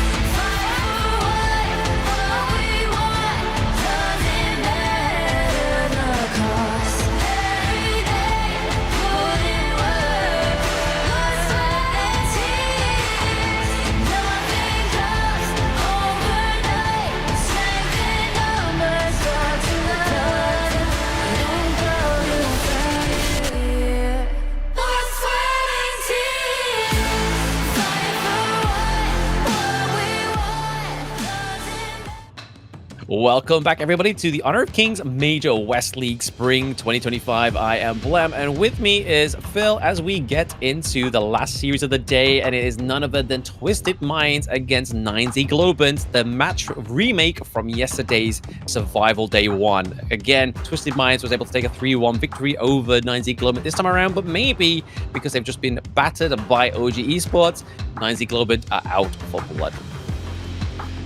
If I was making predictions, before the games, actually, I would say last set was going to be the most bloody. End up going 0-3. Now, after watching the first set with how well 9Z Globant did against OG, the dominant, undefeated force that they were, sure, they're still undefeated, but they really put on a good fight.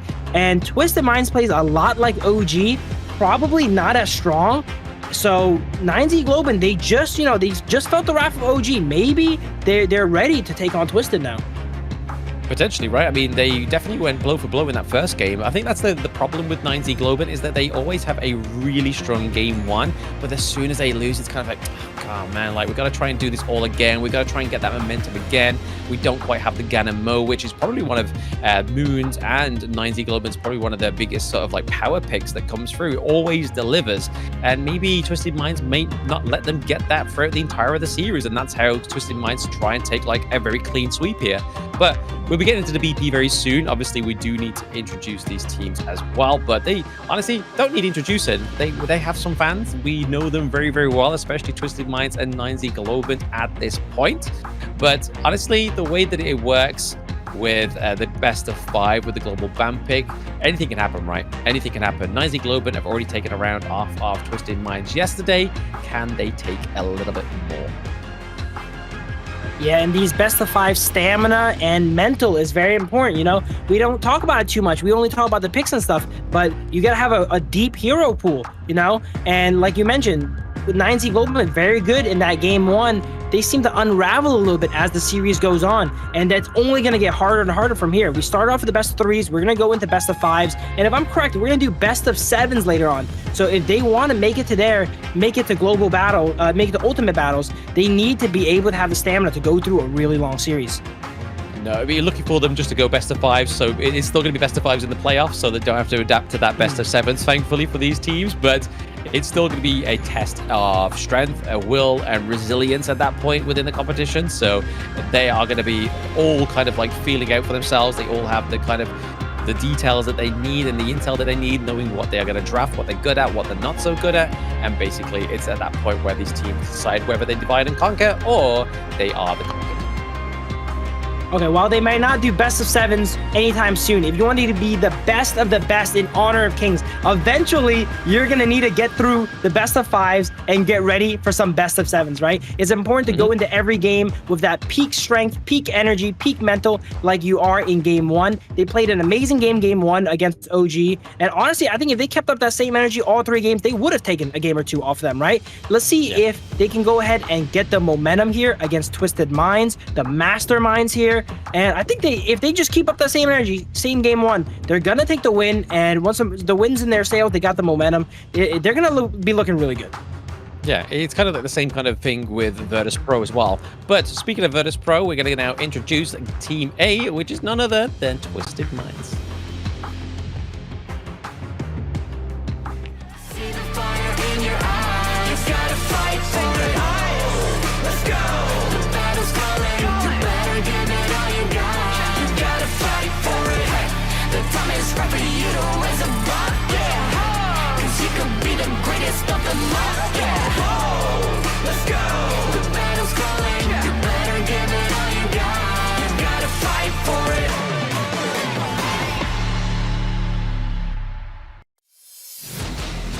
And here they are. It is Twisted Minds, renamed the Masterminds, and they are shown by Nighty, Clean, Highlang in the mid lane, Shanks, and City Boy. Amongst all these teams, definitely within this team, there is a lot of experience, all the way dating back to KIC 2022, all the way up to KC 2024. So within themselves, there is definitely the experience on the Gorge. There is potential enough to get them a clean sweep in this best of 5, or maybe it's too much thinking for the Masterminds. they are for sure the favorites here in this series against 9Z Globant. And I would honestly give them the prediction for the win before watching game 1. But 9Z Globant actually bounced back so strong from the rankings week that I actually don't know anymore. Yeah, exactly. That's the exciting thing, right? But let's actually look at 9Z Globant for the second time today. Introducing 9Z Globant.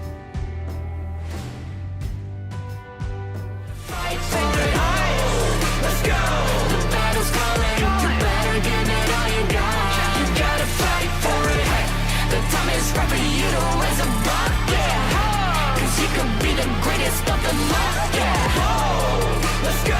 The battle's calling. You better give it all you got. You gotta fight for it.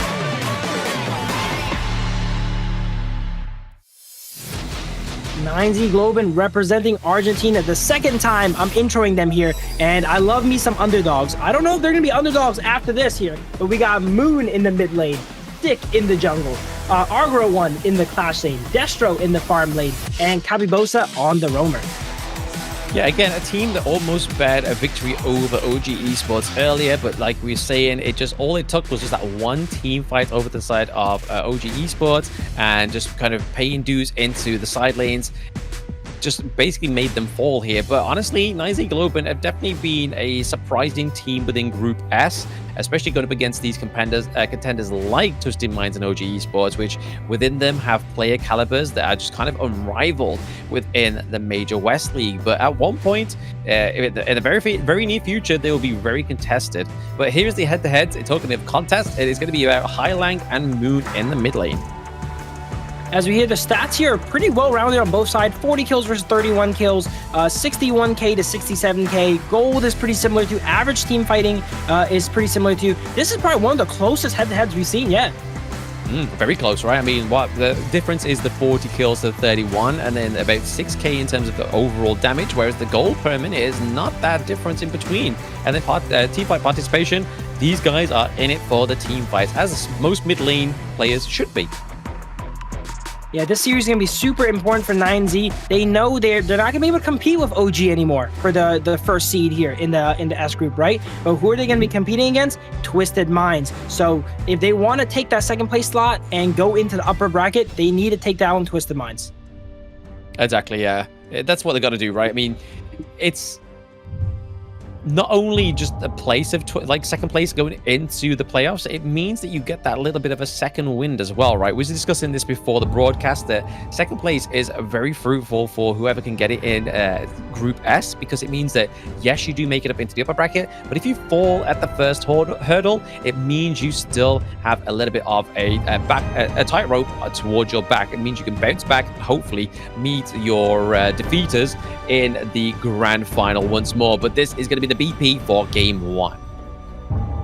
Pretty standard bans here from each side. I'm pretty sure Arlie and Mai is like a 75% ban rate for second pick here. Usually those characters are banned together always, especially here for game 1. We see the Long getting banned out, interestingly enough. We rarely see Long get banned out actually this early, but it seems like they have a game plan in mind as Twisted locks in the Byron. I am Ogron. Ooh, go for the Byron early on. Does that mean we're going to get the pay as well? Because I mean that would be a good kind of draft into the Ogron, right? We've seen it time and time again. Ogron comes through, and what do you need into that jungle? You really want to be locking in the pay to do a lot of damage, and especially with the Byron as well, right? Like you were saying, you have obviously the knockup from the Byron, you have the force field suppression, as well as his ultimate, which has a lot of CC, and there it is. It was already written in the stars as soon as we saw that Prio Byron pick. We're seeing teams start to solidify with these combo picks. You know, they know who to pick together. Byron is obviously with the pay. The idea is good with anyone, to be honest, but it's extra good with the Argron here. Lady Sun even getting picked up here. A lot of early game aggression on the side of Twisted. Yeah, a lot of it. I mean, yeah, exactly. Especially with Lady Sun, obviously more of a late game hero, but still packs a punch into the early game, like you were saying, Phil. Especially from the rolling raid, it can also be a great way to kind of poke the turrets out of range. Like if the turret just needs a few taps, you just roll and raid in, get the tap on it. Sorry, T1 takedowns, super duper easy. But the Ganamo coming through for 9Z Globant is one of their power picks, like we were saying just before this match. Moon on this pick is a Maestro. It might be a bit of a bait though, you know, because when you pick the Ganemo, sure, it's Moon's signature pick, but now that's a target for Twisted here. That's a target for Pei, the Byron, the Lady Sun, right? It's a squishy kind of immobile mage that they're all good against, and it seems like they have 3 armor pen stackers on the side of Twisted, and Ganemo does not itemize into armor. He doesn't, unfortunately. He doesn't. I mean, you're going to be seeing a lot of anti-heal come over to the side of Twisted Minds as well to just kind of take down the HP regen from the Orgrim. But we're looking at the second banning phase here as well, taking out the Motsu, taking out the Zhang Fei, 2 big support picks coming through from both of these teams. Honestly, the thing that I'm most surprised about so far into this day 2 is the lack of Yixing. Yixing has not gone to the Gorge at all in this entire day. And it's been, what, the matter of 6 games so far? But it's such a huge pick into the mid lane, and nobody's going for it. I think it's been banned once or twice, but there's a good chance we're going to see it come out from Hai Lang this series here, as that's one of his preferred picks. Not this game, though, as Lady Jen gets locked in and Sakir gets locked in. Twisted Mind, very, very aggressive team. One of the most aggressive teams we've seen them play yet. They're taking a page out of OG's book, you know. Italians learning from Italians here as they pick up the Pei Byron combo. We might have to call it the Italian combo from now on, you know. Pei Byron. The Italian BLT, we'll call this combo, yeah? The Italian BLT coming through for Twisted Minds. But honestly, no, pairing that with Sakia is like a really good point you made there, because you kind of replicating the knock-up of the Dune. Obviously, you don't have the Dune into the jungle.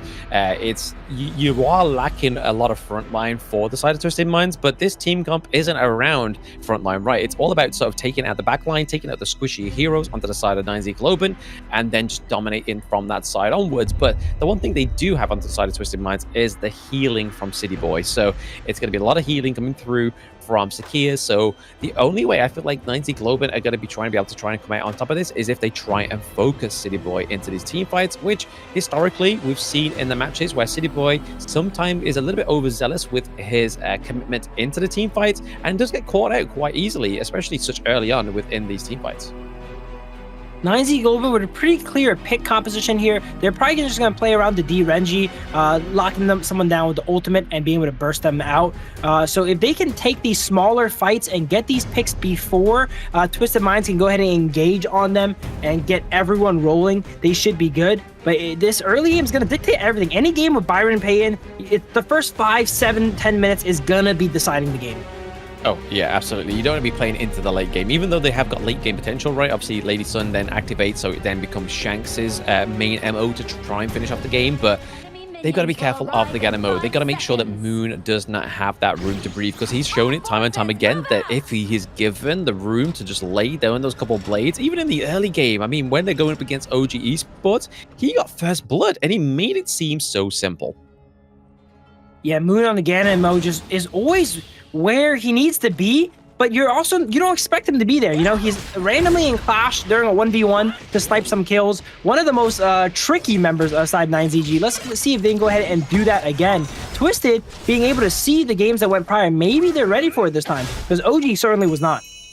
Yeah, they weren't. No, they was like, hey, what happened here? Was that a glitch? Was that a bug? Was that a feature? But no, it was just 9Z Globant being so dominant in the early game, which we know they can be. But at this moment in time, it is the early game. They are just going to be basically broken and prodding here, like we see here for the rolling raids and the grenades come through for the side of Twisted Minds on Shanks. But Capo coming down.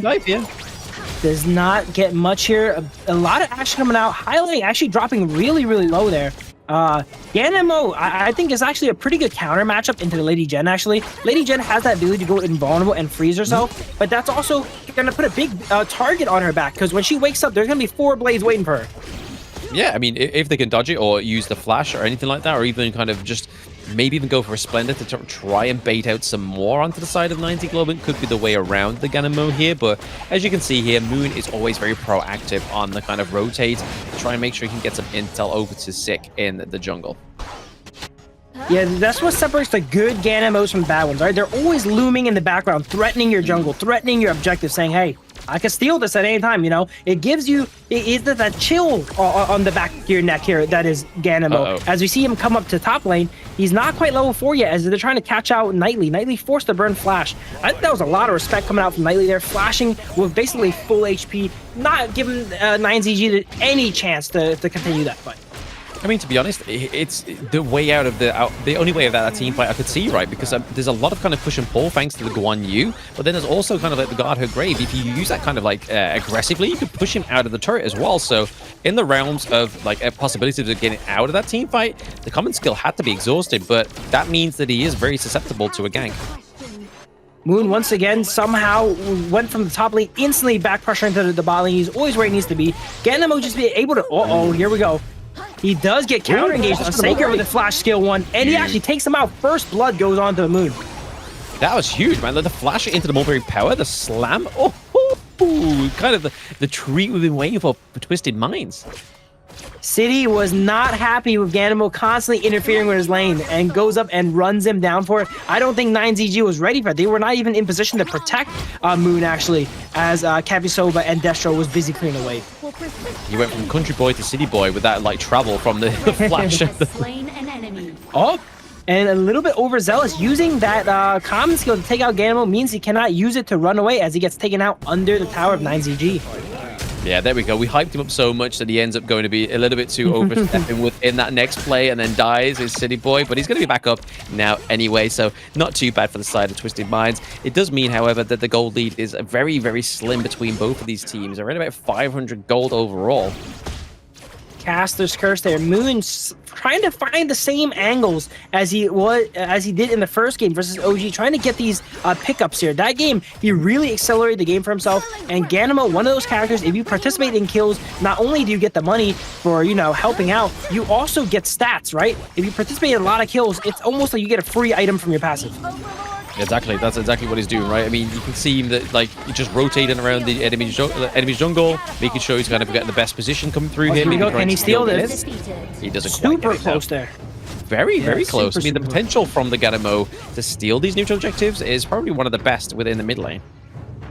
Yeah, he always has the chance there. He always goes for it. And, you know, you hit enough balls, you're bound to get a home run. Not quite there on that one there, but maybe later on we will see him get some crucial steals. If there was one to not steal, it would be the first one. Once he starts stealing those 10-15 minute ones, Saker comes in, gets caught up by a Diadea, but he could end up going back over the wall. Wow, even though he immediately disengaged after seeing Ganamo, they were able to do so much damage to him there and almost taking him out. Oh, speaking of damage, I mean, we do see Sick able to get the kind of second win from the Conductor of Souls there, thanks to the HP regen of the ultimate, but for now, it's going to be enough to kind of deter Clean and 90 from that attack, and they do go actually re-engage though into the mid side of the map. Another huge skill 1 on to do here as City Boy jumps away. He's forced to use Flash to get out once again here, so he's going to be a lot less lethal. Saker, one of those characters that is extra lethal with Flash up, that is something you really got to think about. Some supports, they use it to escape, but Saker without the Flash is not able to do just the engages that he needs to do. Yeah, he's not able to kind of get like you have to charge up the mulberry power to get its kind of most out of that ability. So then also catching him off guard with charging it and then using the flash really catches him off guard. But right now we are still seeing not much of a gold lead over to these two. It just kind of flirted with the 1k difference there, but this is where it's going to start to shine. Is now the fact they're able to take down that T1 into the farm lane, gives a lot of pressure over to the side of Twisted Minds. Shanks is just kind of like, hey guys, I can now rotate a bit more freely now. I can put a bit more pressure onto Moon into the mid lane. Where do you want me? How Angra 1 goes ahead and plays this Guan Yu is going to be pivotal to the game. Can he impact the game like someone like the Keke's Guan Yu, right? And be able to survive and tank in all these fights. I'm interested to see what build he ends up going out as well, too. Keke predominantly going full tank. Maybe he's going to end up building a little bit more damage. I'm seeing him, he looks a little bit squishy right now, so he might be going a little bit more of a damage-rich build here, which could make sense. The Pei is a little bit squishy, the Lady Sun's a little bit squishy, and if he can get on them with Axe of Torment, that will do a lot. But interesting to see how he's going to impact these fights here. Will he roam more? Will he split push more? Will he play it more as a peel? Oh, no. He's one of those characters that can really do anything.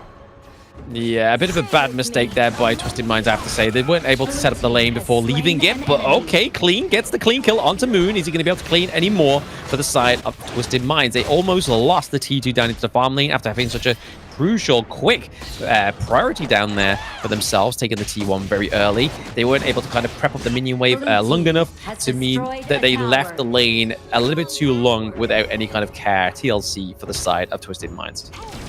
Nightly going down there, big mistake for sure. But Moon, I was watching the map, and it seems like Moon was not, because he was walking into the enemy team while his entire team was disengaging. I guess he was going for a bit of a snipe there on one of them, but definitely caught off guard. Not where you want to be on the Ganimo. You want to be in the middle of your team, in the safety of your team, and throwing blades from safety. But he was frontlining right there. Yeah, Solista with his classic MO with taking the macro down to the top side of the map as well. He claims the T1 up into the clash lane, which means that obviously Angro 1 on the Guan Yu can be a little bit more free roaming, but at the same time, I don't feel like 90's had much of an impact on the Byron just yet. We're still waiting for that big crucial team fight to come through where he makes the whole difference. I think teams are starting to wisen up to how Pei and Byron goes ahead and plays here, as they're starting to not hemorrhage as much early game. Sure, Twisted is still ahead, but as we mentioned before, if you don't end the game quick, it doesn't matter how much gold you have. Your character just innately is not as strong. Yeah, exactly. It kind of just falls off. It becomes more of a kind of like a pickoff for the side of Twisted Minds here, trying to go onto something like Moon or Destro here, but they both have, they kind of get out of jail card, right? They got Garter, great. Oh, okay. Whoa, big ultimate coming out from Guan Yu. Goes ahead and constantly pushes Nightly here. Nightly can push the enemy side, but he does not care. He just wins the 1v1 as Guan Yu is forced to run away. As I mentioned prior, actually, it looked like Guan Yu is a little bit squishier. That's because he is. He's going Axel Torment as 4 blades fly out and barely reach the Lady Gen here to take him out. Yeah, double kill going over to City Boy. I mean, it's not necessarily where you want the double kill to be going over, right? You definitely want that to be feeding into Shanks, but at this point where a 90 Globant have kind of got Twisted Minds to the ropes here, it needs to come through wherever they can. Shanks coming out super aggressive onto Sick here on the Agron, as Sick just pops the Blood Rage and turns it back on him, and Shanks is forced to retreat. Cityboy coming in with another huge skill 1, but a little bit too aggressive here. We're noticing Cityboy constantly go into these fights, and he's taking kind of all of them. Every time he gets a chance to land a skill 1, he goes for it, and that means sometimes you hit amazing skill 1s and you clean up like Moon when he went ahead and tried to run away, but sometimes you jump into your demise here as he lands a skill 1 and Argon just turns around and executes you. Yeah, especially if you've got your cooldown onto, you get out of flying around the brushes, right? If you've got that on cooldown and you don't realize and you kind of overcommit, there's no real way out, especially if you've already exhausted your flash to try and land the Warberry power as well. But right now, we are seeing that 90 Globant do have a bit of a wave up into the clash lane here. They're able to potentially take it down. But honestly, I have to give it to Destro, though. Onto this D-Ranger, he's performing pretty well. Yeah, as we go further into the game, we're going to see the Pei and Byron is not going to be able to withstand the DPS that D-Renji comes out with. So they have not been they're up 1,000 gold. It's not like they don't have a lead, but I don't think the lead is big enough to give them the items and the level advantage to survive the D-Ren. Yeah, not at this point, right? He's melting them, especially with the Imperial Order as well. It just kind of it gives over a whole different meaning, especially with the damage reduction come through from that ultimate. But over to the side of Twisted Minds, they're kind of just playing around this Shadow Tyrant for now. Giving over this extra damage would be pretty huge for them. Moon is kind of situating himself still into the mid lane. They have to reset the Tyrant. They have to be careful around this one, because if one freshly forged blades, a couple blades come through, that's a lot of help onto the side of Twisted Minds. Once again, Cityboy goes in, and it goes poorly here, unfortunately. But they does buy their team a lot of positioning to go ahead and take this down here, as Pei goes and cleans up the Tyrant. They will lose the fight here, though, but they get the objective. Support for Tyrant trade, I think, is pretty okay, as now they will lose positioning for middle and probably lose a mid tower, too. It went from even to probably negative now here for the side of Twisted, unfortunately. Yeah, no, I think overall it's probably a bad trade here. Taking that T1 down into the mid lane was huge for the side of NT Globant, because now they're able to try and set up this Shadow Overlord as well. They can just quickly rotate. They had no wave clear onto the side of Twisted Minds. It kind of just well, guys, yes, we got the Tyrant, but we need to kind of finish this off very soon, because we're getting into that 11-minute mark now. Clean is not really been burying as much kills as I thought he would do into this fight. And same with 90. 90's not had probably the best performance onto the Byron, especially in terms of this magical combo that we've been kind of hyping up since ranking week. I think just like the Argon here, teams are starting to figure out how they play, right? In the rankings week, Argon was really not that much of an issue on most teams. If it was given away, they had a plan for it. And it seems like the Byron Pei combo is also starting to fall off, as teams know how to get around it and know how to not get ran over by early game. And they're forced to play Byron Pei late game, which is really not good. Nope. Sick getting caught out here, though, as he actually goes back in with the Blood Rage. He's got dropped so low. Does not quite go down there. Very aggressive on the side of Sick here. I don't think Twisted expect that either. On 1 HP, pops the Blood Rage, goes in for the Conductor of Souls, gets that second win from the healing there, and actually ends up surviving. Yeah, surviving. He's got everything within his kit to survive, right? We just need to make sure that there's a lot of anti-heal coming from. Okay, backlight for Byron comes in with a kill. He does trade away, but that's a pretty good trade. Byron being able to take out Moon. That's a lot of range damage removed on the side of 9ZG. Obviously, D-Renji has a lot of range damage as well, too, but he has to get himself in danger a bit to do that damage, too. Yeah, exactly. He needs to kind of get stuck into the thick of it, but that's where the kind of Sick on the Organ comes through, as well as the Guan Yu, to kind of try and give it a little bit of an access into the front line there, so that Destro can just kind of just lay waste with his basic attacks. But right now, Clean's able to kind of clean up that T1 into the mid lane, put a bit more pressure onto the side of 9Z Globant, but they have definitely neutralized the gold lead and put it into the favor of Twisted Minds once more by about a few hundred gold. Just like VP before when they played the Byron play, hey, this is going to be one of their last chances here to seal up the game before the Ogren gets out of control. The Ogren is still down 1,000 gold, but if you can't really get a nice lead here in 1 or 2 minutes, your time has kind of elapsed, you know? These characters are... D-Renji's going to start to scale up, and then 9CG is one of those compositions where they don't really have the burden, right? Byron needs to go in, Pei needs to go in. They can sit back and just drop Pope, you know, and wait for them to come in, drop the D-Renji ultimate to stun them down, and Twisted, they need to find an angle here. They do need to find an angle there. I think it's kind of just trying to pick off the backline. Like they really need to kind of try and maybe like force the flash combo from 90 to get the pickup onto something like Moon here. Because as soon as like Ganamo falls down, it becomes a lot harder for the side of 9Z Globant to actually do a lot of damage anyway. I mean, we can imagine that Sick's going to be kind of like their third best damage output within this team draft right now, next to obviously D-Ranger, but maybe focusing into the macro, trying to get these waves pressured into these side lanes. Maybe that's the motive for the side of Twisted Minds to get back into this one in terms of trying to pick up some gold. But there we go. Oh, Moon was so close. Almost gets taken out.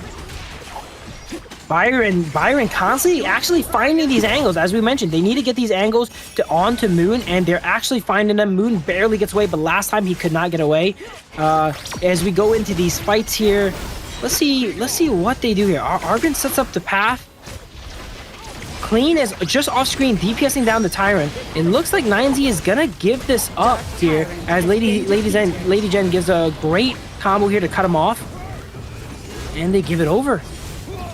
They give it over. We do see that Shanks has obviously built the Ominous Premonition as well, because obviously Moon, Destro are very slippy out of this one. So giving over that slow onto those basic attacks is going to be the difference of claiming the kills and getting away, like we've just seen previously from Moon. But right now, this gold lead just definitely doesn't like escape either one of these teams. Like they are playing very close to the blade.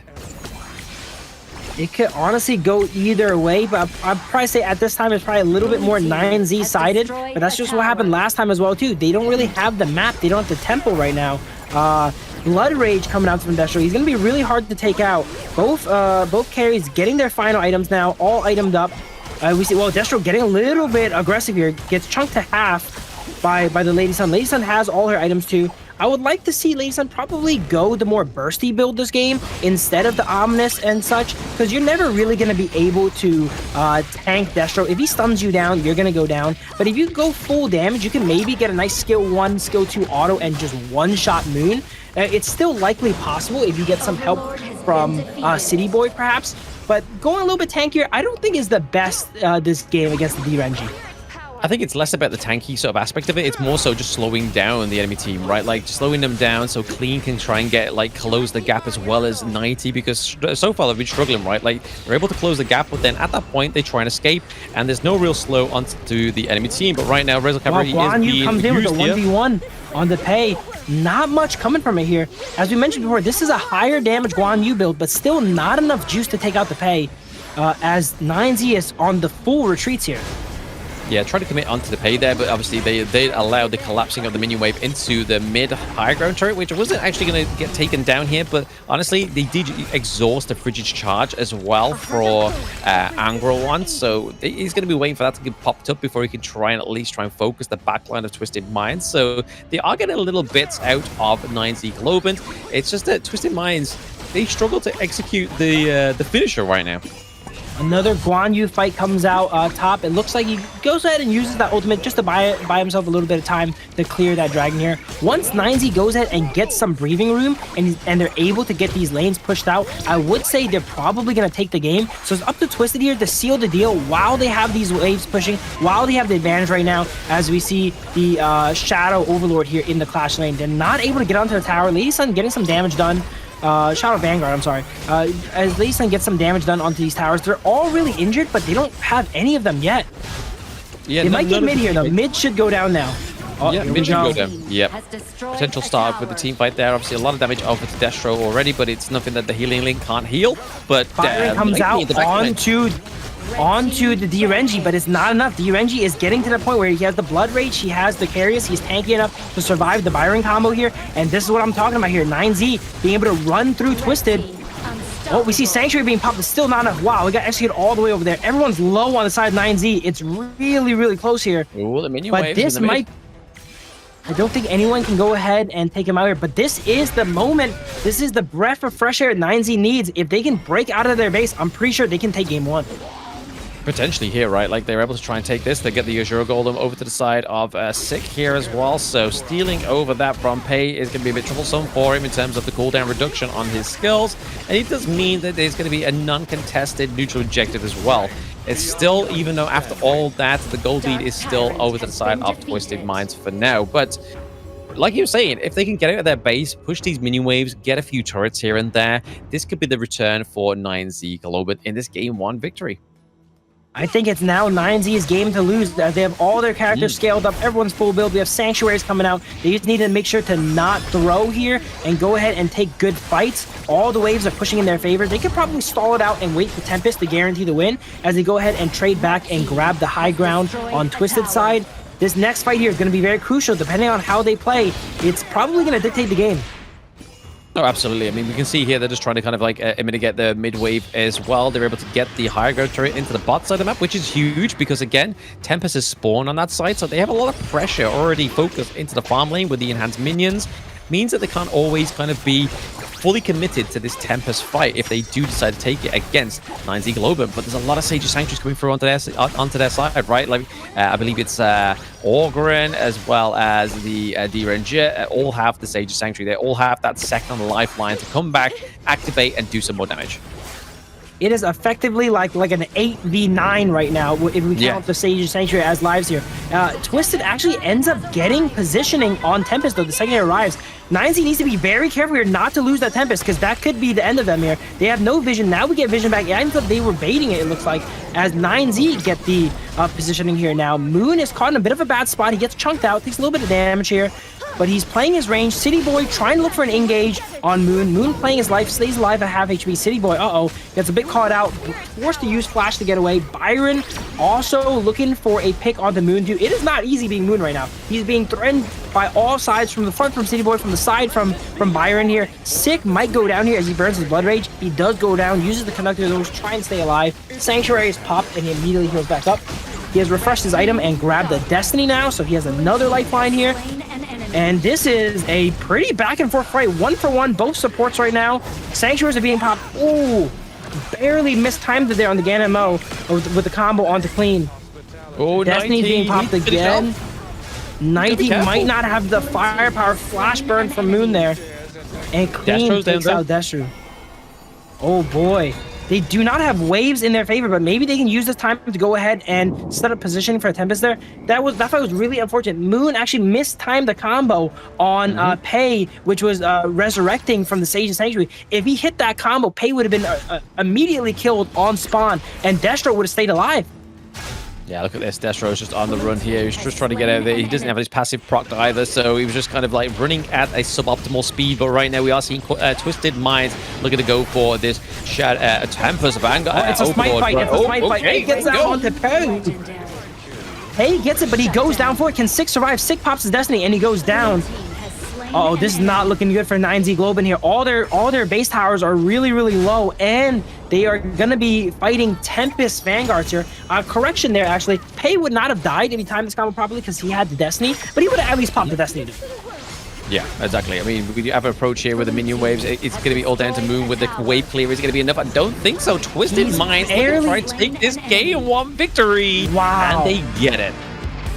They just rush down the crystal there. As you see, Moon actually takes out the minions and one of the members on Twisted Minds there. But they have 4 people. Everyone's just going to hit the base, and base will go down.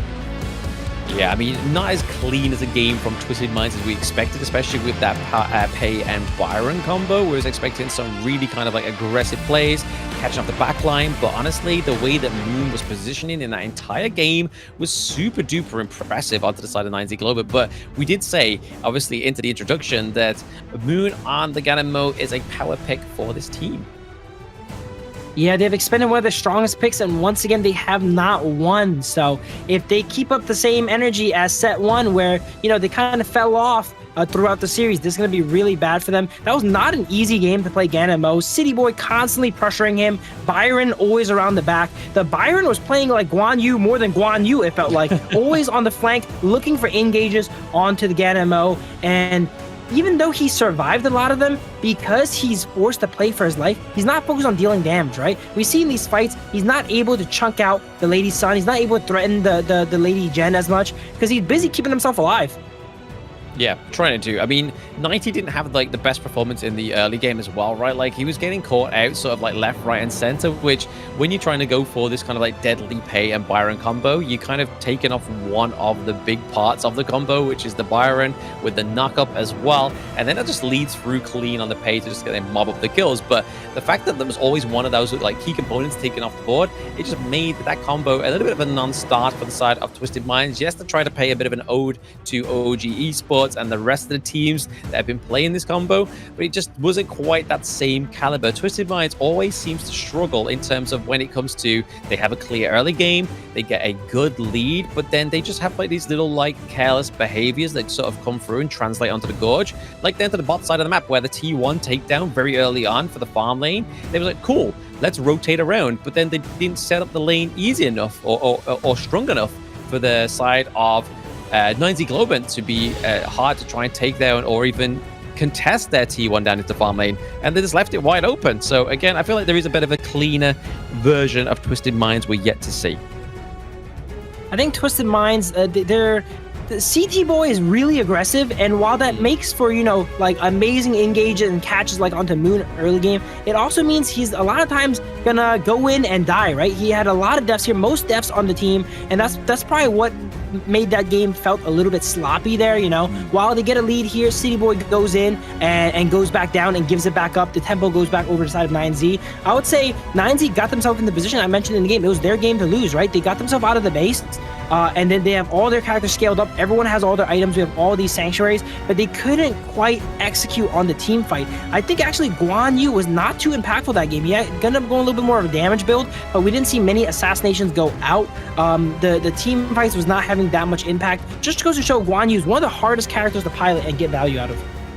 He's one of the hardest heroes, but it all relies on that sort of like early game advantage into the clash lane, right? Like you can't kind of like play a very sort of passive lack of appearance into his lane without sort of getting that first T1 within your belt and under your belt, sorry, and then you can decide to start roaming. But honestly, it was just, yeah, it wasn't the most impactful Guan Yu game, right? But let's look at the gold graph here. It definitely looks like it's very up and down. There's little moments, little glimmers of hope here for 9Z Globant where they were just kind of like peeping around about like 800 gold lead here for themselves, but then overall it just kind of was a constant collapse into Twisted Minds overall, especially so towards that kind of like last little curve in the map. That came from a very low point, and then he was able to kind of sizely get a lead after getting that Tempest Dragon. Well, we don't expect 9Z Globant to, you know, get the lead in the early game. They really just need to go ahead and survive the early game, and they did. They ended up surviving the early game. They got themselves to a Tempest Dragon. That should be the dream situation, right? You're against Pei Byron, you're at Tempest Dragon, but they just couldn't quite execute when they got up to there. Even though you get to there, you know, you have a scaling comp, you have all your heroes, you have all your items, you still need to go ahead and execute. You still got to play and win those fights. Yeah, here we are with the MVP for Highlang. Obviously, we saw what was 224k damage overall, and then obviously only getting 1 kill, 1 death, and 7 assists on the board. But it was definitely the Destructive Deluge, which was going to be the counter engage for the side of Twisted Minds. Yeah, here we see Guan Yu try to solo the Byron, and he starts to realize, wait a minute, I don't win this, bro. I gotta go, man. And he drives back away here on the motorcycle. That was such a wow. I'm looking at wow. That was such a close steal from Moon. Yeah. Moon could have easily gotten that late game. KMW probably does more damage than Smite with the 4-sword combo. Smite does what, 3,000 damage? You could easily do up to 5,000 damage with that combo there. So that game was honestly down to a Smite or a last hit, I would say too, potentially. I mean, you could say, for lack of better words, it was on a knife's edge for Moon on the KMW with those freshly couple blades.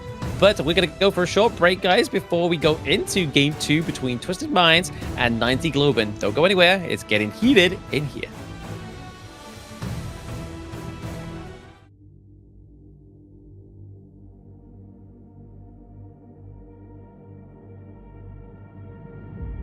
I feel it deep flowing through my blood. Rising up to become someone, and taking it all on my own. What a sweet victory. And taking all of my control, awaken something deep in me. Like flames, feel it burning inside. Take a hold of pursuit of the prize. I've been told ain't no way to survive, keeping all of this fire that's locked up aside. When this is the time, enter the ring. All those mental chemicals doing their thing. I got flashes of battles inside of my dreams. I was made for this moment. At least now it seems like it's time to come face to face with your fear. Been battling reasons for all of the years, and I learned how to fight them with style and grace no one's ever encountered. You say it's amazing, I'ma come out swinging when they open the gate. Go ahead, call passion, I'm calling it rage. I'm taking what's mine like I already own it. Watch but don't blink, going here to the moment. The sky rained down. Here's to the madness that's all around. Go on, tell them who you are, you are, you are. Go on, tell them who you are, you are, you are, you are. Here's to the moment, the sky rained down. Here's to the madness that's all around. Go on, tell them who you are, you are, you are. Go on, tell them who you are, you are, you are, you are. My name is honor, my name is king, my name is champion, my name is strength. Tell them who you are. My name is Pentakill, you think it's strange? My name keep ringing inside of your brain.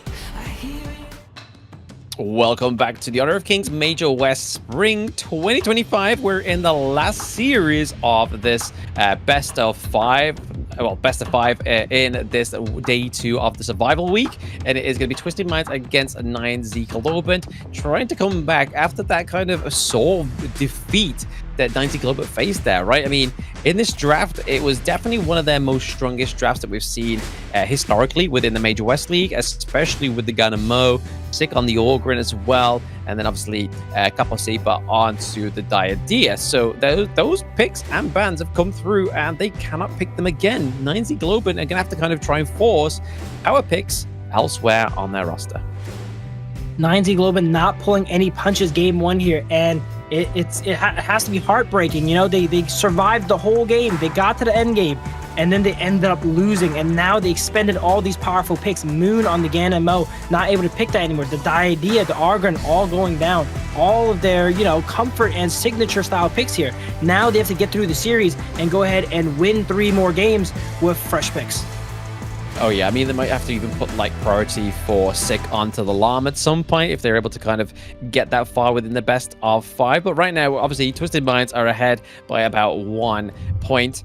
And historically, with 9Z Globant, they generally find it harder to kind of come back from that game 1 defeat. A lot of people will. It's kind of like a mental game at that point.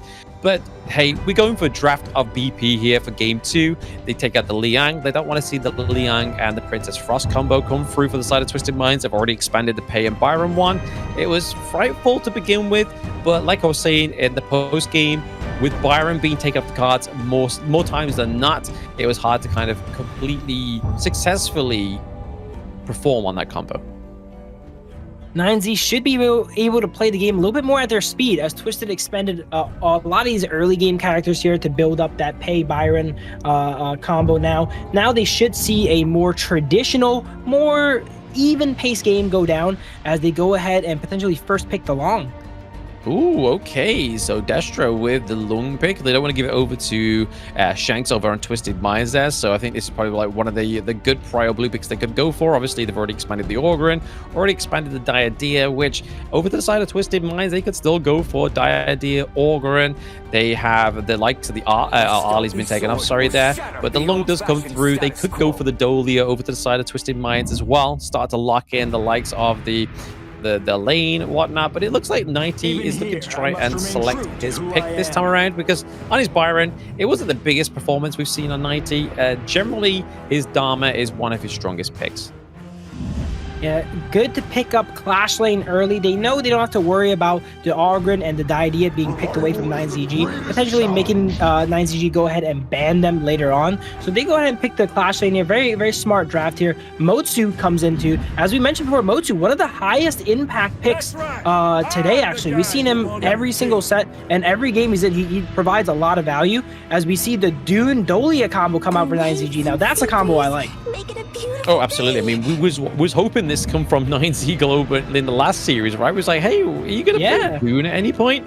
But now they pair it with the Dolia, which is great, especially pairing with the Lung. Also getting that dual infinite vastness means that they can kind of try and bait a lot of the skills from Twisted Minds. I'm not too sure where they're going to be going with this Motsu pick, obviously, because, again, the Dolia is up. I feel like that's probably a better go-to to take it off your enemy team than the Motsu at this point, because most times out of 10, when Motsu does get drafted, it's more towards your sort of 4th and 5th picks.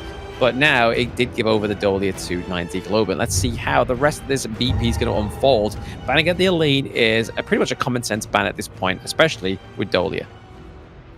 Yeah, Dolia lane, one of the strongest combos here. I really like that 3-hero core. Long, Dune, and Dolia here. They kind of have a little bit of everything, and they do everything really well, right? They have one of the best tanks, they have one of the best supports, and they have one of the best farm laners. And they can actually flex some different mid lane picks now. A lot of mid lane picks that are not as strong get up there now that Dolia can go ahead and reset it. Maybe we'll see the Shangguan come out. We haven't seen it much lately, but the Yuan is also pretty good too with the Dolia reset. Dolia as a pick, it just enables so many other characters, which I love. Yeah, again, it's just the Celestial Melody. It's the beauty of that pick, right? A very unique ultimate that gives over another ultimate to your teammates, which is, again, if you lose an ultimate, hey, you may as well give it to somebody else. But I would be really liking to see like something like the Hino and Dolia combo come through. Obviously, they have like a synergized ultimate come through when they do use the Celestial Melody with the Fate Rewind. It obviously adds a little bit of a CC aspect to it, but hey, I can dream. Maybe when we get into the knockouts, we might see that come through. But at this point, it looks like Twisted Minds wants to have a go on the Gan and Mo.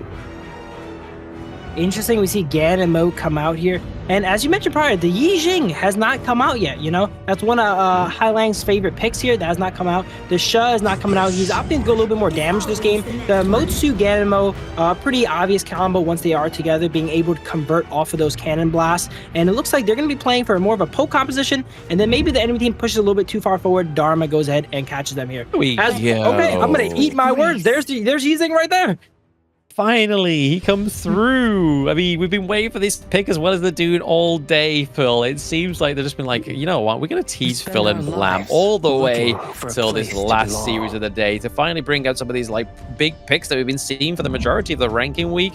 Yesterday, it was pretty much Yi Jing territory all day, every day, onto the side of the survival weeks in those games. But they do lock in the Orgrin onto the side of Twisted Minds as well. So they're going for a little bit of a similar kind of combo here that we saw 9Z Globant go for, but they do pair it with the Motsu, which we know pairing the Ganamo and the Motsu together is troublesome. I think this game, sure, the Ogryn's a great pick. I would have liked them to pick a little bit more of a utility style jungler here. Maybe something like the Agudo, maybe the Monkey, because they're not lacking damage whatsoever, right? They have so much damage on their side. I would like someone a little bit tankier. And now, I always mention this, but the Ogryn and the Ganamo is going to be butting head for resources with all these characters that are so resource heavy on the side of Twisted Minds. I don't know. I feel like they needed the Ogryn, right? Because they need a front line. Without the Ogryn, I mean, yes, you said substitutes like the Monkey, like the Agudo, but in terms of like actual potential in the front line, Clean needs that big pick, which is the Ogryn here, which really sets up, obviously, Ganamo, sets up the Motsu as well. It's all very well synergized with these 3 picks. And then we can kind of see that, obviously, Shanks kind of fits around it with a D-Ranger. Look to land that Imperial Order onto the Dune to make sure it's a little bit easier to melt him down with so much great sustain on a pick like the Dune. I'm also surprised we haven't seen much Princess Frost yet, too. We've seen Princess Frost pick like 1 game earlier, but now it's sneaking through all the drafts here, not banned, not picked. Hai Lang here, I think the Princess Frost also combos pretty well with the Motsu, right? And it also has that utility that it can give up more of the farm to the Ogryn and let him scale up a bit more. But let's go ahead and see how they play as we get onto the Gorge. Yes, this is going to be game 2 between 9Z Globant against Twisted Minds. Twisted Minds took a little bit of a hard-fought victory in that game 1, especially with the draft that they did have, not quite pairing up that successful combo for Pei and Byron. But this time around, they're going to go for the Ogryn, set it up with the Motsu and the Ganamo. Pretty aggressive early game here as we see Motsu going in for basic attacks here, actually. Very rarely do you see Motsu actually auto-attack in a fight. They usually only do the cannon blast, but goes through, gets the enhanced auto down, tries to push them away and get that wave pushed in so they get first move. It seems like both teams cleared it at around the same time as they are both rotating down, and there's actually a fight going on in the river here. Flash coming out from Motsu, barely getting away. More cannon blast, put out another flash. Trying to come through with the damage there. Obviously, Shanks has had a really good setup in the lane here. Obviously, he was able to clear out the minion wave a lot quicker than Destro was. He was level 2 a little bit quicker. So already a bit of advantage here for Shanks into the farm lane. But they got to watch out, right? So this is the thing with Yixing. It has a very good wave clear into the mid lane. And then you're going to be seeing some excessive rotations down to the bot side of the map to kind of try and set up Destro earlier on. The composition of 9ZG really reminds me of Rankings Week. This is the composition I feel like we've seen all the time in the Rankings Week. The Yixing, the Dune, Dahlia, long combo coming out. It seems like teams forgot about it today. We didn't see it much, but 9ZG did not forget. They're busting it back out again. And we're going to see if while teams were adapting to the Byron Pei, maybe they forgot how to deal with, you know, the Dune Dahlia. Yeah, I'm sensing a bit of PTSD there from you, Phil. You're just kind of like getting flashbacks. The lung, the dude, the Yixing. Oh, it's come back. It is definitely back here as Yixing is rotated all throughout the map here, being able to rotate a little bit quicker than Ganamo as they prefer the Boots of Deafness, whereas Hai Lang probably has the magical damage boots there. So that's one difference between the Yixing and the Ganamo. Yeah, definitely go for the PS boots is probably what you want for early game Hai Lang, right? I mean, that damage coming through for the couple blades is what they're going to really be setting up here. A big rotation for Motsu, Hai Lang, and City Boy coming to the top of the bot side of the map here. World of Board being committed, nobody gets catch. More of a zone in to kind of keep them away from Destro whilst he cleans up that minion wave. Yeah, they're buying Destro a lot of time here. They want to get him online. The Renji is probably going to have a little bit more of an even power curve throughout the game. So they're trying to alleviate the early game pressure that is Twisted Mind's side. As we see, it's pretty even. It's pretty even on kills and towers, but farm-wise, Twisted might have been doing a good job of stealing away some of the jungle, as they're actually up almost 1,000 gold now. Almost 1,000 gold. I mean, they definitely need to maintain this momentum for the side of Twisted Minds. Uh-oh, here we go. In the early game. Yep, I think it's on the box. Long gets engaged on here. But he knows he has that ultimate, so he's not afraid as he goes and plays a little bit aggressive, pushes Shanks back, and then uses the ultimate last second. Oh, box comes out, does not connect. I'm bored, I'm sorry. Does not connect on Hai Lang, forced to use the flash to get out. I mean, the board comes out, but I mean, it does expand the flash onto Hai Lang though, right? So that could be good. Ooh. And 4 blades find their mark as Destro does not have the ultimate to get away this time. Yeah, no ultimate for the side of 9Z Globant there, unfortunately. They expanded it a little bit too much. Paid the debt of the Dahlia. Yeah, Dolia just got the ult back. Maybe she was not level 4 right at that time to reset it, but it's really hard to react to Ganemo sometimes. He shoots it from so far away from Fog of War, and if they connect the blades, you could die at like 70% to 0, basically. Literally, it's like, yeah, eject. It's too late. But now we get into these tyrants up and the Overlord as well. Already set up a bit of a clear farm lane is going to be Twisted Minds. There is basically no minion waves crashing just yet, so I could potentially see a bit of a fight here for the Tyrant, but the Smite is always going to beat the Flaming Palms at this point in the game. It almost looked like a 9Z was like helping them clear it there, because there's no shot they're going to get it with Clean right there with Ganemo as well, too, having all that secure potential. As we see Nightly come into a 1v2, and he actually steals the red. That's his own red. He secures his own red here, and Sick might get caught out now on the Dune. He's really tanky, but he's not able to get out. They're all trying to look at him. They're positioning in a way that they're trying to block his ultimate, because his ultimate will stop at the first thing it hits there. They're kind of triangulated around him. They know he's dead, and they just don't want him to get out. Yeah, I mean, it was like, hey, you helped yourself to my Crimson Golem, I'm going to help yourself to your Azure Golem. I mean, this is how taxation works, right? You take something from me, I'll take 20% from you. But this time around, they got to be careful. Angro 1 and... Oh, Clean gets caught by the board here now. But he actually ends up fending them off there with the Dharma. They caught him on the board, but they were not confident enough to engage on that. They knew they could always get comboed up. There's Flash and Ultimate available for Nightly. So maybe an intelligent choice. Wow, another one-shot coming out from Ganemo as Long was on the screen for a second for both of us, and even for the players, he was like, because he got dispatched really quickly. He was coming down to land, and then all of a sudden Highling was like, hey, you've not got clearance, buddy. We're going to take you down. And then all of a sudden he was just gone. But then obviously at the same time, Shanks was able to take that T1. Looking to take the T2 into the farm lane as well. This is a much more aggressive side of Twisted Minds that we needed in that game 1. Twisted building a pretty sizable lead now. A second ago, we were saying they're up 1,000 gold. Now they're up 4,000 gold. Only up 2 kills. They're doing a good job of getting kills from getting objectives on the map. We've seen Clean go ahead and take the Azure Golem and the jungle on the side of 9ZG. Now 9ZG needs to go ahead and find something here. It looks like they've lost complete control of the map. They're all walking around together, which means they're not maximizing their individual map presence and clearing. We see all 5 of them on the bot side with no objectives. What is going on the side of 9ZG? Bro, Highling just completely took down the Overlord all by himself. He was like, bro, I don't need Smite. Don't worry about it. I'll just pop my ultimate, get a few freshly forged blades, and I'll just take down the Overlord here. Just give a bit more pressure over to our team. And already Twisted Minds are showing that they've got dominance into the enemy's jungle, right? They're helping themselves to the Azure Golem a second time over.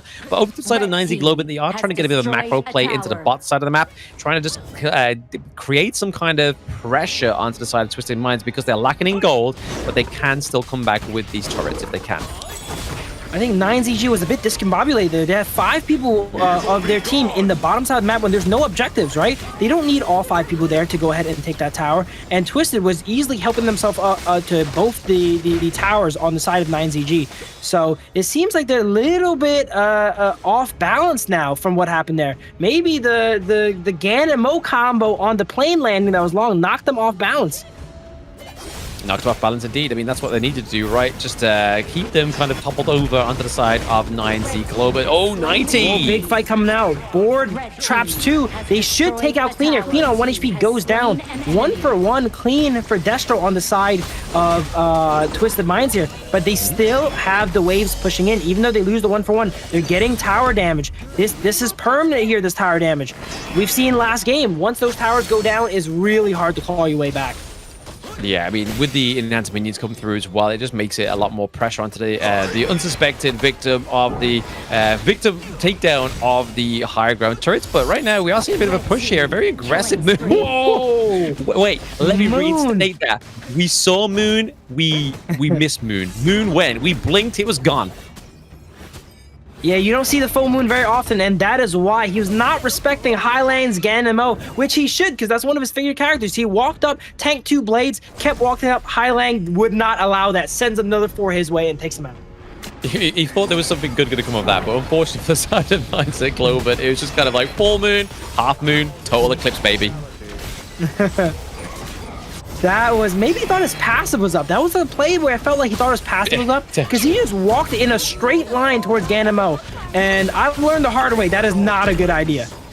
That's not how you approach a KMW face on. Don't approach a KMW face on. But right now, I mean, you shouldn't really be approaching Twisted Minds face on here. They are taking a lot of damage here. Cannon Blast does actually connect on the Capo towards the latter half of that team fight, but they're just trying to walk through this solo minion here. Charlotte's just trying to poke it out, but it looks like they are going to get the high ground turret into the mid lane. Wow, Blades coming out. That should be all she wrote here for 9ZG. While we were talking about Moon, he actually walked up again, and I think got comboed again, unfortunately. Maybe a little bit of tilt coming out on the side of 9ZG as they go ahead and get their base cleaned up. Oh, we're seeing an OG play here. They're going for kills instead of the end here, as we see Knightley take out one extra there to pad some stats. I mean, it was very nice for Moon to gift wrap the crystal there towards the end. He put down the board, put it in a little box. He's like, guys, don't worry about it. Take 2-0 from us. It's fine. We'll come back in game 3. But that is going to be a game 2 over a very much more clear version of Twisted Minds that we was hoping to see in that game 1. While we joke about Moon not really paying attention, KMW is one of those characters that just punishes it so well, you know? As a pro, you gotta go ahead and watch all the map, manage all the waves. If you're losing, there's so much stuff going on, you gotta watch everywhere. You take your screen off your character for 1 second, you know? KMW peeks his head in, throws 4 or 5 blades at you, 6 blades. I don't think he can throw 5, right? And you're gone just like that. You have to be very aware of where your body is, how you're walking, right? And I think he was busy panning his map top, whatever, because he just walked in a straight line and then just got chopped in half. Maybe he was hoping to try and beat the kind of collision course of the couple blades. It's like, mate, if I can run fast enough, if I believe I can get right into the middle of it and completely miss it all. But it wasn't the case for the side of 9Z Globant. And he tried it twice. For science, he tried it twice. But maybe further on in the ranking week, he might prove that one a little bit more fruitful and bear some proof in the pudding. But that is going to be 2-0, obviously, over to Twisted Minds. A big stacked draft this time around, though. They do exhaust picks like the Orgarin, the KMW, the Motsu as well. Motsu must be having such a good win rate within the ranking week this far because, honestly, it keeps giving. It's just the gift that keeps on giving. It's so high impact. It's very versatile. It can do anything. It can disengage. It can engage, right? The only thing it's not that durable of a support, right? It's not a Zhongfei. It's not a Saker or a Diadea. But if you can round out the durability of your team, either in your jungle or in your clash lane, I think it's really worth getting a Motsu on your team. Oh, absolutely. I mean, it sets up the KMW, right? So City Boy and Highling definitely had the time of their life within that one, especially it's speaking of life, Highling didn't drop a single death in that entire game, same as Shanks, as well as 90. So 5-0-2 for Highling. I feel like this could be another MVP for Highling back-to-back here because he definitely gave a bit more of a different spin in this game. It was less about the utility, less about the kind of damage. It was more about the kind of presence across the gorge, right? Like he was laying down these couple blades. I mean, game finished pretty early, so 59.1k overall is going to be pretty like monstrable for the length of the game that we've actually just watched there.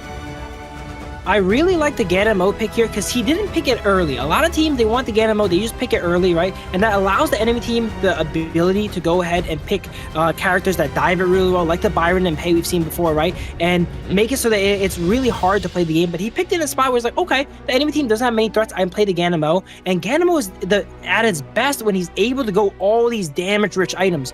The Reverberation Staff, the Tome of Wisdom, the Savant, right? Instead of having to itemize the Splenda, KMW doesn't like building that, right? He wants to build pure damage so that he can throw those knives out and one-shot you. And when you pick it later on in the draft, it allows that he knows he doesn't have many threats against him. He doesn't have to itemize defensively. He goes full damage. He has the Cannon Blast to set him up, and it is GG easy for him to get him. And there we go. Look at that. MVP.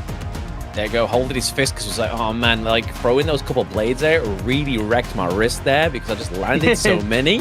But the 32% of the damage dealt there by Highling, 5-0 and 2 KDA as well, and only taking 8% of the damage overall. Just shows how slippery, how denial of access the rest of Twisted Minds were to Highling. And this one, they were like, hey guys, we got to protect him. We're just going to make sure we give him the range, just lay these couple blades down. And that's exactly what they did there and did it very well. We'll see in these highlights how it all came into fruition, especially from this first blood as well. I believe it was Highland that came through from the rotation here as well. We do see that the long lands down and then it gets wiped out very much quickly in that one. That was a very interesting decision there to drop the ultimate in between all three members of Twisted Minds there on De Leon. I guess he did not have vision of the Ganon mode coming down, but I would have probably just, flown a little bit to my tier 2 there, a little bit safer, but very aggressive play from Destru here. Sometimes it works out, sometimes it does not, as he landed on 4 blades, as you mentioned. Yep, exactly. That was the closeout there with the highlights for Twisted Minds in that second game of the series. This potentially could be the game point for Twisted Minds if 9Z Globant do not come back. But I believe it was actually yesterday where it was the third game that 9Z Globant came back. So maybe they're just going on this same tradition. But in the same tradition that we're going for a short break. Don't go anywhere, guys. We'll see you soon.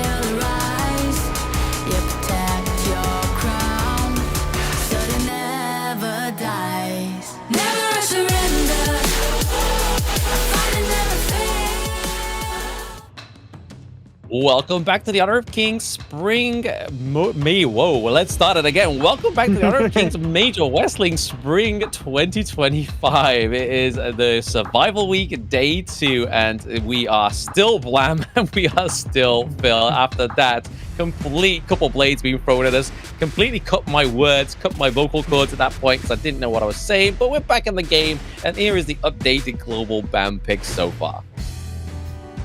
Here we go, going into game 3 here. 9Z has exhausted a lot of strong picks. I'm trying to think, what have they not used yet? Arlie they have not used yet, but there's no way Twisted is going to allow Arlie to go through now. The game 3, we're going to see a pretty tame power level game, I think, on the side of 9Z. While Twisted, they still have some power picks available. I don't think they've picked the long yet, if I'm correct. It gets a little bit confusing when we get to these longer series here. You got to keep track of all the characters, right? That's why these coaches have these team sheets here. Maybe we should get one of those too here, Blam, so we don't make any mistakes. But not many power picks left that come to mind for me when I'm thinking of 9ZG. So this is rough, man. They're down 0-2. Momentum's on the side of Twisted. They're feeling good. And I think options-wise, they probably have more options too. I mean, generally, they kind of...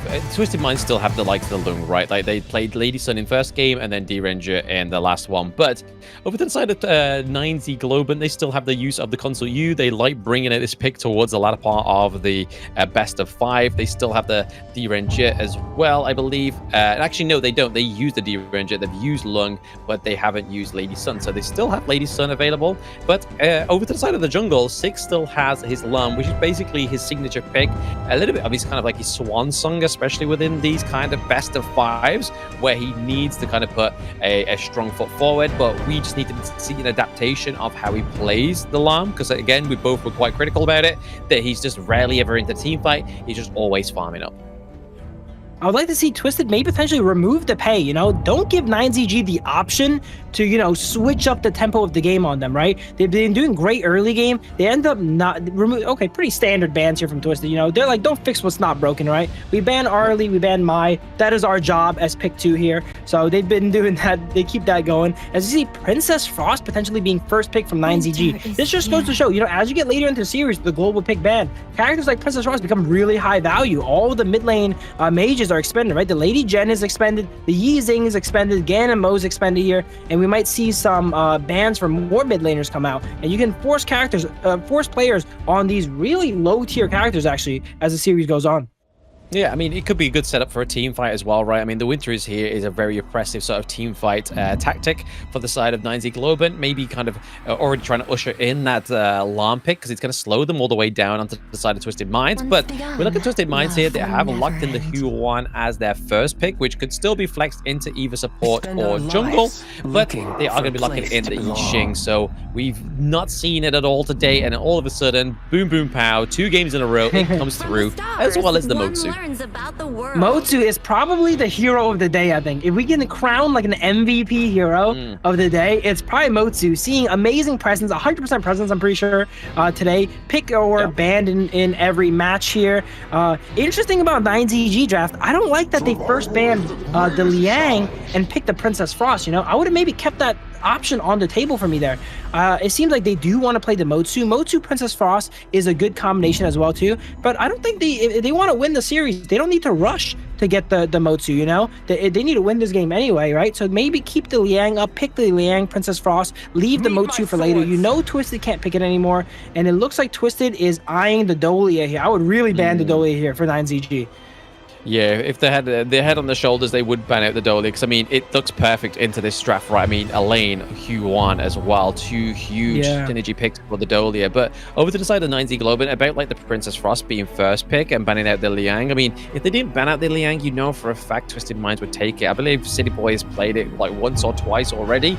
It would be a good suppression. It would change the draft that it would go for, but 9Z Globant are going to actually prejudge that Dolia pick coming through from Twisted Minds and takes it from them. So they got the Elaine, they've got the Huan. We don't know where to yet the Huan is going to go, whether it be jungle or support, but they are banning out some of those big clash lane picks onto the side of Twisted Minds, right? The Byron, the Dharma. I mean, it's going to leave open picks like, I mean, they've already used Charlotte onto the side of 9Z Globant. They've used Guan Yu, so we're probably looking at something a little bit more into the mix here of the clash lane, potentially Lu Bang.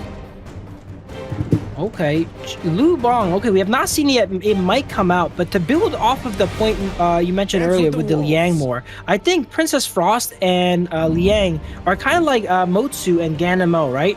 They work really well together, but just like how Motsu is really good against the Gan and Mo, I think Princess Frost is really good against the Liang. If they end up trying to steal away the combo piece in the Liang is forced to sit still for 3.3 seconds. That's a perfect timing for Princess Frost to drop a blizzard right on top of him. Yeah? It's kind of like the combo if you think about it. The Liang holds someone down for 3 seconds.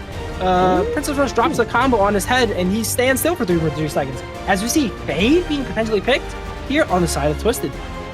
Yeah, the Lamb and the Lu Bang combo coming through here. Exactly what I was saying in the early part of the draft, right? They were definitely premeditating the arrival of the Lamb. They haven't quite used the shirt yet onto the side of Twisted Minds, so they do lock in the Yixing again. It's going to be a little bit easier for them to clear the wave and then give priority down to the bot side of the map, especially going against the Lady Sun. It's going to go a lot of damage over to Chano if they land the successful rolling raids, but the Fade coming through here for clean. Oh, I'm excited for this one.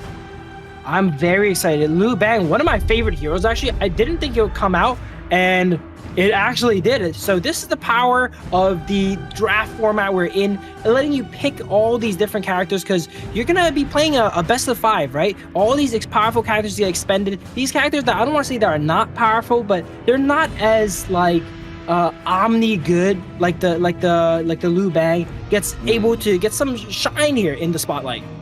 Yeah, absolutely. Again, we'll be interested to see how they work this one. Obviously, they have the execute mechanic for the Fade as well, obviously with his ultimate. I believe it is Jade Blades on that one, but kind of replicating the same kind of execute that Orgren has. It's not just as a passive. You have to kind of activate it with the 4th blade coming through as well. But it's going to be super interesting. A very high frame pick here. So really, it's going to be down to Capo onto the Motsu to really try and lock down this Fade. Yeah, the Fade is a decent counter pick at the end here, because if you think the side of 9ZG, they have a lot of shielding, right? They have the Li Bang, but if you get low enough, Li Bang can't even save you against the Fade. Fade executes you right through that shield.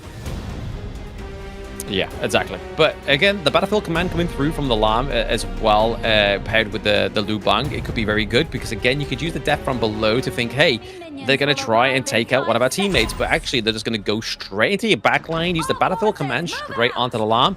All of a sudden, you've now got Lu Bang behind you that has obviously CC and a taunt as well, which could be very good into taking out some of the vital members of Twisted Minds. Interesting to see Flash come out for Lu Bang, one of those characters that I think run execute a lot in solo queue here, but he really prioritizes being able to reposition with a Flash and maybe able to reposition the skill 2 and get the stun on a priority target over the damage. I don't think we see many executes actually in pro play, so it's interesting to note one difference between pro play and ladder play. Ladder play execute is seen all the time. You see Diaz run execute. We see City Boy almost getting executed here in the mid lane as he's forced to flash here already. And a bit of a double jungle coming out from Knightly and Clean. Yeah, they're just trying to basically get the farm up for Fade, right? He doesn't have the fastest wave clear this far in the early game, so needing those skills is definitely going to be the help of 90 here. And obviously, 90 does get a bit of passive resources as well.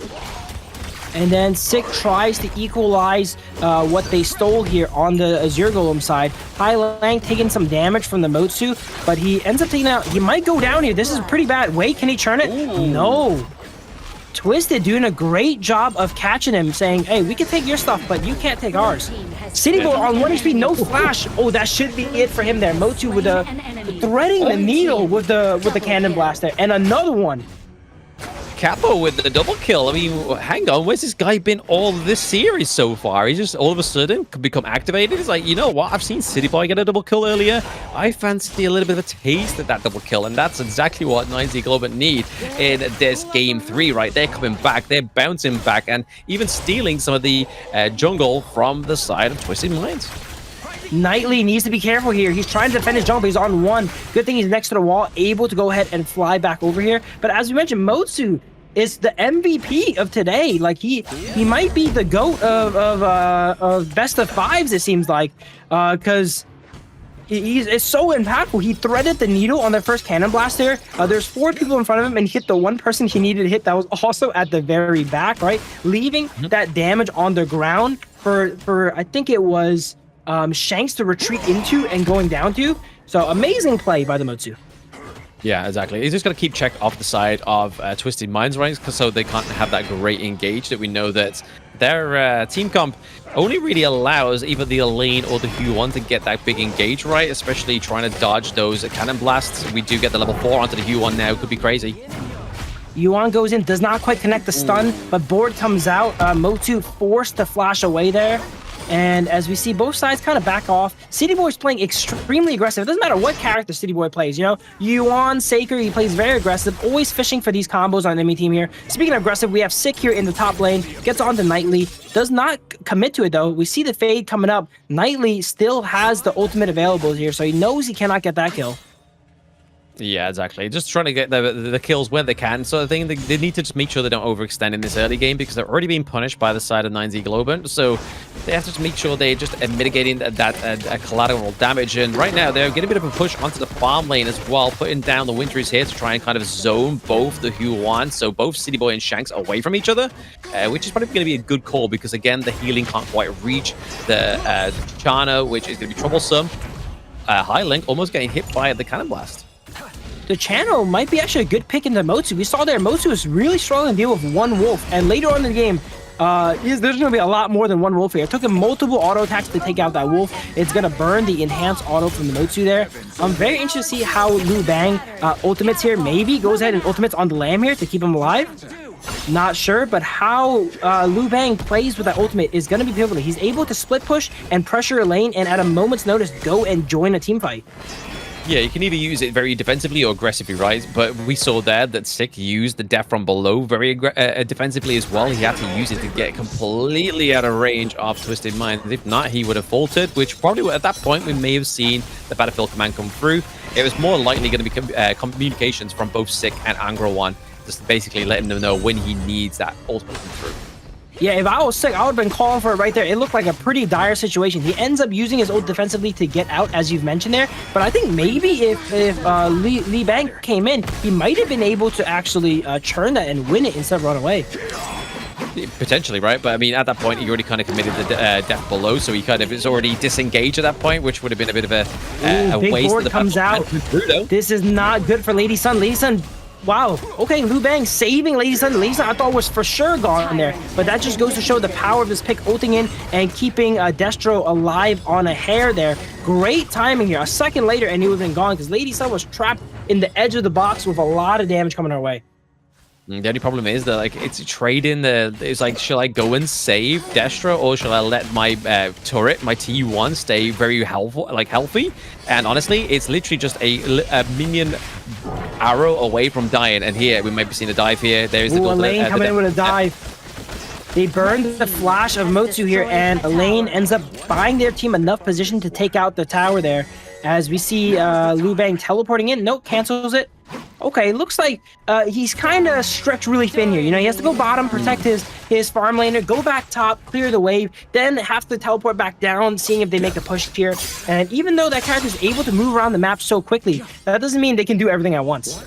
Yeah, it's the biggest counterplay to play against him, right? Like, just spread him thin. Like, he can't be sent teleporting every 2 seconds. He has to choose it at the right time, and that's the beauty of Twisted Mind's strategy here as well, right? They put a lot of pressure. They go for these big, like, 4v1 dives into the bot side of the map. They use the Death at Sunset to just try Death at Sunset just to kind of, like, push them away, as well as zoning them. Board comes out onto 2. Motsu gets trapped. We know he does not flash this time here.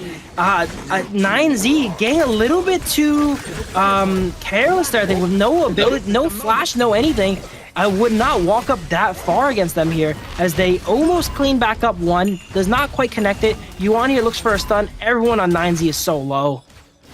Very, very low. I mean, the taking limit onto Moon there was just not enough to take him down, which was very good for 9Z Globant, but not for the side of Twisted Minds. There was so much ripe for the picking, but honestly, that play from Angro One and Sick into the backline really kind of turned the tides of that whole team fight. It does mean, however, Twisted Minds has had the right amount of time to claim that goal lead back in their favor. But look at the Fade's build, though. It's not going for the tanky Fade that we've seen historically within the Major West League. He's going attack damage. Obviously, he's gone for the attack damage jungle liner here, but the world is my board being committed as well before I make that point.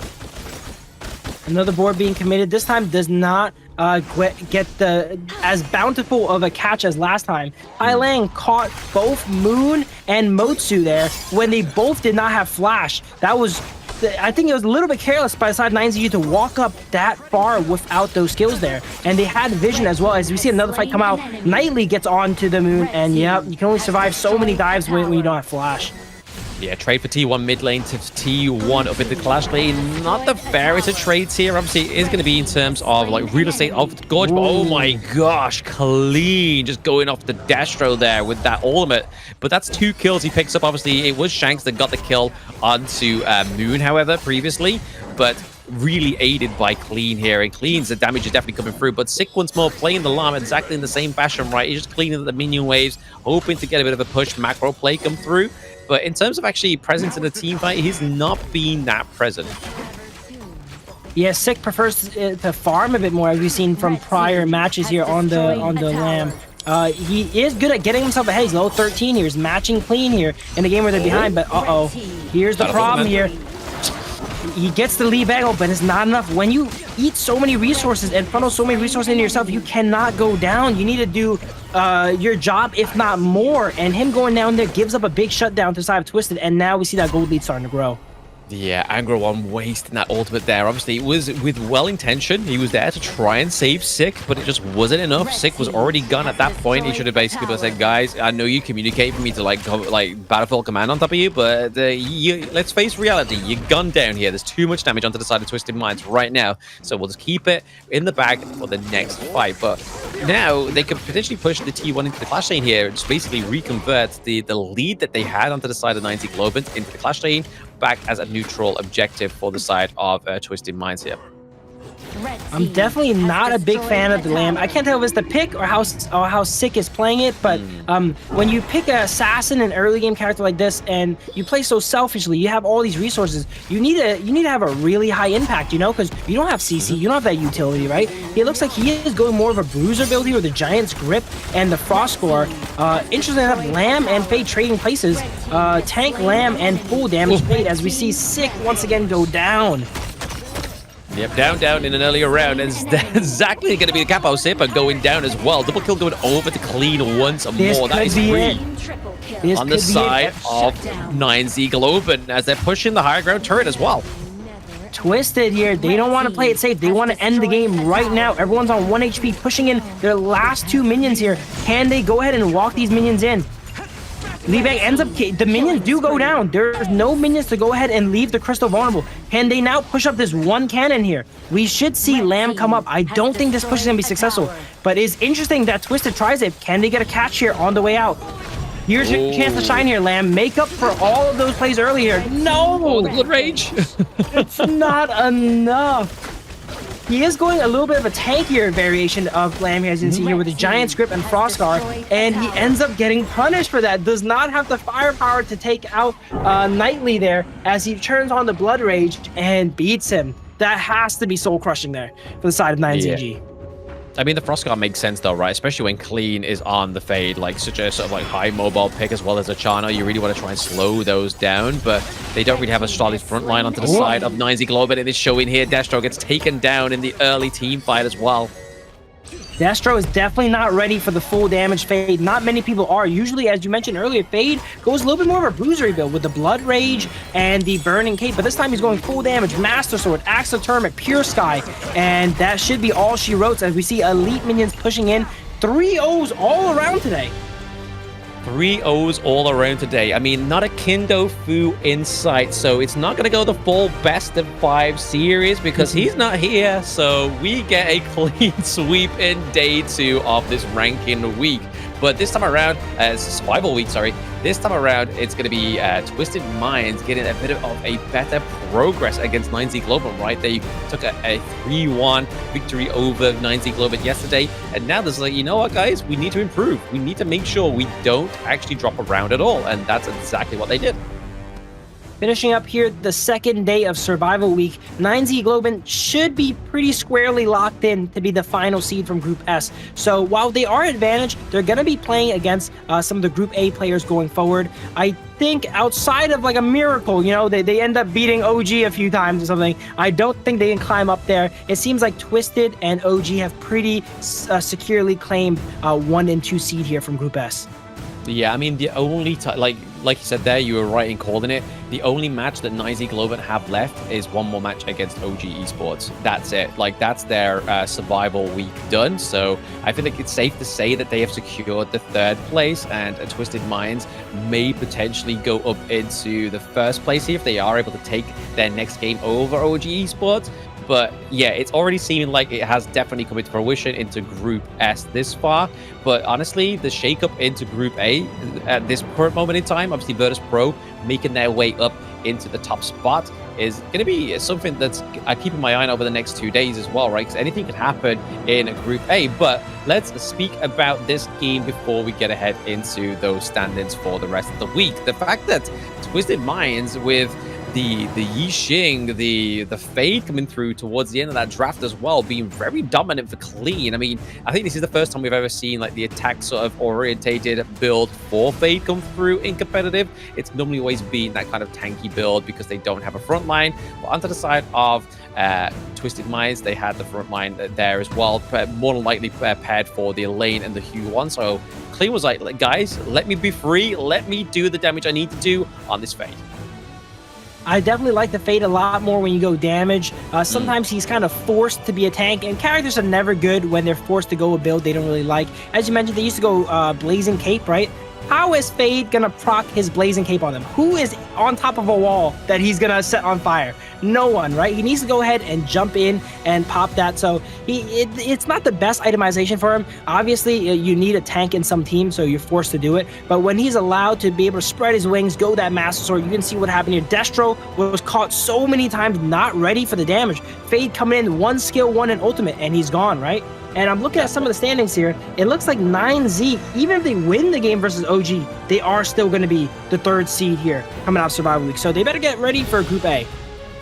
Yeah, exactly. I mean, Group A is not going to be... They won't be facing Group A until we get the decider of the top 1 in Group A towards the knockoff stage anyway. But here we are going to be seeing now the itemization come through for these picks. So, yep, we were still seeing the Rapturous Bite come through, as well as the Axe of Torment for the Fade here. Clean, doing about 63.2k damage. Very close to Chano as well. So Chano only actually fallen behind by about 3k damage. Once again, playing into my stats, playing into my narrative that Chano into the later phase of the best of 5 is way more fruitful than the game 1 Chano.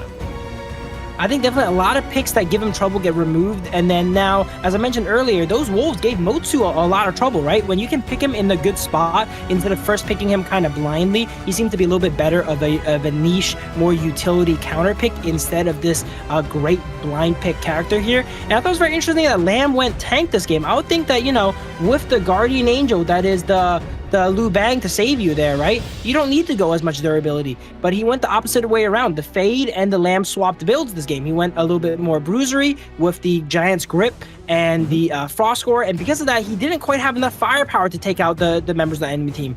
And I would have liked for him to go a little bit more damage, right? There's not many characters on the side of a Twisted that could be more durable. Like Chano, he's not going to tank up. Fade, we saw go full damage. When you're against these full damage characters, you could probably just go full damage too and then try to get a more explosive, volatile game. Yeah, but Klee coming in with the MVP of this Game 3, dethroning Hylang for the first time in this series, and he gets the 822 KDA, dealing 24% of the damage and taking 21% of the damage as well. So he was actually taking his fair trade of blows there across the gorge, but overall the 27% of the gold going into this Fade really gave him the itemization he needed to shine on this pick. But we're going to see in these highlights, right, like in the early part of the game, we saw him kind of be paired up with 90 on the lane, just making sure that his wave play was a little bit faster here. But these started by point there. The double kill onto Capo really was shining very well for 90 Globant in the early game, but it was just Clean going through just very aggressively and out of nowhere. Yeah, Clean got so many catches here to accelerate his economy. Every now and then he just gets 1 or 2 kills, whereas we see the opposite from Sick. Sick is the guy getting killed every now and then, right? He's farmed up all this way, and then he joins a fight. He has all these levels in gold, and he probably has a shutdown on him, and he gets shut down, unfortunately. Yeah, no, just look at it. This is like so much control as well, thanks to the Yixing. So Hyling playing a very good position, but also City Boy on the Hu1. I think it's probably his best performance.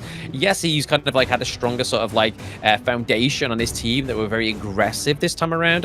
He did have some good pickoffs on the Sekir of Game 1 of the series, but there was no kind of like overzealous kind of overstepping. He was kind of always, if he was diving in, he has to do the Ending Sorrow that kind of gets him back out of there as well. So the draft overall for Twisted Minds, I was really a fan of. I really like the Yuan on City Boy here. It really matches his aggression and gives him that get out of jail free card, because sometimes he does go a little bit too deep on the Seeker, right? And now on the Yuan gets punished a lot less. Something interesting to think about, where's the Liang Po, right? He was playing a lot of Liang Po in the rankings week.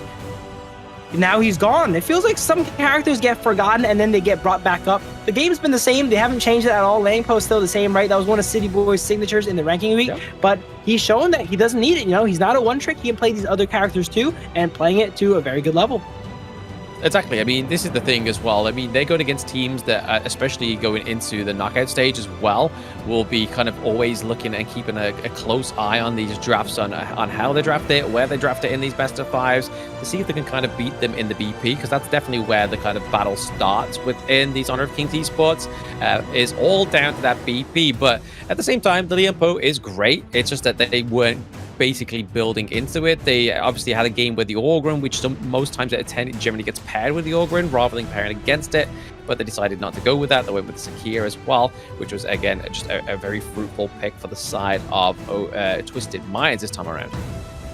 Yeah, even though these series all went 3-0, the teams, you can tell they're very conscious of the fact that it is a best of 5 and they drafted a lot differently because there's only one more game, right? But we see these picks completely change from the rankings week. It could be a little bit because they're doing a little bit more homework against the teams they're against and they're recognizing some characters' strengths and weaknesses, like Byron and Pei is seeing a little bit more play now because they offer the backs of OG, right? But they're also thinking about how do we spread out our picks to go the distance if we need to go the distance, right?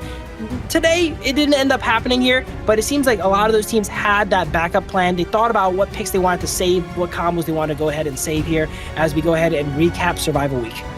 Yeah, I mean, that was it. Overall, those tuning in, it has been a 3-0 day today. Proving the West is the best. Sorry, Hauler. But not to shame any of the East League. I mean, obviously, Nongshim, they're currently on an undefeated streak as well. So go and check out the East League. There is some phenomenal matches that have been up there as well. But OG taking the top spot with a 6-0 win on the games. Twisted Minds in second with 6-4. And then Nizy Globant going all the way down to that third position, which means they still will make it out into the knockout stage. But it's all about that Group A. This is where the focus of everybody should be on. VP currently at the top of the board with 6-2, but there is still 2 days to be going through here for VP to maintain that top spot. It could be dethroned at any point because there's still a lot of games for MKOI to play, still a lot of games for NRX to play as well. AYLO Gaming, on the other hand, if they want to try and get to that top spot once more for Group A, they need to go through MKOI twice, NRX once more, but then they also need to beat VP right at the end of the last day of the Survival Week. So there is a lot basically amounting for that, but tomorrow's matches, run them through for me there, Phil. All right, tomorrow we're starting off with Next Ruya versus MKOI. We have not seen MKOI on the broadcast for a while, so I'm happy to see them again here. Hopefully, they pick up some spicy picks, as you've mentioned before. OG, once again, a household classic here, gets a rematch against Nizy Globant. They did a great job today. Let's see if they can go ahead and clean it up and give them as much of a threat there. And then we see AYLO Gaming versus Next Ruya. So Next Ruya we see twice tomorrow, actually, which is interesting. Yeah, we get both of their next rematches tomorrow. They do have one off broadcast as well, which will be against Virtus.pro. So a lot of plays for Next Ruya in the next few days. But again, that last match of the day tomorrow will be the rematch of day one, right? The 3-0 that AYLO Gaming took over NRX. It wasn't the cleanest of games, especially with their game one going all the way to the Tempest Dragon. There is still a lot to prove for NRX, and there's still a lot to play for of NRX. But I have been blessed. This is me for the Survival Week. I leave you in capable hands of Yikes, Rafa, and Phil. But I will see you guys towards the knockout stage as well. But I've been Blam. Follow me on all social medias. I do create content for Honor of Kings as well. Same as Phil Youmuus here. It's been a great day. Make sure you tune back in tomorrow for the action. Take it easy, guys, and we'll see you then. Have a good night, guys.